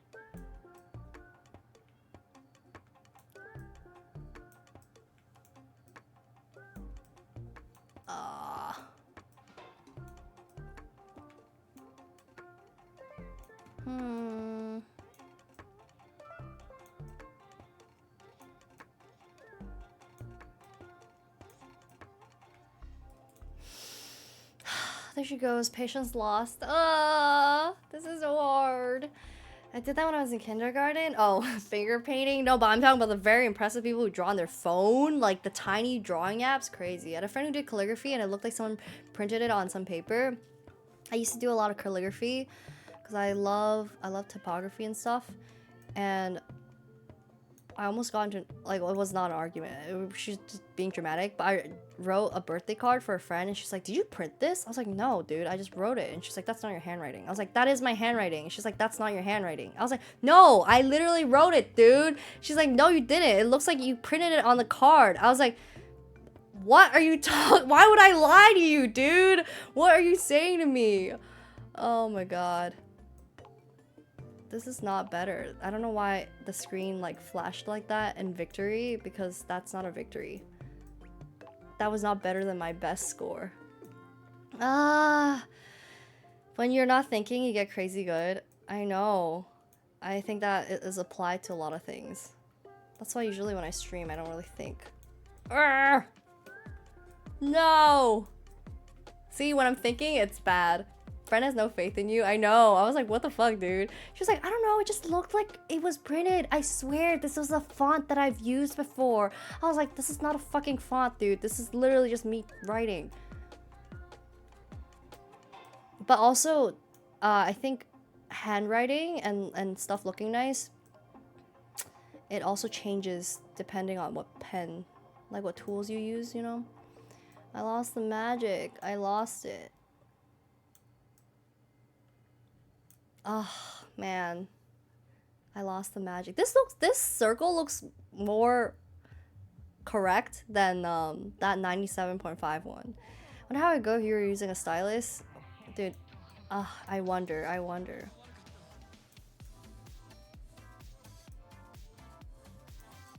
if I could pull this up on my iPad or something. Dang, it's always this corner. It's cause like when I drag my mouse down, it gets stuck. What is this music? This doesn't seem like free music. Where is this from? Oh, it is. I think. Is this stream free music? I hope so. Okay. You later in your bed, I'm just like drawing circles nonstop. We're so close. 97.5 and I'm gonna reach 98. I'm so mad. What the hell? Alright. We're locking in. I'm not sleeping until we get 98. I believe.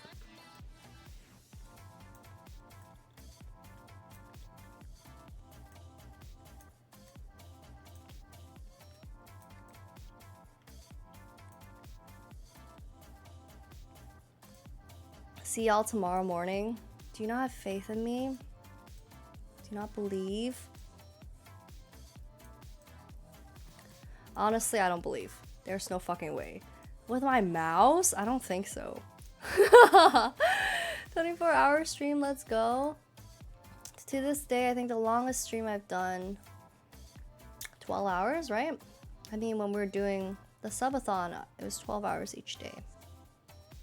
But I would like to try 24-hour stream, actually. Oh, guys. Why'd you skip 98 and just 100% it? There's no way. This circle looks better than my 97.5 one. Why is the 97.5 one so jank? Can I share one clip of the anime? It's literally you. Wait, which anime are you talking about again? Wait, show me, yeah. I think it's funny when you guys compare me to certain anime characters. I'm not an anime protagonist, guys. I'm Murabito B. Villager B. Eminence in Shadow? Oh, I haven't seen it yet, but I do want to watch it. Okay, let's take a break, because maybe my mind needs a refresher. This is me? Let's see how accurate this is. I like it. He's real. He's real for that. He's real. He's real for that. I'm the girl, and I'm the guy. You think you can buy me with money? You're probably right. You're probably right. I think everything has a price. Actually, that's not true. after our whole philosophical debate, okay, not everything has a price, but a lot of things do. Here's a question to keep you not thinking about the circle. If you could choose your last meal before you die, um, what would you want to be included in it? Oh, you're watching a YouTube channel that interviews people while they eat, and they would want their last meal to be, and it's had me thinking about it a lot. Oh, what would yours be? Because I think Yosibe asked something similar, but I was like, bro, these questions are so hard. Last meal? Because I didn't answer your last meal thing. I was like, last meal is too hard. I was like, oh, cooking for someone I can answer, but last meal is too hard. But now, okay, I will think about it. Last meal. I'm just trying on my Samsung Note. Note. Even when I suck at drawing, it's surprisingly easier. It's just hard to draw with your mouse. Like, I'm sure even if you suck at drawing, you have drawn many, many circles in your lifetime. You know? So eventually, it's just also like the angle of my hand. It's hard. Bum bum bum. Doesn't have to be full meal, just like some things that would be included. Oh, a fellow mythical fan. Good mythical morning. I've seen some clips. If I had a last meal, I'd ask my mom to cook some fish sticks and rice for me. Something I had a lot as a child. Yeah, I was gonna say, I think if it was my last meal, I would want it to be something that my mom made, or something that my grandma made. If I had a last meal, is this cheating? One of my favorite foods of all time is hot pot, but I don't really want. I can't hot pot alone.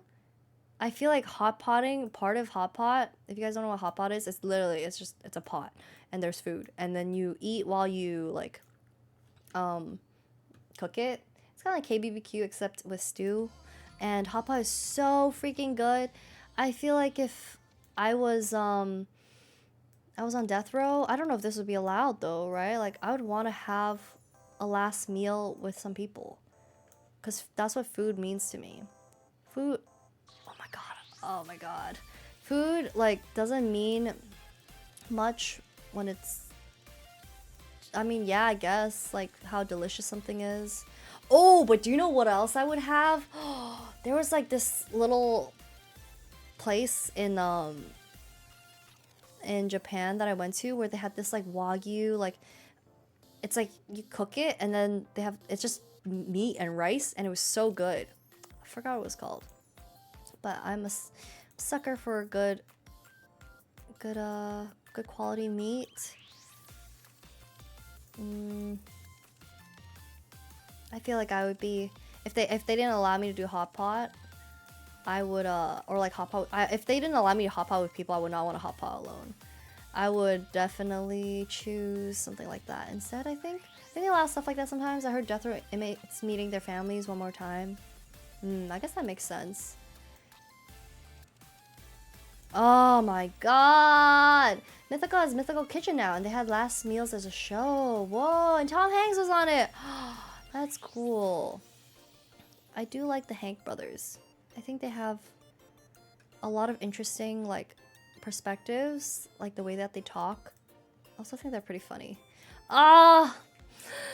Oh my god, at least if I can at least get wasted drinking in the end than anything. Oh, you're right. Oh, yes, I need alcohol. Alcohol included, please. Actually, if I'm dying, I mean, I don't know if this would be legal. I was gonna say, throw some drugs in there too. Might as well, I'm about to die, right? Might as well have some experiences for the last time. Why not? I feel like that would make the death and dying less painful, you know? Yeah. I would have good food and then maybe some alcohol, some Zaza. No, I mean like I'm about to die, okay? Maybe actually no. I was gonna say LSD, but I feel like I would like what if I have a terrible trip? I trip balls and it's like the worst experience of my life because I know I'm about to die. That sounds awful. Go out with a bang. Yeah, I get shit-faced. 100% I get shit-faced. Am I allowed to do that? Can I get drunk? Probably, right? But yeah, it's the last meal. At least get me fucked up real good. Alcohol is necessary. This is so hard. 97.5. Give me that strong zero. Actually, some wine would be nice. Yeah, some wine, some nice quality meat. Hmm. Um, man. But unironically, weed would probably not be a bad idea, right? Because also you wouldn't feel as like you wouldn't feel the pain. I guess most death row executions you don't they're not as inhumane or whatever, and you don't actually feel stuff. But I was thinking about like I don't know, I would be so nervous the whole time, you know? I would not be able to enjoy my meal. But if I was drunk, then I wouldn't really care as much, maybe? Oh, this is so hard. This circle is driving me insane. I think that's what it is. I think the circle is driving me insane. That's why I'm saying the things that I'm saying. Oh my god. Just because Vince, hello, how you doing? Oh my god. This is...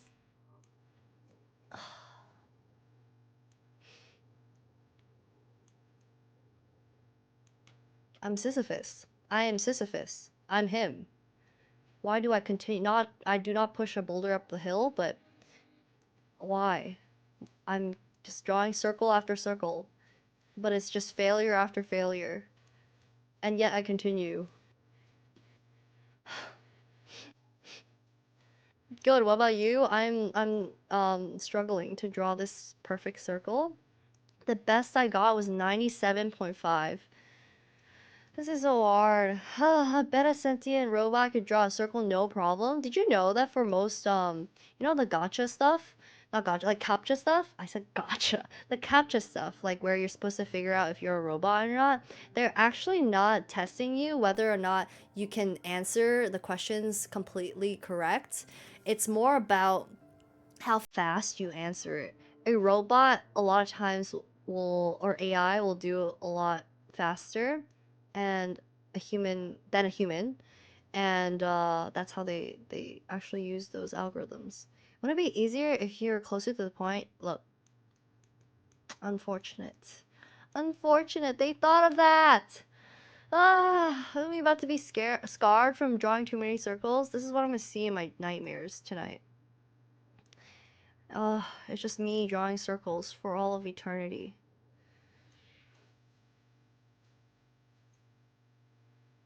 This is so freaking hard.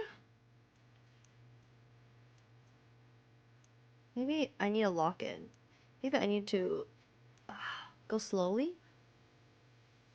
But if I go too slow, they call me out. I think the numbers are throwing me off too.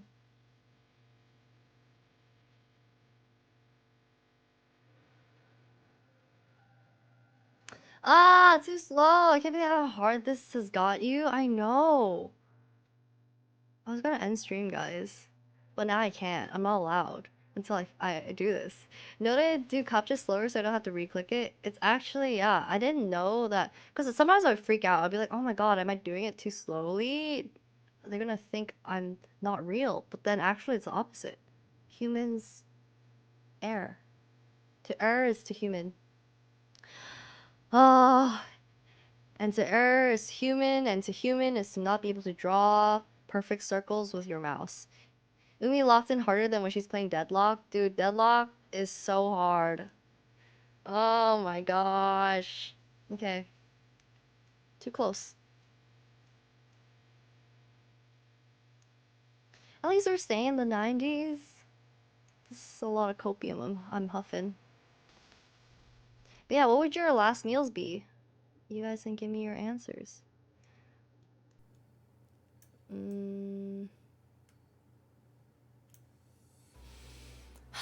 Umi, after 98, is this possible?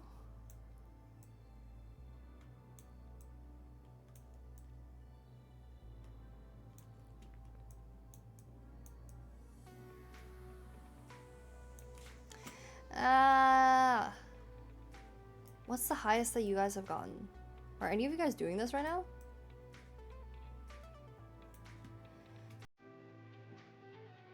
Why did I say? Why did I say that? Why did I say I can't end stream until I get this circle done? Oh, maybe I'll try this side.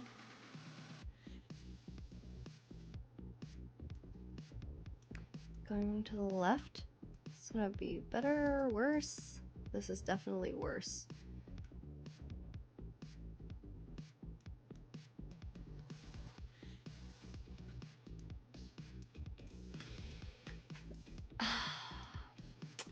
Two cups of coffee, two pancakes, and a Big Mac. Ooh. Very, very solid. You sound like a, you know those cartoons when you wake up in the morning and then this is what they have for breakfast? I always thought that that was not real. But you're proving me wrong, Miharu. Appetizer foie gras, main Kobe beef with dirty hash browns and Brussels sprouts. Wow. What do you, wait, what are dirty hash browns? Also, oh yeah, hello! How you doing? I heard you're traveling. How goes packing? Are you ready to come to the US? Oh, I'm drawing this circle and oh my god. I am? Oh, you are? Exciting! It's a long trip. Long way. Packing is good. I pack like a week early. Usually a week early? Dang, I pack like the day before. Ah. Out of solidarity, I'm gonna try to get 98 too. That's wild. Y'all wild? Yeah, I do 97? This looks better than the 97.5 one. Not gonna lie, I'm gonna pull out my graphics tablet. Okay. Alright, fine. Fine. Let me pull out my iPad. This is so hard. Oh, my iPad's on 2% though. It's okay. I only need 2%.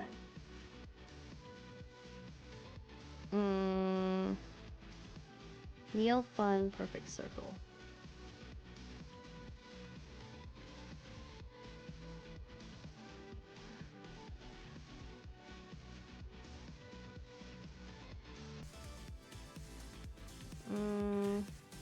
It's giving me ads. Hold on.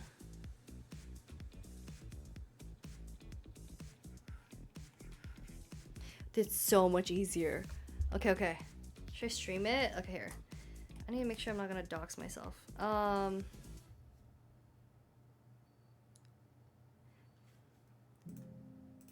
Okay, I'm gonna go grab my charger outside.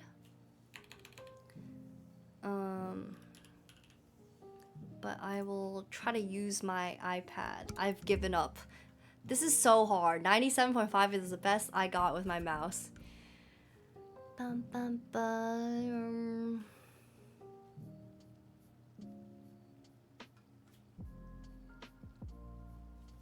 Okay.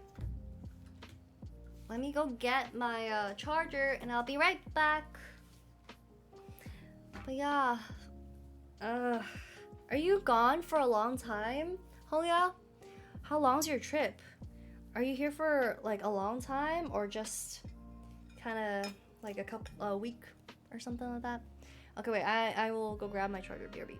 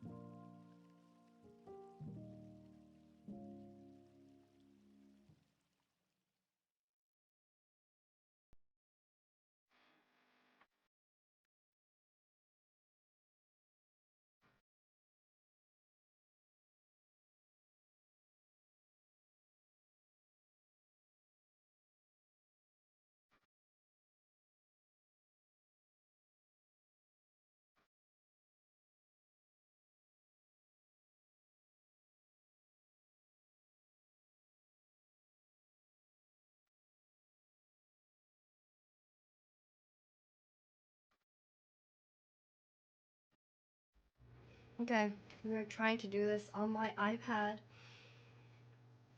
I'm gonna. Oh, multiple states. Oh, for a month. Oh, wait, that's exciting. That's fun. Are you meeting up with a lot of people?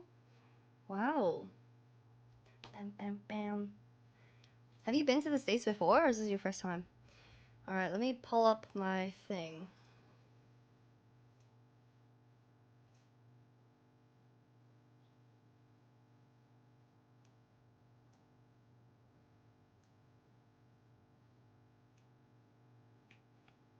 Wait.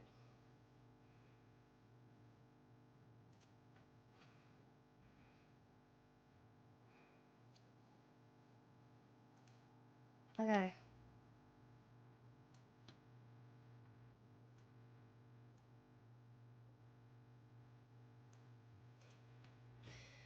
Alright. Is it road trip or plane? Yeah, are you gonna drive everywhere, or are you going traveling via... Oh my god, it fucking beeps!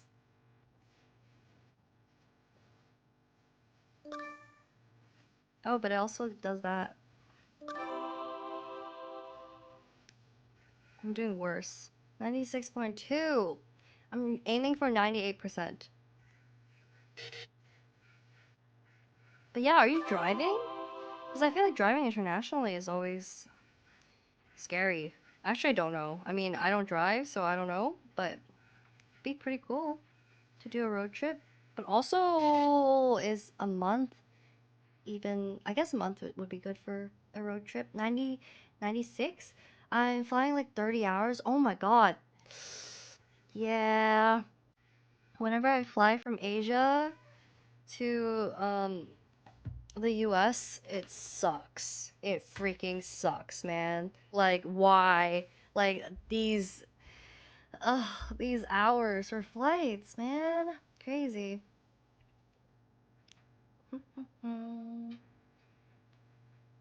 Vince, hello.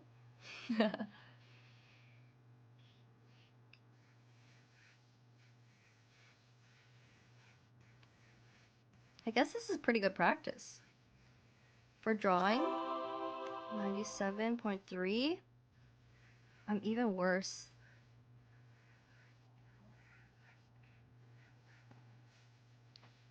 You guys can't see me, right? I'm getting scared. I'm scared. Ah.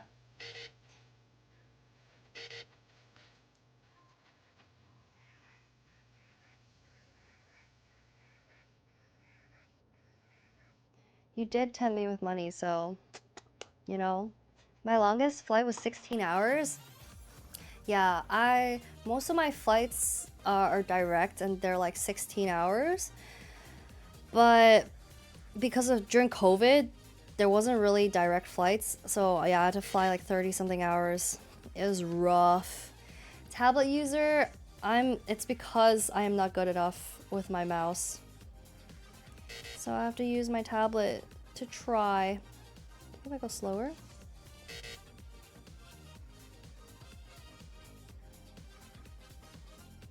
The beeping kills me. It's scary. It's like electric shock collar. I usually sleep the whole way through for 16-hour flights. That's good. That's good. If you can sleep on planes, you should. You know, I don't know why I can't get comfortable on planes, so I just end up playing a bunch of Nintendo games, like Switch games. I end up watching a bunch of movies. I always watch a bunch of movies on airplanes. Cute circles? I don't want them to be cute. I want them to be 98%. Fuck. The best I've gotten is 97.5. So I'm actually so close, and I think that's worse. I think if I had never reached 97.5, I could have just been like, ah, fuck. That's not possible. I can't do it. But I can't even reach 97.5 again on my tablet.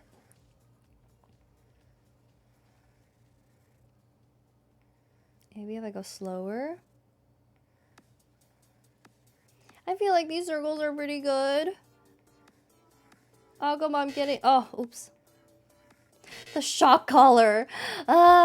Umi's very familiar with shock collars. No, I'm not. This thing you see on my neck, it's not a collar, okay? If you want Wizzo, we'll put us in first class. The only time I was comfy on a 16-hour flight was when I got business class or higher. The only time I've ever flown business class, I think I was really young, so I don't really remember it. I wish, oops. I mean, like, especially for long flights, it would be really nice to fly business class. But for long flights, they're so expensive. So it's like, you know? She's getting edged. I am. Dude, just let me freaking finish. Let me freaking get the 98%! This game is gonna kill me, dude. How am I raging over this game? We're so close. We're so close. We're actually so close. Wish Hat Atelier taught me how to make perfect circles. It's definitely your collar. You're just hiding your... Yo, this is not a collar. What do you... This is a choker. The other day, I accidentally called it a collar. Because we were talking about NPCs in ZZ. And somebody was wearing a choker. And I was like, look, she has a cute collar on. My business tickets would be like 4K USD. Right? Like... It's quite pricey. Oh, oops. I flipped. My business. Oh, wait. Yeah, company benefits are lucky upgrades. Yeah, right. My business by calling them and complaining. If you can carry your way into a 4K costing ticket, that's not bad. That's not bad. Umi leashed, more like Umi unleashed. That's what this game is doing to me. Maybe I try to hold my pen a little differently. 97.6. I'm gonna kill myself. I mean, what? In-game, guys. We're just drawing circles here. Why would I get mad? There's no reason for me to get upset. I've just only been drawing circles for the past 20 minutes. Actually, yeah, probably like 20 minutes. It's probably not been that long.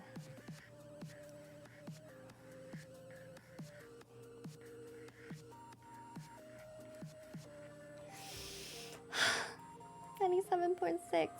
Chalice by Umer's a tablet. I have an iPad. I love Chad, being... one of us is going out the window. I feel it. I love being an iPad kid. 2K could get you something real nice or rent. Exactly. 2K. I can't justify the purchase when I can spend money at the location, right? Like, 2K is just... It's a lot. Especially, yeah, it's like, if I'm gonna spend 2K, I might as well spend it at the location on food or something nice, right? It's literally a tablet and iPad, not a drawing tablet. Oh, what? But I have a tablet. If I get a one-try drawing tablet, you're... What? What are you saying? Like, what? Get me a regular tablet or a drawing tablet? This is so hard. If I can get it in one try, you should try it. This is so hard. I wish this was easier. Save got tilted trying this. Why is this getting me so tilted? Like Wacom? I had a Wacom, but then I sold it. So then I could buy this iPad like a couple years ago. I also never update any of my technology. Like I'm still using an iPhone 12. I think this iPad is probably 7 years old now.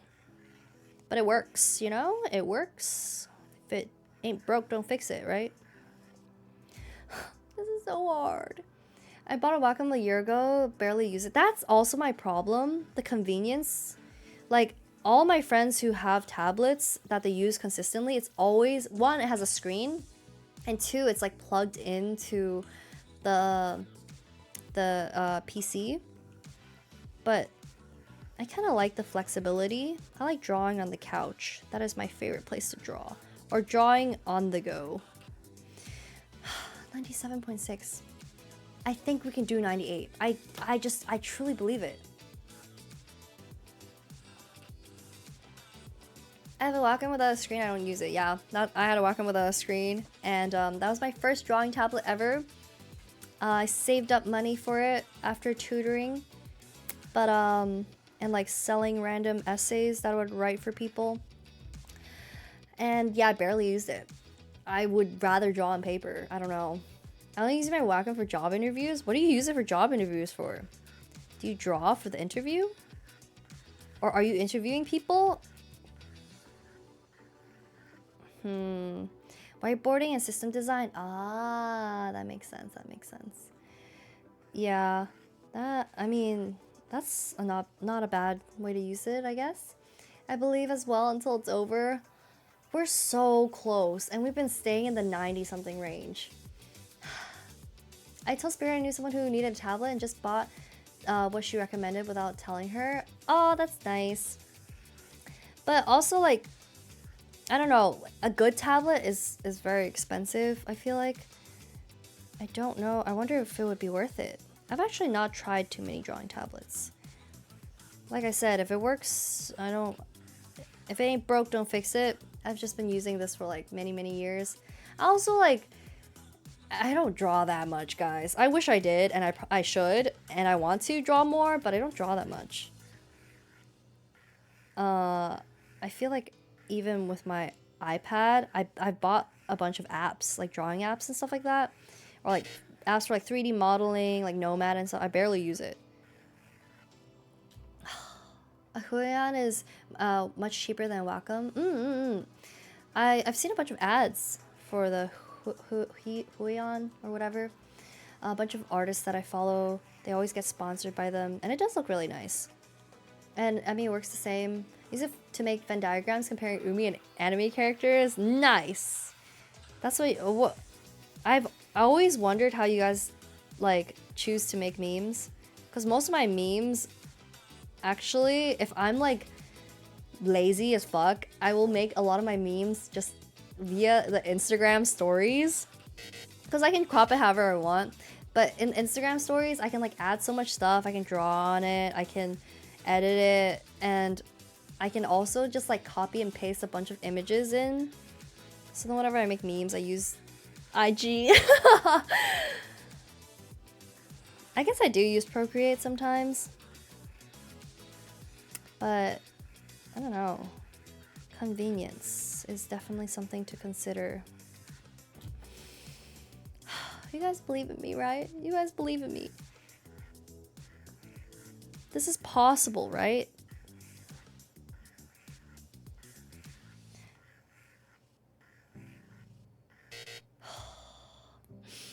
Is Figma tablet friendly? No. But I mean, neither are most like very heavy design programs. They're not usually tablet friendly. But the thing about Figma is, because it's mostly for product design, you can actually, there is a Figma app, but you use it for prototyping. So like if I had a fake app that I completely like prototyped on Figma, I can use it in like on my phone with the app. So then I can like click the buttons and everything. Figma, balls in your mouth, like walking your what? Gave up. I'm at 96.3, 97.6. I'm so close to 98. Like if I wasn't this close, I feel like I would be less inclined to continue. Figma nuts. I know. I use Figma and Procreate. What the fuck are these app names, dude?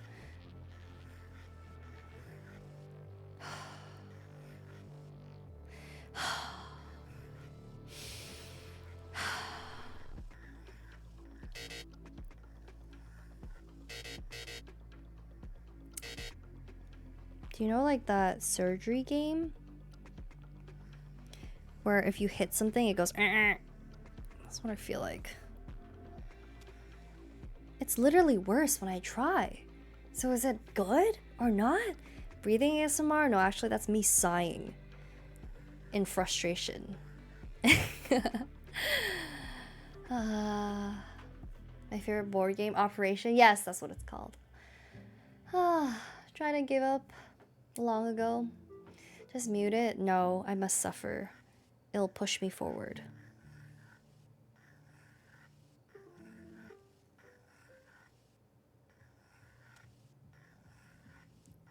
$97.6.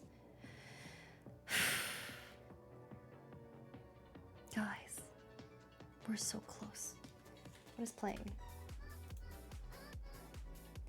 I really like this song, but this is probably not copyright friendly. Alright,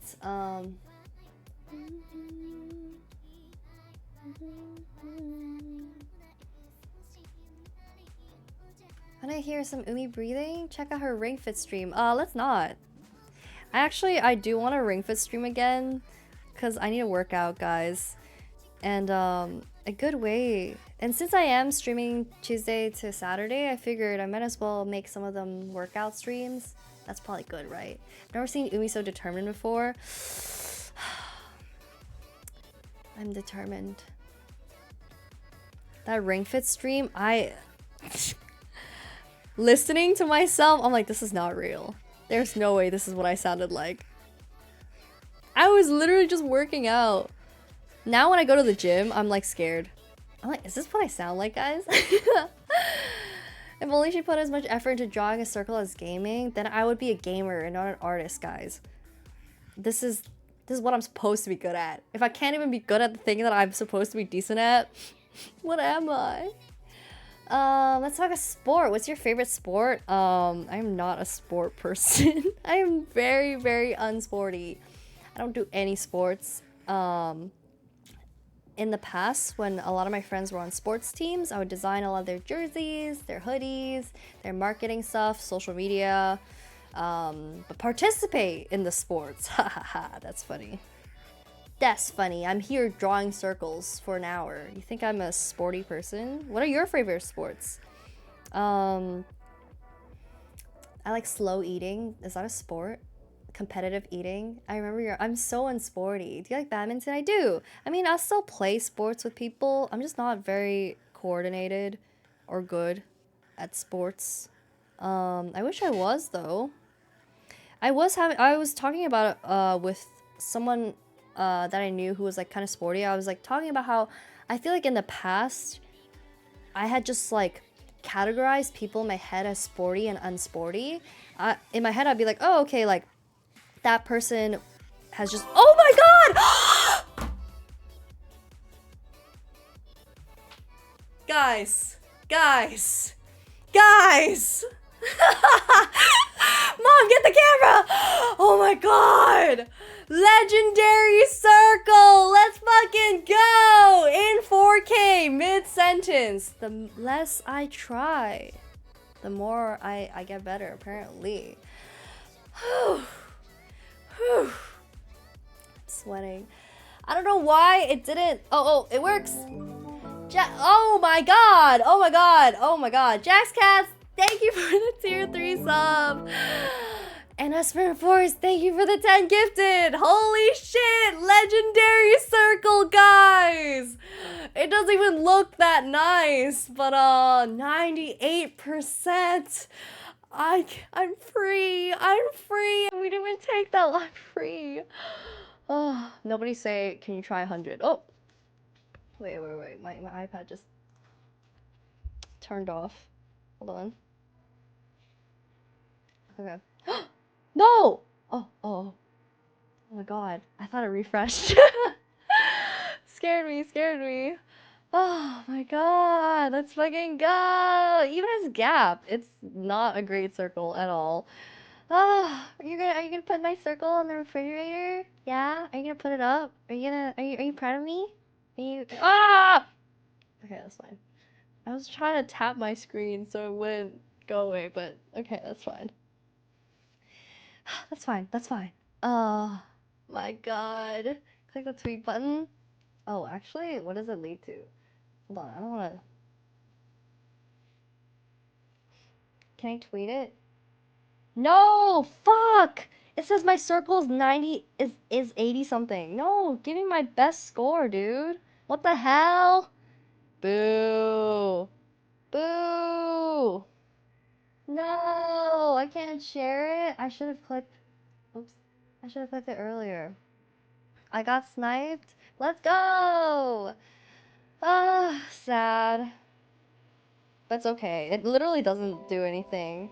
Ah! Yosemi! Thank you for the 500 pennies! Oh my god. Ow, what the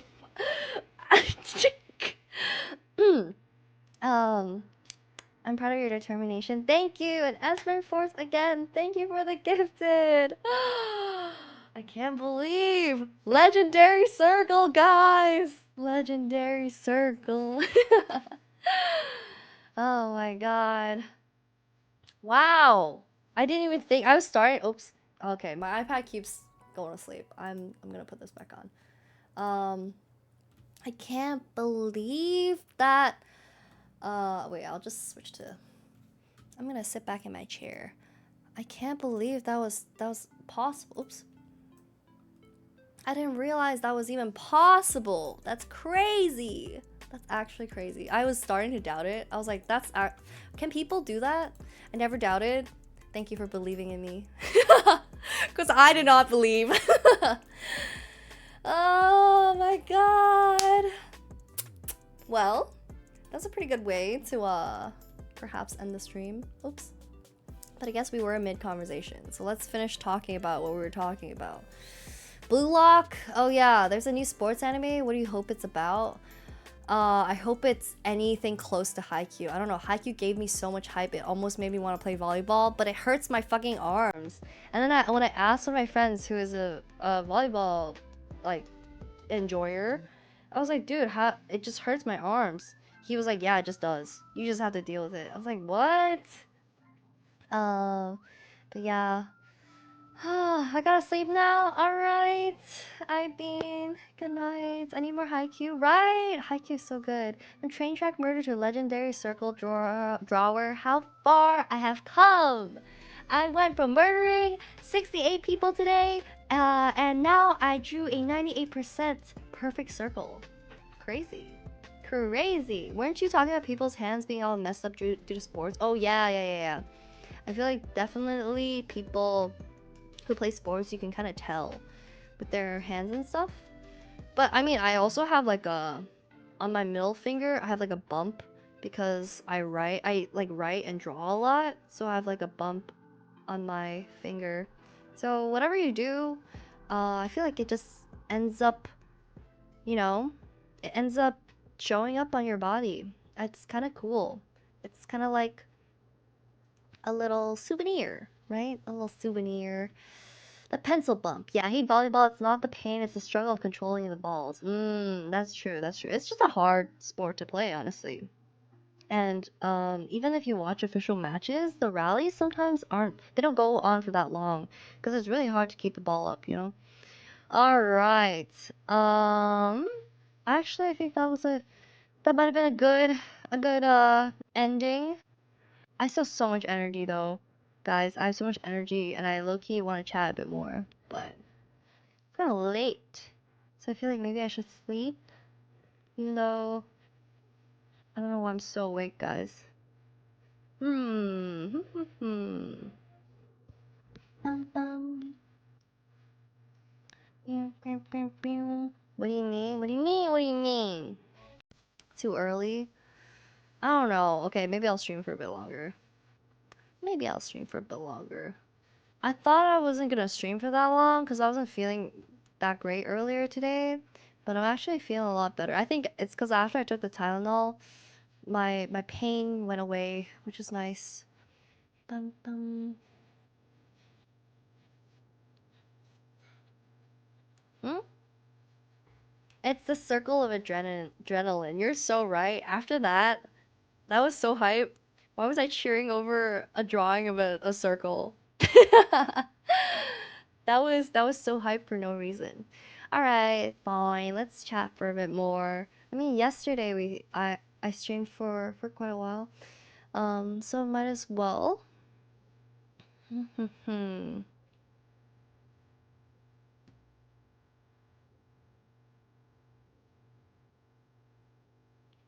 Bum bum bum. I'm like looking for songs to cue. Since we'll chat for a little bit longer. Where are my playlists?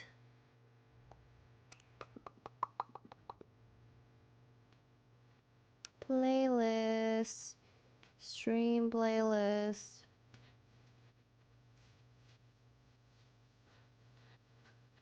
Um, I miss school sports like dodgeball or free for all.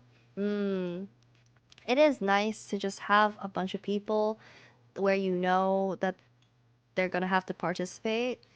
Cause I feel like it's hard to participate in sports like that because you just can't find enough people nowadays. Bum bum bum. Where's my stream playlist? Playlist. Mm-hmm. Choo choo. Thank you guys for the hype train. That was actually so hype. Hehehe. The circle. 98.1? That's crazy! Legendary! 98.1! Oh no, no, no. I'm not taking that. Nope. I accept my defeat. I take it. Also, oh, dirty hash browns are that looks so good. What the I've never seen this. With ikura and mayo? That looks good. That looks good. Bum, bum, bum, bum. Oh, I see it. 98.1. Fuck. With a mouse? I'm scared of you. Enjoy your class. I'm scared of you. What is this power? Huh? What is this power that you wield? Huh? Bum, bum, bam, bam.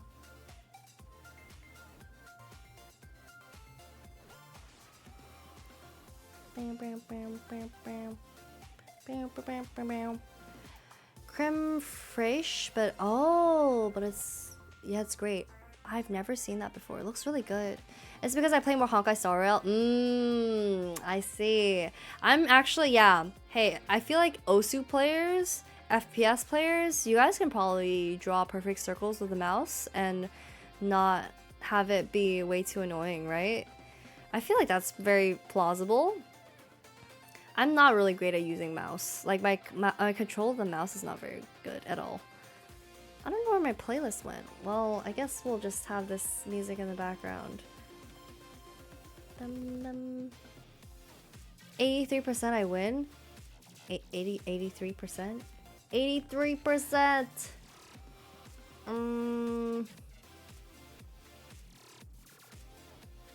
Okay, let me find a different playlist. Because I'm not sure if that one's copyright free. Okay. Let's have some chill music so then I can wind down. Let's wind down. Should I make my eyes glow? Let's turn the lights down. Now I think this is how my day was gonna go. Drawing circles. Yeah, that's actually crazy though. 98.1. Dude, how much I struggled just to get 98. That's crazy. That's crazy.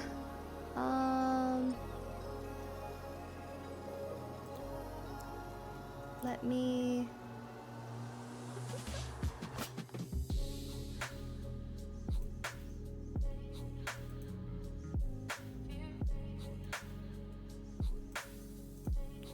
Bloom and... okay.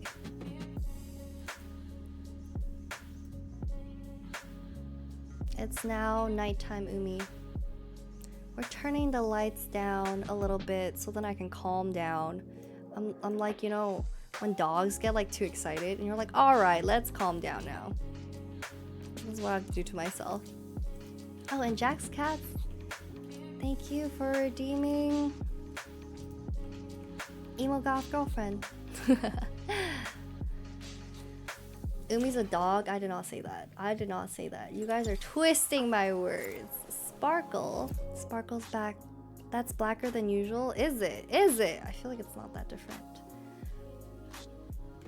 Let me see if I have another playlist that's a little bit more chill. This is chill, but still...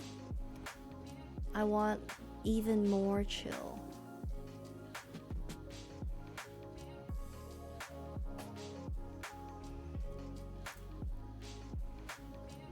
Bum, bum, bum. Relaxing Club Penguin music? No, guys, I can't do this to you. Also, I've been playing a bit too much Club Penguin, so I don't really want to listen to Club Penguin music. Okay. Tech bro coding music? Okay, yeah.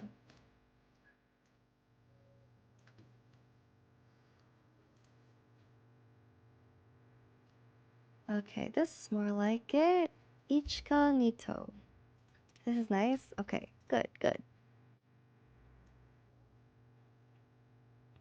I wanted something that was actually gonna make me feel a little tired, cause that circle got me a little too excited.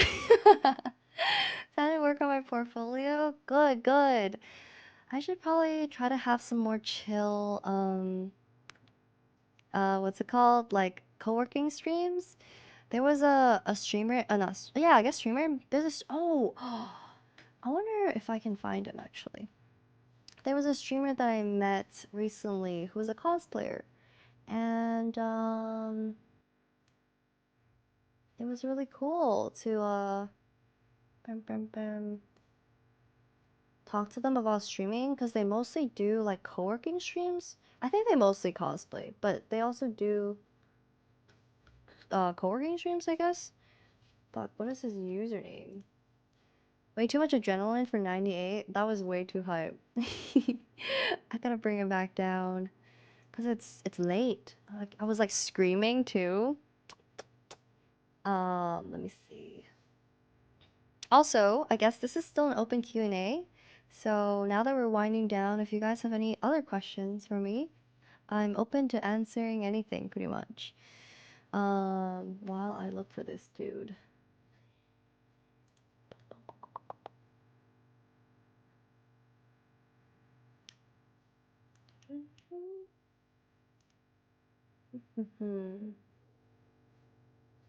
Okay.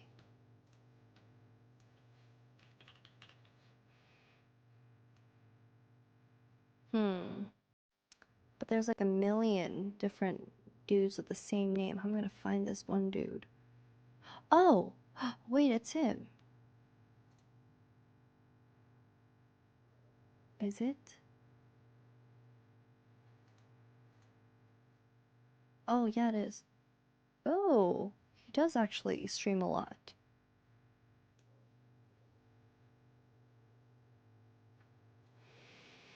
How much to commission a site design? Are you actually serious? Depends on what and how many pages and um oh, Figma's developer tool, it was paywalled for a while when they were still kind of under Adobe, but since I think it was declared that Adobe couldn't acquire them because it was like too much monopoly in the market over design tools or whatever, that the acquiring didn't go through, and now it's free again. So it's a lot easier to design on Figma because or like at least to pass off to developers because you can just see all the code too. I've never drank alcohol in my life. Oh, what would you recommend to me if I want to try something? Oh, that's a good question. um, hmm. Do you have a preference in terms of like things you already like to drink?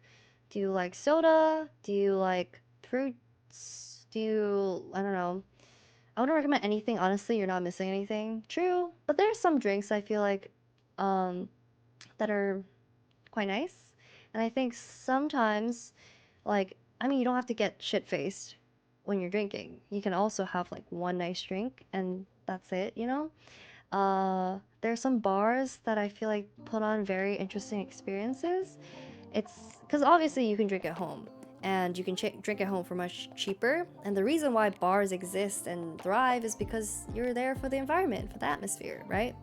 And I feel like the bars that do a really good job with that, not only do their bartenders know how to talk to you, they also have like specialty menus, themes, whatever it is, decor, interior, music, stuff like that.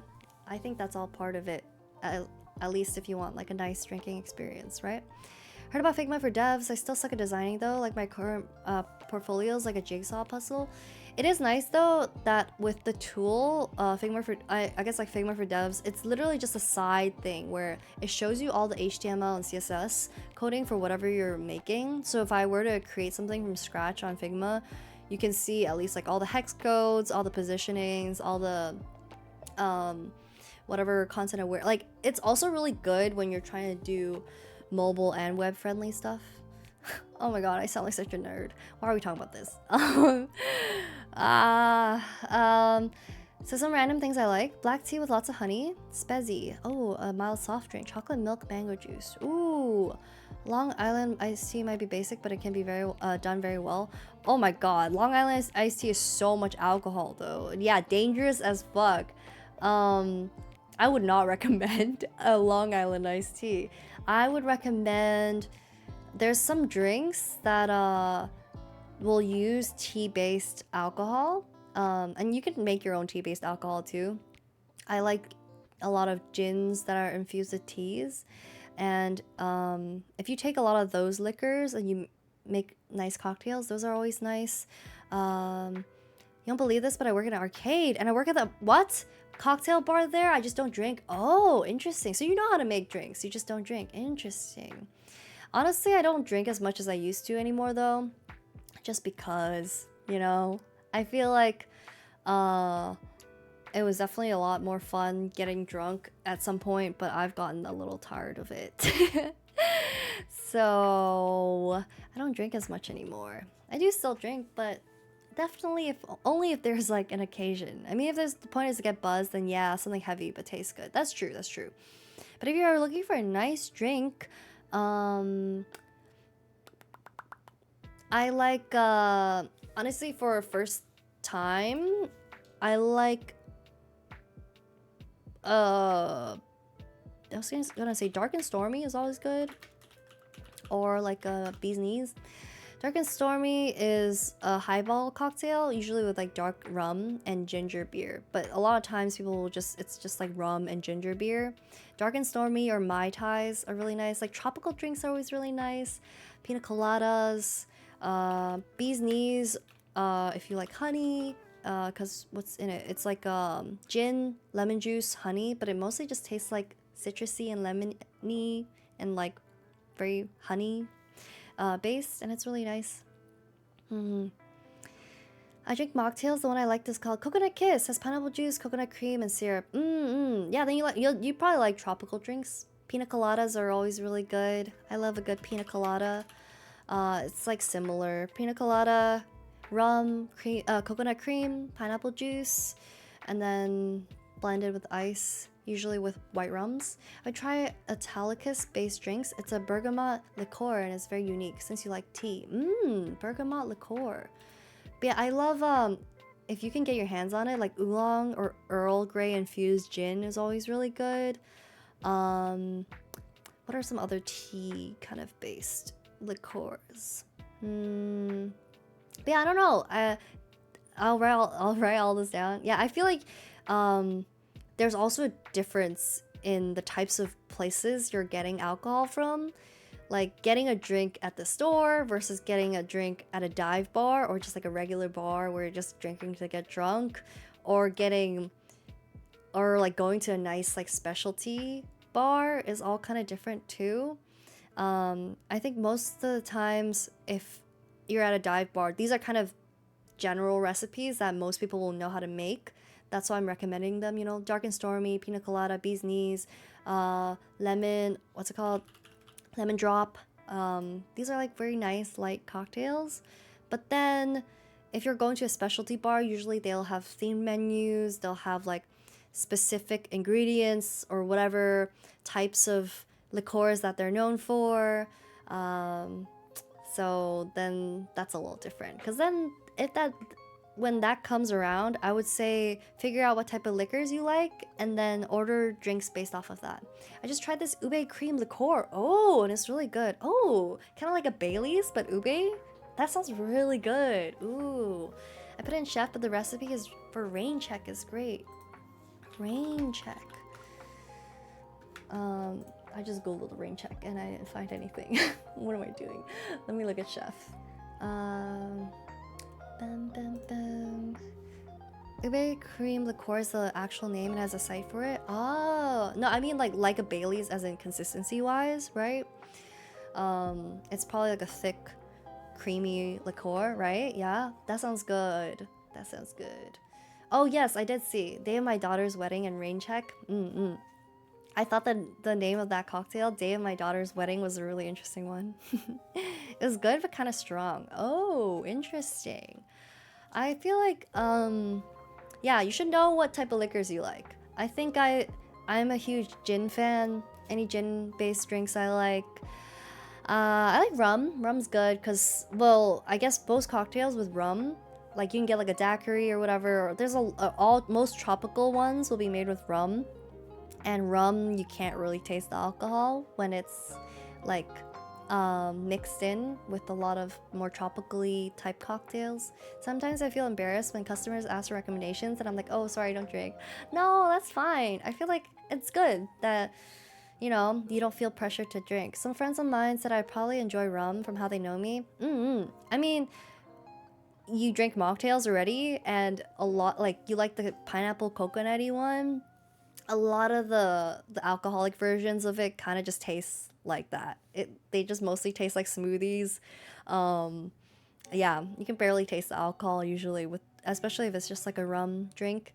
If I'm at a dive bar too, I'll probably get like a rum and coke, which I can barely taste. It just kind of tastes like Coke. Tequila poured directly down for 5 seconds is the best drink when you're drunk. I know, I actually hate how much drunk Umi loves drinking. Like, you would think that I would get more responsible the more drunk I feel. At least I would be like, oh my god, I'm getting drunk. I should probably stop now. But I feel it's the opposite. When I'm drunk, I want to get drunker. It's terrible. Also, Philippines has a huge rum brand. Oh, so I probably gotta do rum first as a Filipino. Ooh, true. Like, the Philippines also has a lot of very nice, like, tropical drinks that they're known for. Hence why rum is probably so popular.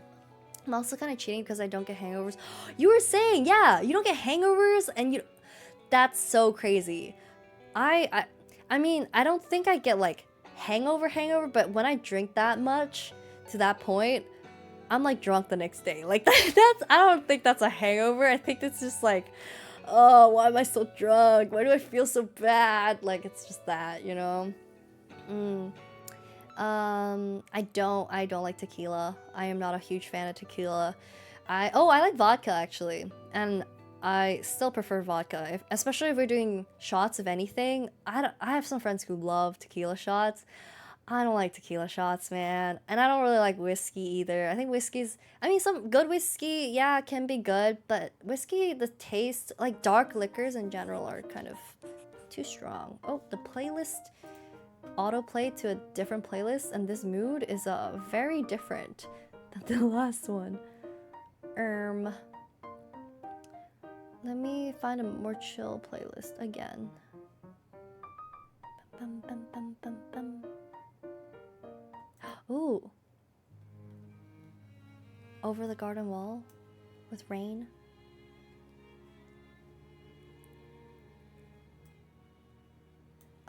I love gin. I love gin too. I think gin is one of my favorites. Actually, I'm gonna play a different one.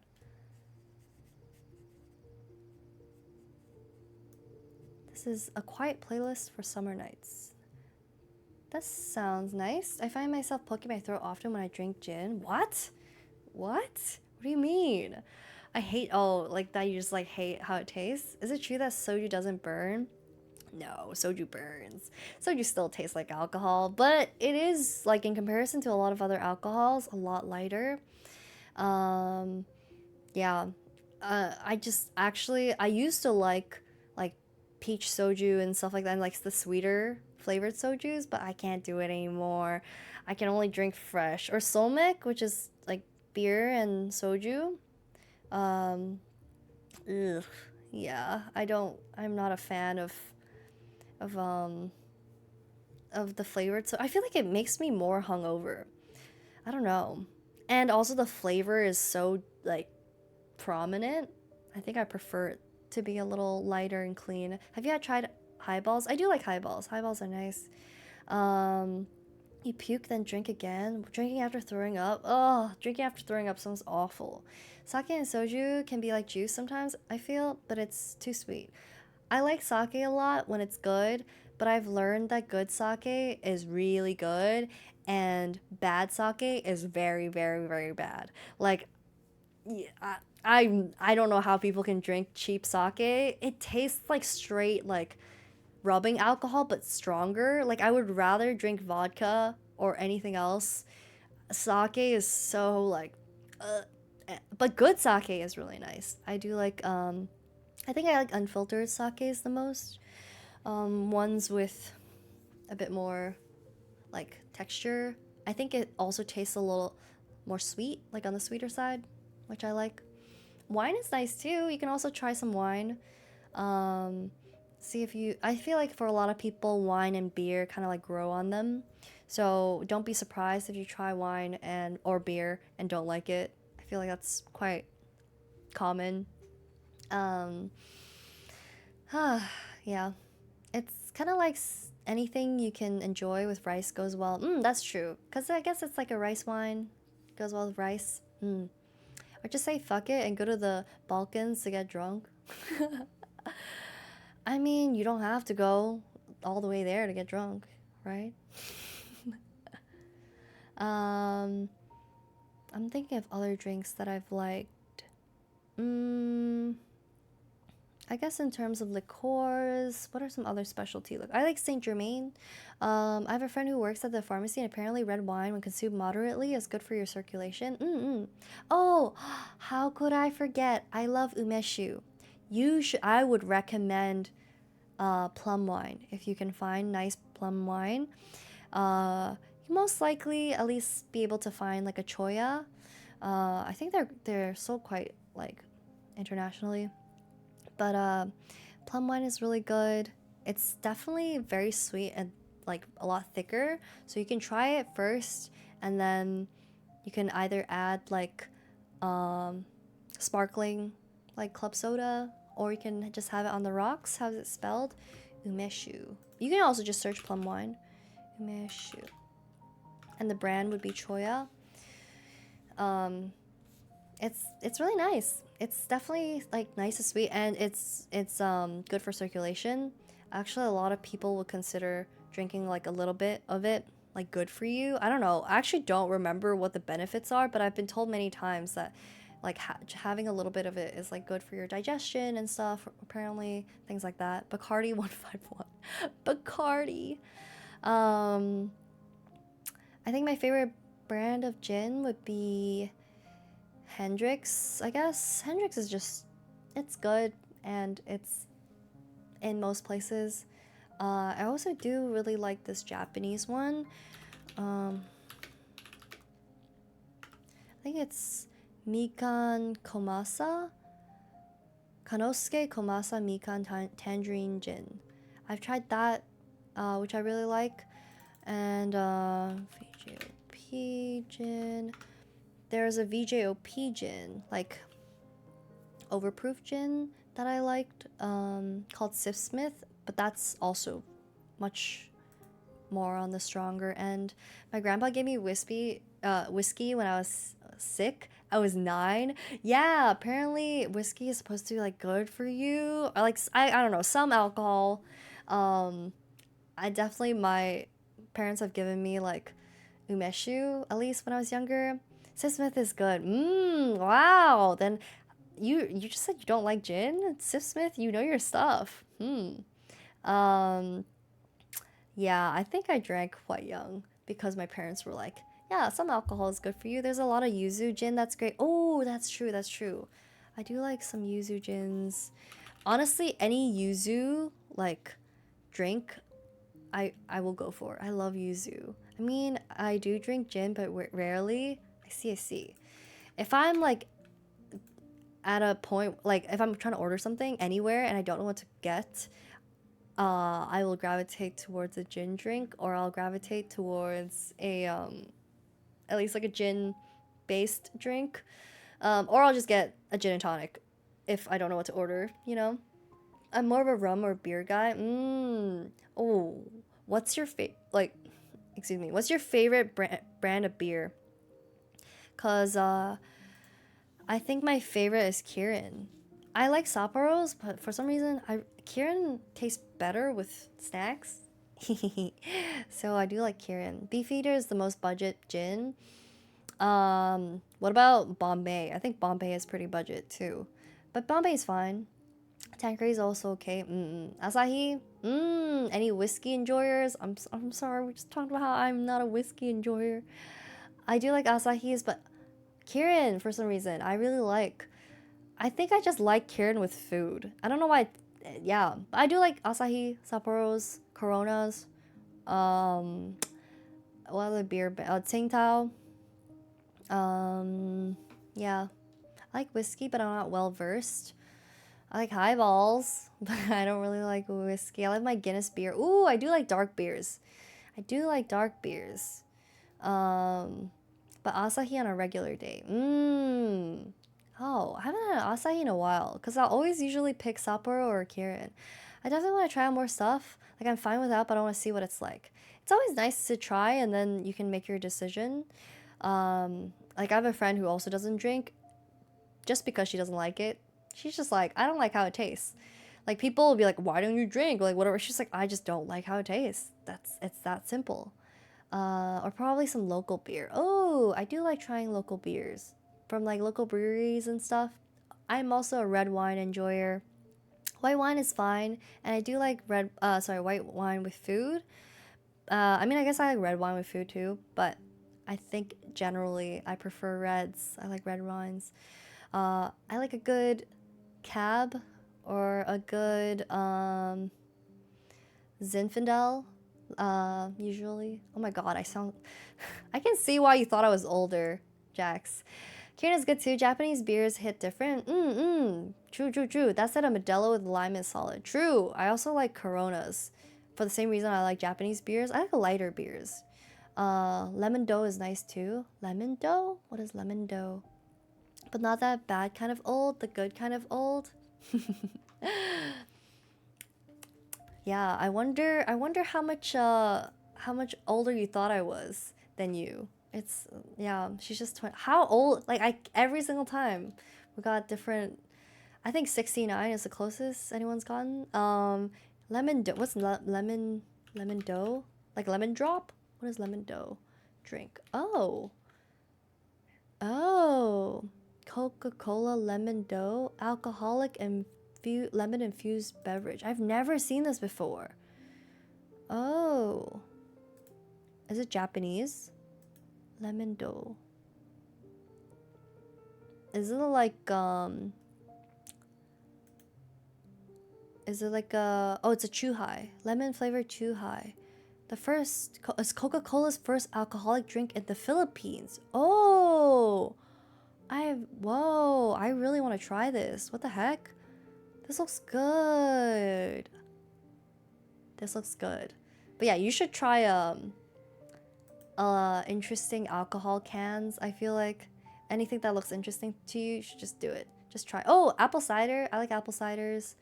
I like Angry Orchard. Orange Ave with the Coronado Brewery is one of my favorite craft beers. Oh, Harlan beer is good too. It's a secret unless you really want to know. Plus, they have different kinds of alcohol. Oh, interesting. That's cool. Lemon dough. It looks good. I'm like looking at pictures. Ooh.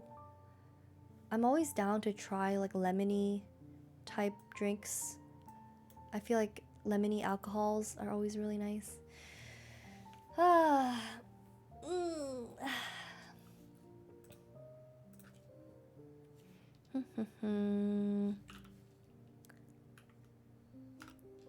Okay, let's call this a nightcap because I think this is a good place to end, maybe? Let me see. Who should we raid? I don't like the acidity though. I like lemon, like the acidity with alcohol. I feel like it cuts the bitterness of it. Time to hit the gym. That's crazy. All right. Yeah. Discord, socials. Can you say acidicy? Acidicy? What? How do I say it? Am I saying it wrong? Who should we raid? Who should we raid? Who should we raid? Oh, maybe someone just chatting or doing some ZZZ maybe. Dude, oh. I say acidity,